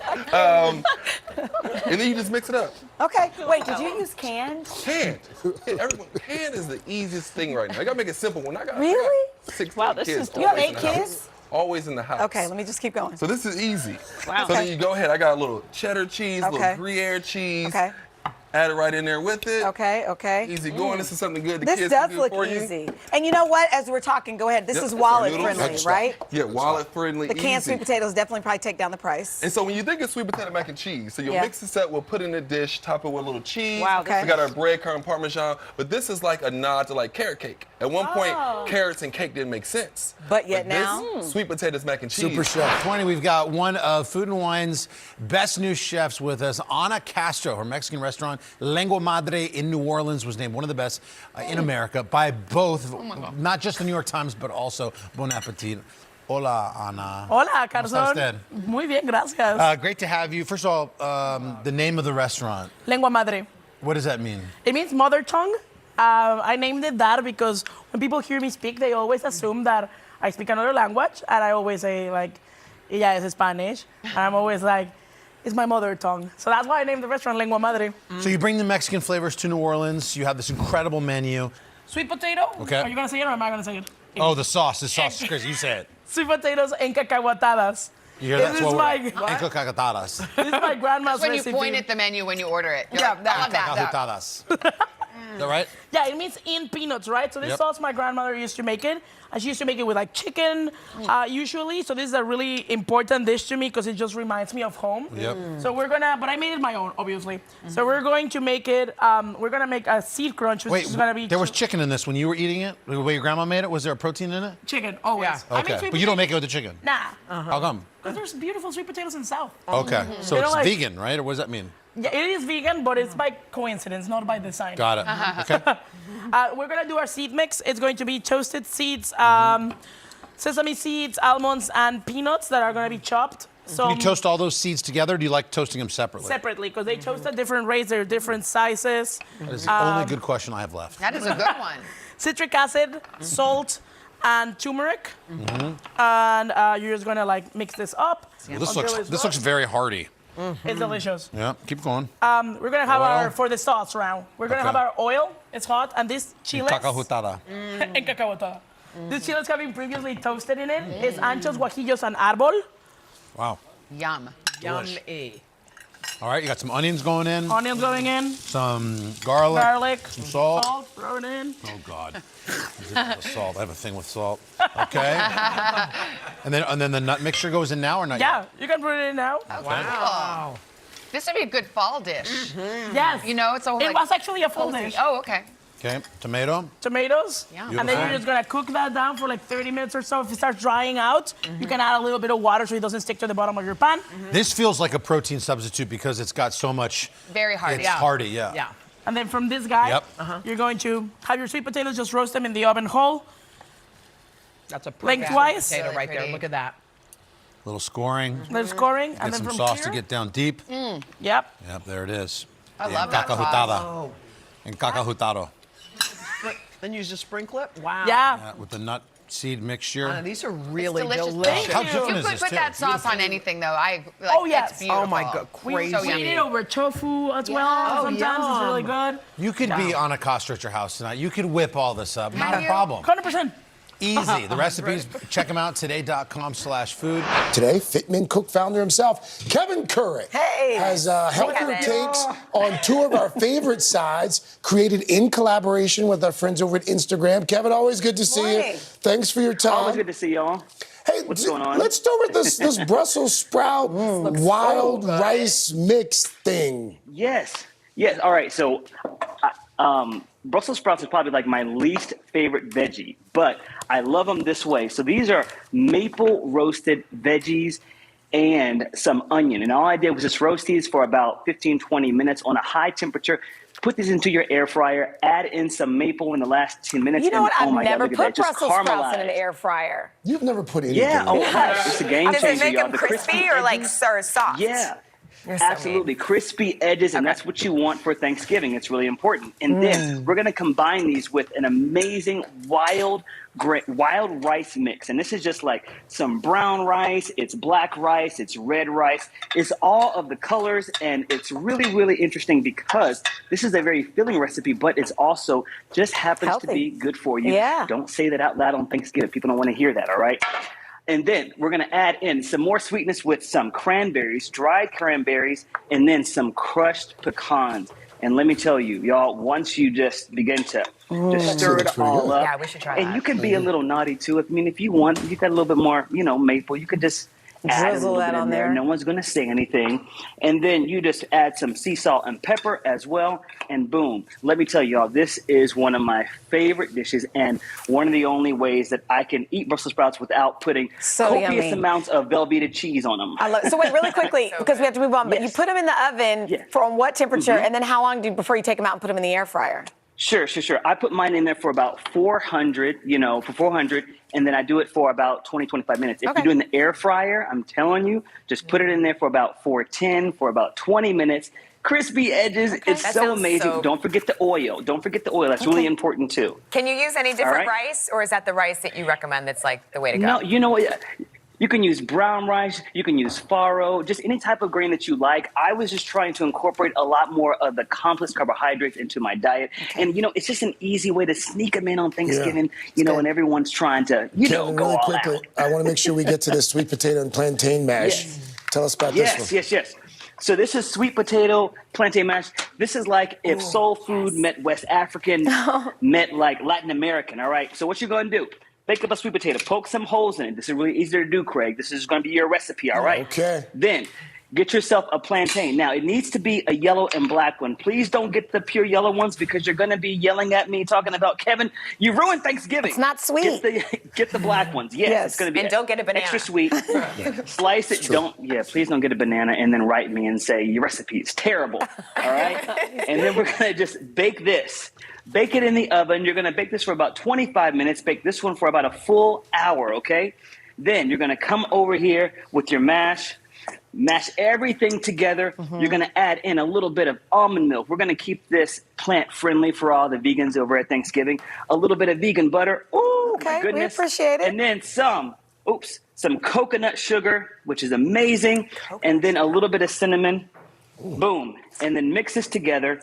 And then what you're going to do is you're going to bake this in the oven, y'all, for I'd say about 25, 30 minutes or so. That's it. And then you can take off the top and add just a little bit more sugar, a little bit more butter, and then it comes out to this amazing caramelized mash that, oh my God. Probably dip that in It's so good. Where's our sample? That sounds Kevin, come back in I'm the doing a studio tough next job time. for y'all. Come back in the studio. Kevin, thank so you. good. For these recipes and more, today.com/food.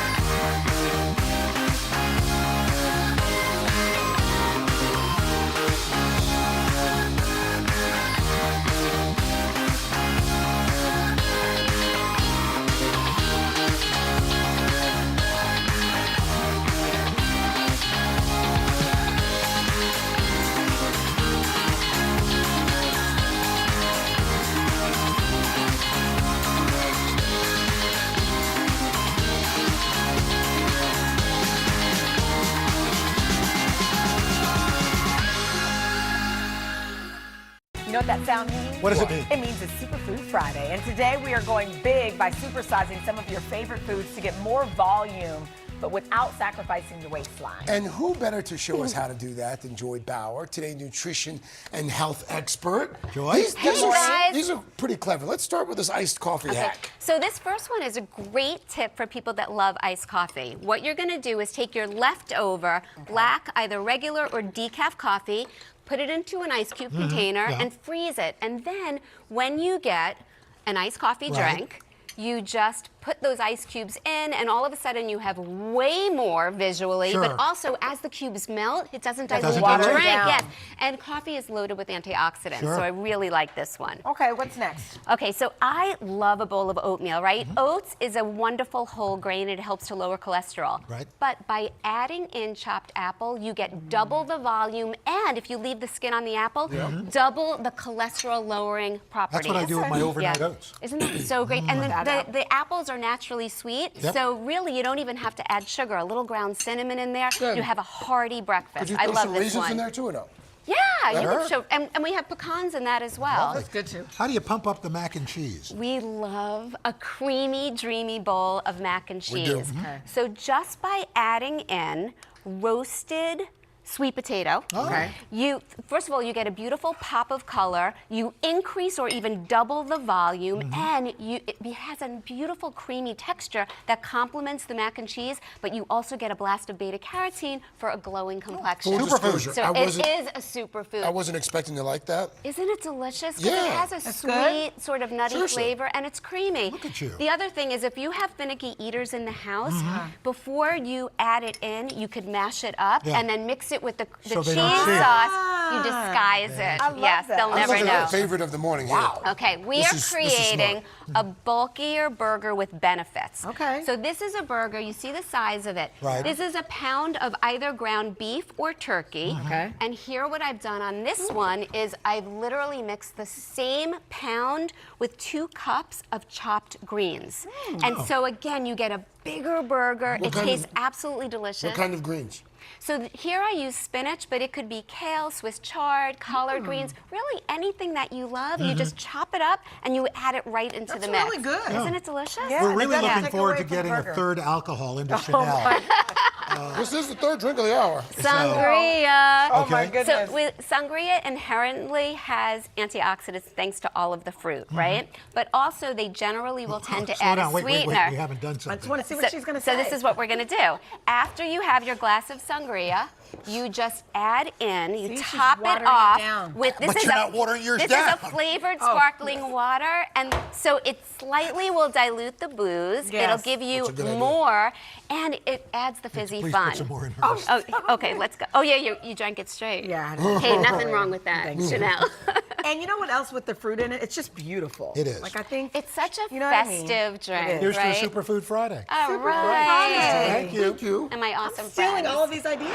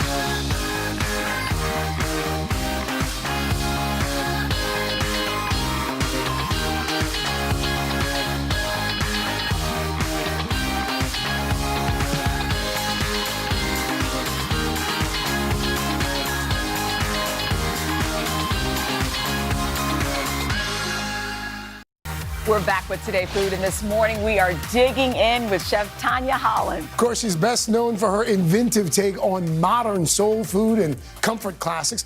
She's also the executive chef and owner of Brown Sugar Kitchen in California. Tanya, so good to see you. Thanks for waking up early this morning. Hi, Craig. Hi, Chanel. Hi, Dylan.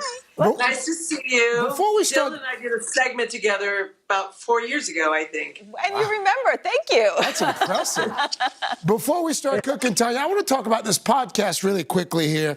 Thank you. Tanya's Table, Aisha Curry and Danny Glover.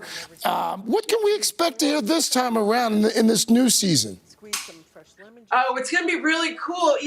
Such a variety of people. I had the best conversation with Lars Ulrich, the drummer from Metallica. You wouldn't think we might not have something in common, but we found lots of common denominators, which is something I love. I talked to Black Panther legend Erica Huggins. It's really, really fun. And I have to tell you really quickly before we get to the food, I'd never heard of new soul food. Well, it's a made-up term. She's like, you didn't hear from it because I created it. Okay, fair enough. Yeah, I think I might have been one of the first people to use it, but, just like every ethnic food, it's like we've got to move into, the new ways of eating, more sustainability, more vegetables, always great. Delicious, though. So tell us about this sweet potato kale hash. I see you're working in the veggies for sure. Yeah. Soul food, you have to have sweet potatoes. And I just look for different ways to use them instead of, the traditional way of cooking. And I love a good hash for breakfast. So I have some onions caramelizing here. They're just cooking to the translucent. Adding some fresh bell peppers, yellow and red. You can use green if you want. Just cook those down. But these are simple items too that most people have these around. Mm-hmm. Not very expensive, easy to access. You're trying to use up too. Yeah, exactly. You might have some left over. So we'll let that cook down a little bit. And then I add kale. And I have curly leaf kale. I actually mixed in some of the lacinato kale, which is the dino kale. And you just, take it off the stem. You don't want the stem in there. It takes a little bit longer to cook. If you're braising, if you're making a stew, you can put the stem. But we're just going to cook this down. Tanya, how long does the dish take from beginning to end, roughly? Not very long. I would say 20 minutes. Okay, wow. Probably the thing that's going to take you the longest is the dicing. Okay. So you got to dice the peppers, dice the onions. I have some sweet potatoes that are already diced and cooked. They just cooked in boiling water for 5 minutes. Start them in cold water, a little salt, bring them up.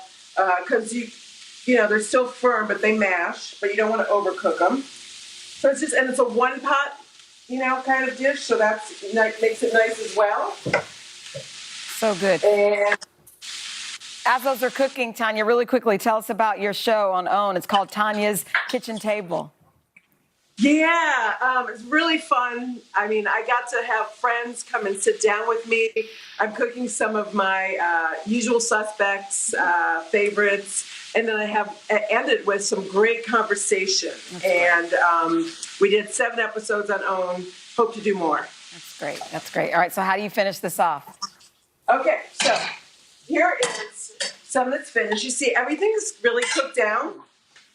It's gorgeous, right? I think it's beautiful, but it tastes good. And here's a serving suggestion. I say I'm going to have it with a sunny side up egg. Ooh. That I flipped top it over. perfectly. Could you add bacon or sausage too if you wanted? You could. The whole idea was to be a little healthier. January. It's January. Yeah, Dylan. I like bacon. With a favorite hot sauce. Yeah, absolutely. So yeah, sure. Bacon, sausage. I love it. Whatever you want. I love it. Talk about a comfort dish. Looks Tanya, great, thank Tanya. you so much. Thank you, Tanya. Oh, my pleasure. Absolutely. If you Thanks want to for find, having me. Nice to see you guys. You got it. Go to our website for this recipe at today.com/food.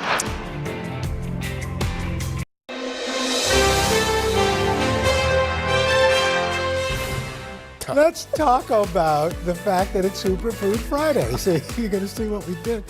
Today, nutrition and health expert Joy Bauer cooking up a cozy dish to beat the cold weather. It's taco soup. Hey, Joy. Let's talk about it. Okay, so let's get started. What's the first step? It's kind of like chili with a twist. Yes, I love this so much. I hope you guys are going to love it. So basically what we're doing is we're taking the beloved taco and we're transforming it into a slurpable soup with all of those wonderful Tex-Mex flavors that we love and we crave. And the best part is it comes together in about 30 minutes, maybe even less, in one pot, which I can really appreciate from the cleanup afterwards. So how do we get started? Yeah. Okay, so here what I have is 1 pound of lean ground turkey meat that I added into the pot together with 1 diced onion. So you could cook these things together and just take a wooden spoon, and as it cooks, you're going to chop it up. It takes about 7 to 9 minutes.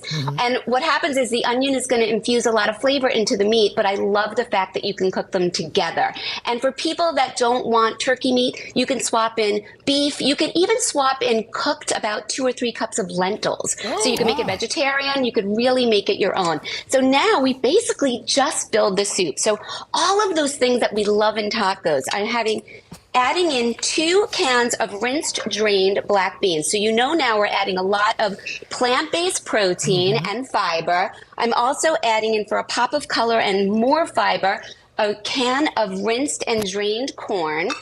And then this is going to be 2 cups of, well, I'm already up to the taco seasoning, but I added in some quartered cherry or grape tomatoes. Right. And you could, if you don't want to deal with slicing, you could always toss in a can of those diced fire roasted tomatoes. And I would say go ahead and throw the liquid in also, because it's only going to bolden up that broth. And now when it comes to the taco seasoning, you have 2 options. You could just go to the store, take the easy way out, and add in whatever's on sale, a taco seasoning packet. If you want to go that extra mile, I'm going to show everybody. I'll put it on today.com, and I'll also show you on Instagram and Facebook how to make the easiest do-it-yourself taco seasoning blend. So it's just chili powder, cumin, salt, pepper. This is paprika. You could go sweet. You could go smoky. Garlic, onion powder, red pepper flakes, and oregano. And the cool thing about this is you know exactly what's in it, and then you got a whole stash in your pantry. That's true. Yeah, and you can adjust the salt if you want. Exactly. So speaking of salt, when it comes to the broth, so you mix all of this together, and then you're going to add in 4 cups of a reduced sodium, either chicken broth, beef broth, or vegetable broth. And the reason I like to do a reduced sodium is because you can always add more in at the end, but you can't take the sodium out. And so this is going on in there. And I just mix this whole thing up, and then it was 4 cups, and then you're going to mix this thing up, and you just let it simmer. So one thing I will tell you is I really like an intense Tex-Mex flavor. So what I would do is you put tequila. Al, I've never tried that, but this would probably go really well with a margarita. And now I add a second taco seasoning packet in there. Yeah. So everybody could adjust to their own taste buds. And I'm going to bring you over to my... Yes. Come with me over to my island, and we're going to add some special toppings. It's always my favorite part is the camera switch. That's right. Thank you. So here I have it in the bowl. You can see how gorgeous this is. So it's kind of cooked down a bit. Yes. And it honestly, Al, it only takes about 5 minutes to simmer the whole thing. Look how action-packed this is. Can you put one together real quickly, Joy? Yes. So here I have with my ladle. I'm going to spoon it in here. And like you said earlier, you really are combining the flavors of a taco together with a chili. It's it's soupier than a chili. Now, I'm going to add on some Mexican cheese. I have some avocado. I have some jalapenos. If you don't like the spice, take the seeds out of the jalapenos for sure. And here's one last thing you could do. crumble the taco shells Here on top? we go. I'm going to make a little bit of a mess. Right. Ian's going to cringe. There you go. Look at them. Muscles like steel. Joy, it's always good to see you. Thanks so much. Joy. Perfect for this weekend. Love you guys. We love you too. For more recipes like this, head to today.com/food. You can always count on Today Nutritionist and our pal, Joy Bauer, to whip up something healthy and delicious. Joy, a lot of people, we didn't get a real reset, so we're resetting today. So what do you have for us today? I am so crazy excited to show you how to make this meal. I think it's going to be on repeat in both of your homes, and it's super kid-friendly. Okay. So this is a turkey bolognese. It's healthified. It's packed with protein, vitamins, minerals, antioxidants. But I'm telling you the best part, it is a one-pot wonder. And I think you're going to be amazed how easy this thing comes together. Okay, and you've decided to swap beef for turkey. Is that because it's a little leaner? That's what you're supposed to do? That's right. Yeah. So this is a pound of lean ground turkey. And when you shop for it at the store, look for turkey that is between 90 and 94% lean, because it's still going to be flavorful and juicy. If you get up to the 99% lean, it's too dry. So between 90 and 94%. After this was already cooked, what I've done is I threw in, you can see here all the vegetables. I have diced celery, red bell pepper, onion, and carrots. And I saute it with the meat. But because I want to save a little bit of time, because I'm going to nail this thing before we close the spot. Okay. I pre-sauteed all of the yummy vegetables, and now we basically have a nutrition party in this pot. Okay. We now take, this is a 28-ounce can of crushed tomatoes. Oh, wow. 1 cup of broth, whatever you have in the fridge. And I'm going to take another easy way out, and instead of dealing with separate seasonings, I have here just 5 teaspoons of Italian seasoning. So this adds oregano and basil and thyme. Yeah. And then stir this whole thing up. I'm going to put it on the stove, let it cook for about 25 minutes covered. Uncover it. Can I ask one question, Joy, just to be clear? Yeah. So the turkey was already cooked, and if you were just starting from scratch, you'd put in the raw turkey and all the veggies together at the same time and saute. No, I'm so glad you asked that. No, so first what I do is in stages. I cook the ground turkey first, and it takes about 6 minutes, right? And I'm just sort of chopping it up. When the ground turkey is cooked and there's no more pink, then I throw in the veggies. We're building, and it's another 6 to 8 minutes. Okay. And then you throw in everything else, and look at this. That looks like a sloppy Joe. So, it's interesting that you say that, Hoda, because I actually like to put it on toasted English muffins or in soft, like Portuguese buns. Oh my goodness. So now I'm going to take this pasta. Now, yes, what is you this can pasta? Eat whole. This is a whole grain pasta. And for people that are sensitive to cutting back on carbs, you can use zoodles, which are zucchini noodles, or you can also do spaghetti squash. Wait, I have over here some parm, because you guys know everything's better with a little bit of parm. Oh, yeah. Look at that. By the way, this amazing? I've seen some chickpea, like some other kind of flour pasta. Are those better for you? That's what this is, actually. So I said it was a whole grain, but if you opened up my cabinet, I have true whole grain, which is just 100% whole wheat. But I also have so many different brands of like chickpea or bean or lentil pasta. I would suggest people experiment around. It has a little bit more protein and it has a little bit more fiber. It really depends on what you prefer in terms of your taste. One other thing I'm going to do as soon as we shut down the segment, I'm going to try to make a bolognese burrito. I'll let you know how it works out. I'm going to put it in a wrap. Yes, with a lot of cheese we on love it. a bolognese burrito. Yes, Joy, yes. Joy, we miss you. We miss you. It's good to see you, though. To get this recipe, head to today.com/food. Delicious.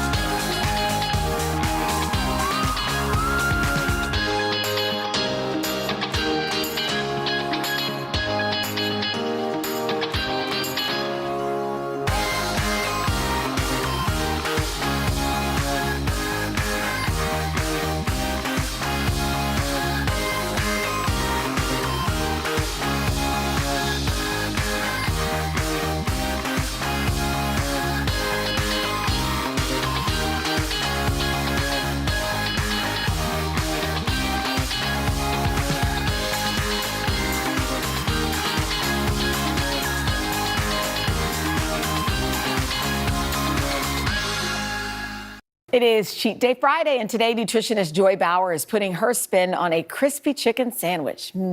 Take it away, Guys, Joy. I am so jazzed about this copycat chicken sandwich. It mimics the famed fast food version that we love, but for fewer calories, less fat, and more protein and fiber. It is the ultimate winner chicken dinner. We start with 2 skinless breasts, and I sandwich it between either parchment paper or wax paper, and we're gonna pound them thin. We want the width to be no wider than about 1/2 inch. And I love that you get a mini workout too. Now I have 2 gigantic pieces of chicken breast. And I'm gonna slice these pieces in half because we're gonna make 4 servings. Next, you can take a bag or a bowl and place your chicken pieces right inside. And we're gonna marinate it with something surprising. 1 cup of pickle juice. That's right, we're using pickle juice. Now, your chicken is not gonna taste like pickle juice, but the pickle juice is going to tenderize it and it's gonna make it nice and juicy. Then you're gonna pop this in the fridge and let it marinate from 30 minutes until overnight. And now we're gonna set up our 2-step dredging bowls. So here I have 2 tablespoons of mayonnaise, and I'm gonna mix that with 1 egg. It's almost making like a glue. Okay, and now for the yummy breading. I'm starting with 1 cup of breadcrumbs, but you can also use flour. And to season them up, I have garlic powder, onion powder, paprika, a little bit of salt and pepper.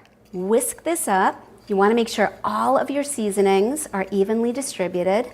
Take each piece of chicken and shake off the excess pickle juice and dunk it in the egg mayo mixture. Get it nice and coated, shake off the excess, and then douse it in all of the breadcrumbs. You really want to pat it down and then place it right on your baking sheet. I mist the top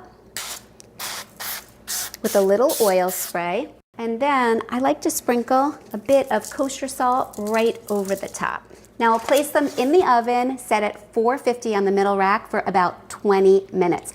And while the chicken is cooking, we're gonna make the sauce. So we're starting with a 1/4 cup of light mayonnaise, adding in 2 tablespoons of your favorite barbecue sauce, a tablespoon of yellow mustard, and 1 teaspoon of lemon juice. Just gonna mix this up. If you do like it a little bit sweeter, you can go ahead and you can add in honey. And here is our crispy chicken. And now we're going to build our sandwich. I'm starting with pickles, lettuce, tomatoes, our chicken. Look at that piece. And of course, our special creamy, dreamy tangy sauce. Oh yeah.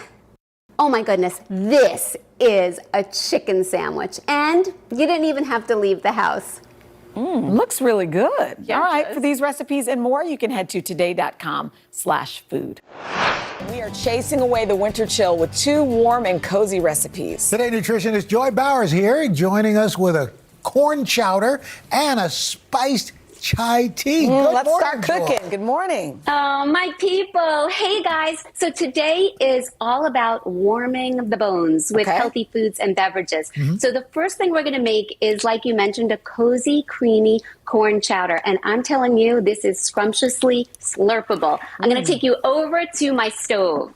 Okay. So here I have what I'm calling my nutrition confetti. All I've done is I sauteed some carrots, celery, and onions. It kind of looks like confetti, doesn't Carrots, it? celery, Look at onions, okay.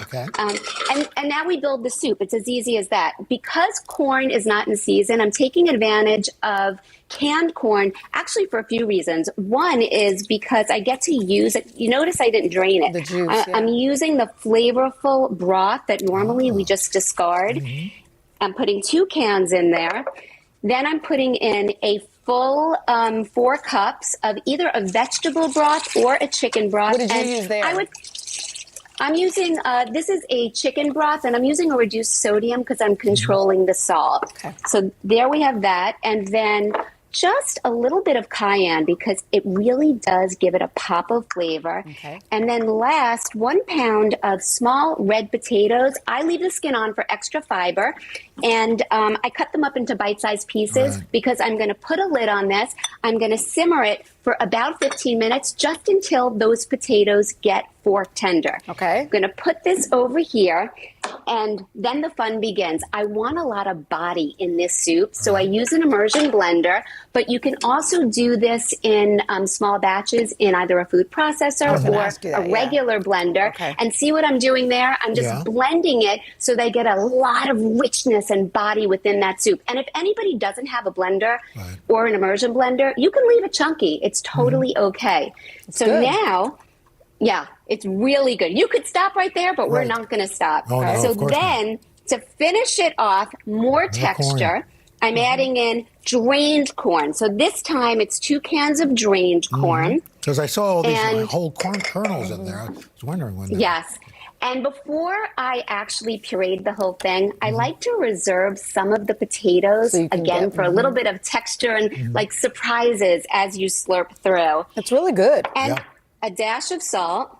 And it makes a great big batch. And I like to garnish it with a little bit of dill. It's really good, Joy. How about the tea, Joy? Yeah, let me try that. The chai This tea? is fantastic. The chai tea. So here we go. I put 4 cups of water in here. I love chai because my kitchen smells so unbelievably right now. It really infuses it with such aroma. And in the 4 cups of water, my combination is some cinnamon sticks, ginger, a little bit of nutmeg, fennel, peppercorns, cloves, and cardamom. Okay. And I give you a recipe for a balanced base, but really you could ramp up any of these spices if you like a stronger flavor. And so as those were simmering in here for about 15 minutes, then you put in your tea. So I have 4 tea bags that I added in. They've been in here for just about 5 minutes. Stick this over here. And now we build it. I add in 3 to 4 cups of the milk. Truth be told, I tried this with an almond milk and it came out a little bit too thin, so I'm using a 2% reduced fat. Okay. And maybe an oat milk. little I bit. was going to ask you about oat milk, yeah. Oat milk would be fabulous. And this is a little bit of vanilla and a little bit of honey. And then I'm going to bring you over to my finished product. Come back with me over here. I'm sure it smells good. Here, You can't I strain it through a colander, and here's the cool part. I feel like if you're going to be putting in so much effort, because it's much more involved than just steeping regular tea, I make a great big batch, and then I stash it in the fridge, and whenever a craving calls, I just warm it in the microwave, and you have about 7 cups. All right, Joy. Well, thank you much. We are ready for the weekend. I know, Thank cozy. you. Yummy, We yummy, appreciate yummy. it. Thank you, Joy. And for more Bye-bye, on these guys. recipes, Have a great weekend. You too. Head to today.com/food. Now I'm ready for a nap.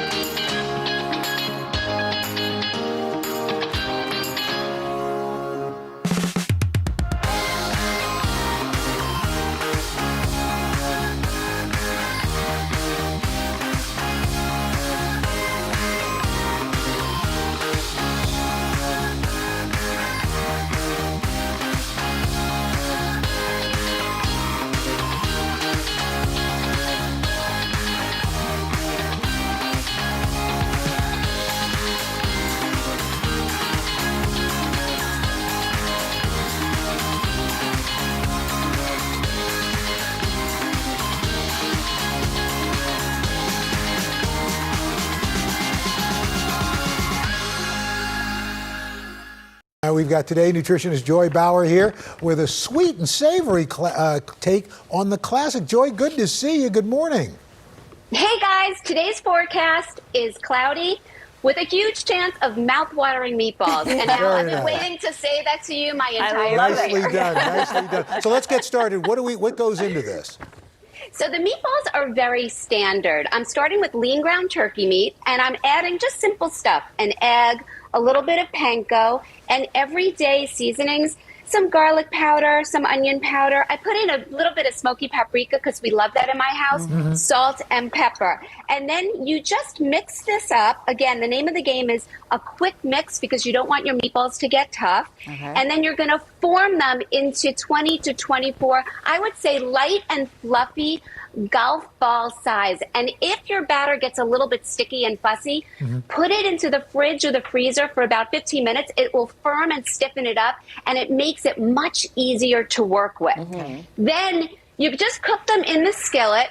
I would say 2 minutes on each side undisturbed because you want to sear that outside, get it nicely browned. And then I just sort of toss them around to get all of the sides browned for 5 to 7 minutes. But while they're cooking, I'm going to show you what really makes this recipe sing because it's all about the sauce. We're making a mustard maple sauce. So here I have a little bit of light. Let me make sure you guys can see this. We can see it. Yeah. There you go. There we go. Okay. So I have some light mayo, and that's going to add the creaminess. But now I'm adding Dijon mustard. And the Dijon gives it a tangy zing. Because it's called mustard maple, I do have our maple syrup as a sweetener. And if anybody prefers, you can do honey as well. And you mix this and emulsify it until it's nice and smooth. The key is not to add the broth until everything comes together, because otherwise the mayo will get a little bit clumpy. Then you add in your broth, and I'm going to take you over to the stove because I have one that's done. Let's see if Ian could flip this camera, guys. So here are my meatballs, and these are all complete. And I take my sauce over here, and I pour it in. Now, you have two options. You just simmer this for about, I would say, 10 minutes. And if you want it nice and sort of smooth and thin, it's done. If you want it a little bit thicker, let me show you this one over here. What did you do? I added a slurry the last minute. So it was just 1 tablespoon of cornstarch mixed with a little bit of water. And I mean, this is really thick. And then what would you serve that with, Joy? Back over to my island, guys. Here we go. So this is where we take it home. Now, there's a few different ways that you could serve it. This is standard, right over penne. And for this one, I kept it nice and thin. These are pass-arounds. You could put, as apps. And then the last is a sandwich. That is fantastic. This is a meatball grilled cheese. And guys, I'm going to put this on Instagram. I'm obsessing over this one. That's beautiful. Joy, thank you so much. Those are perfect. We love that. Going to try that this weekend. For this recipe and so much more, head to today.com/food.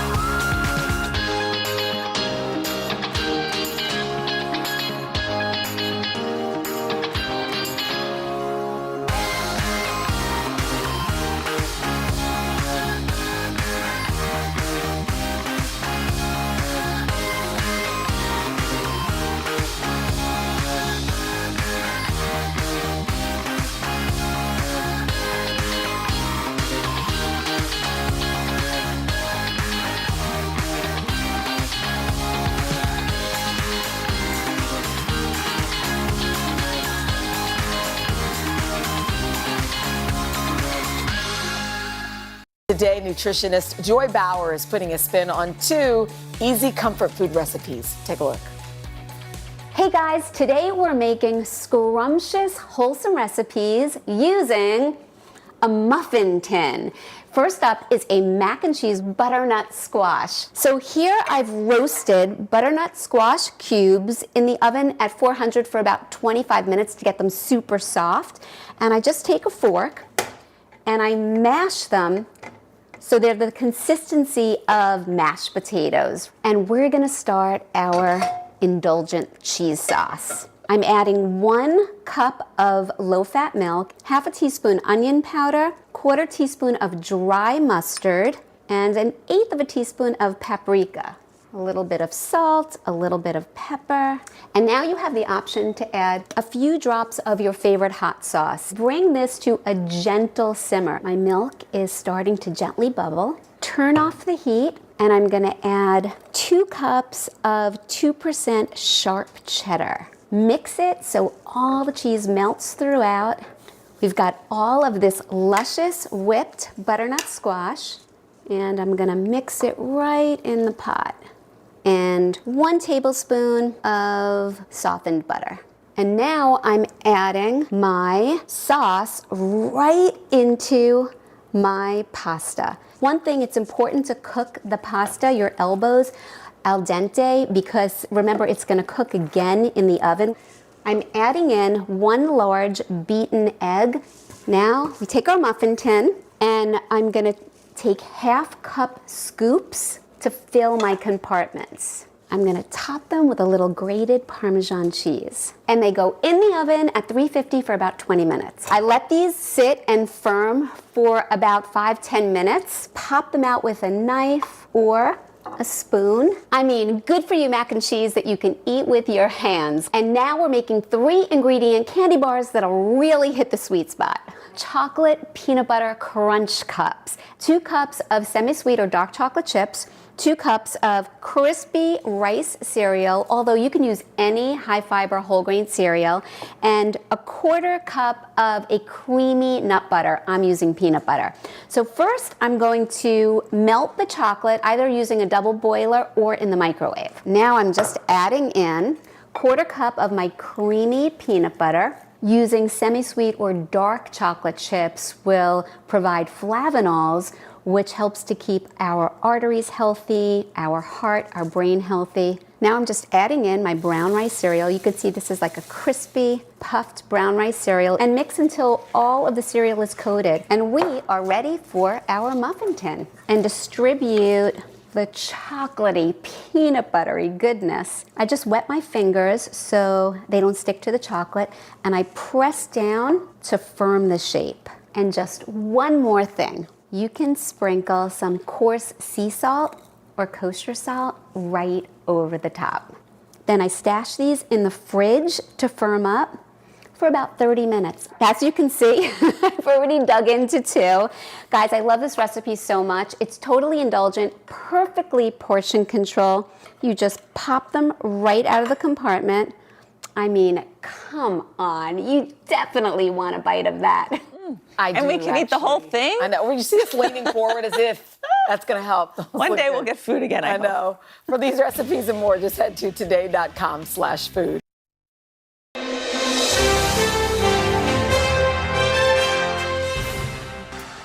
Okay, here's a question. Do you have somewhere between 2 and 10 random pumpkins laying around your house right now? I have 2. Well, okay, do not throw them away. Cook with them instead. Here to show us how to make a delicious roast pumpkin ramen. Doesn't that sound incredible? Sounds yummy. The author, Mission Vegan, Danny Bowen. Hi, Danny. Hey, good morning. How are you? So pumpkin, Good to see you.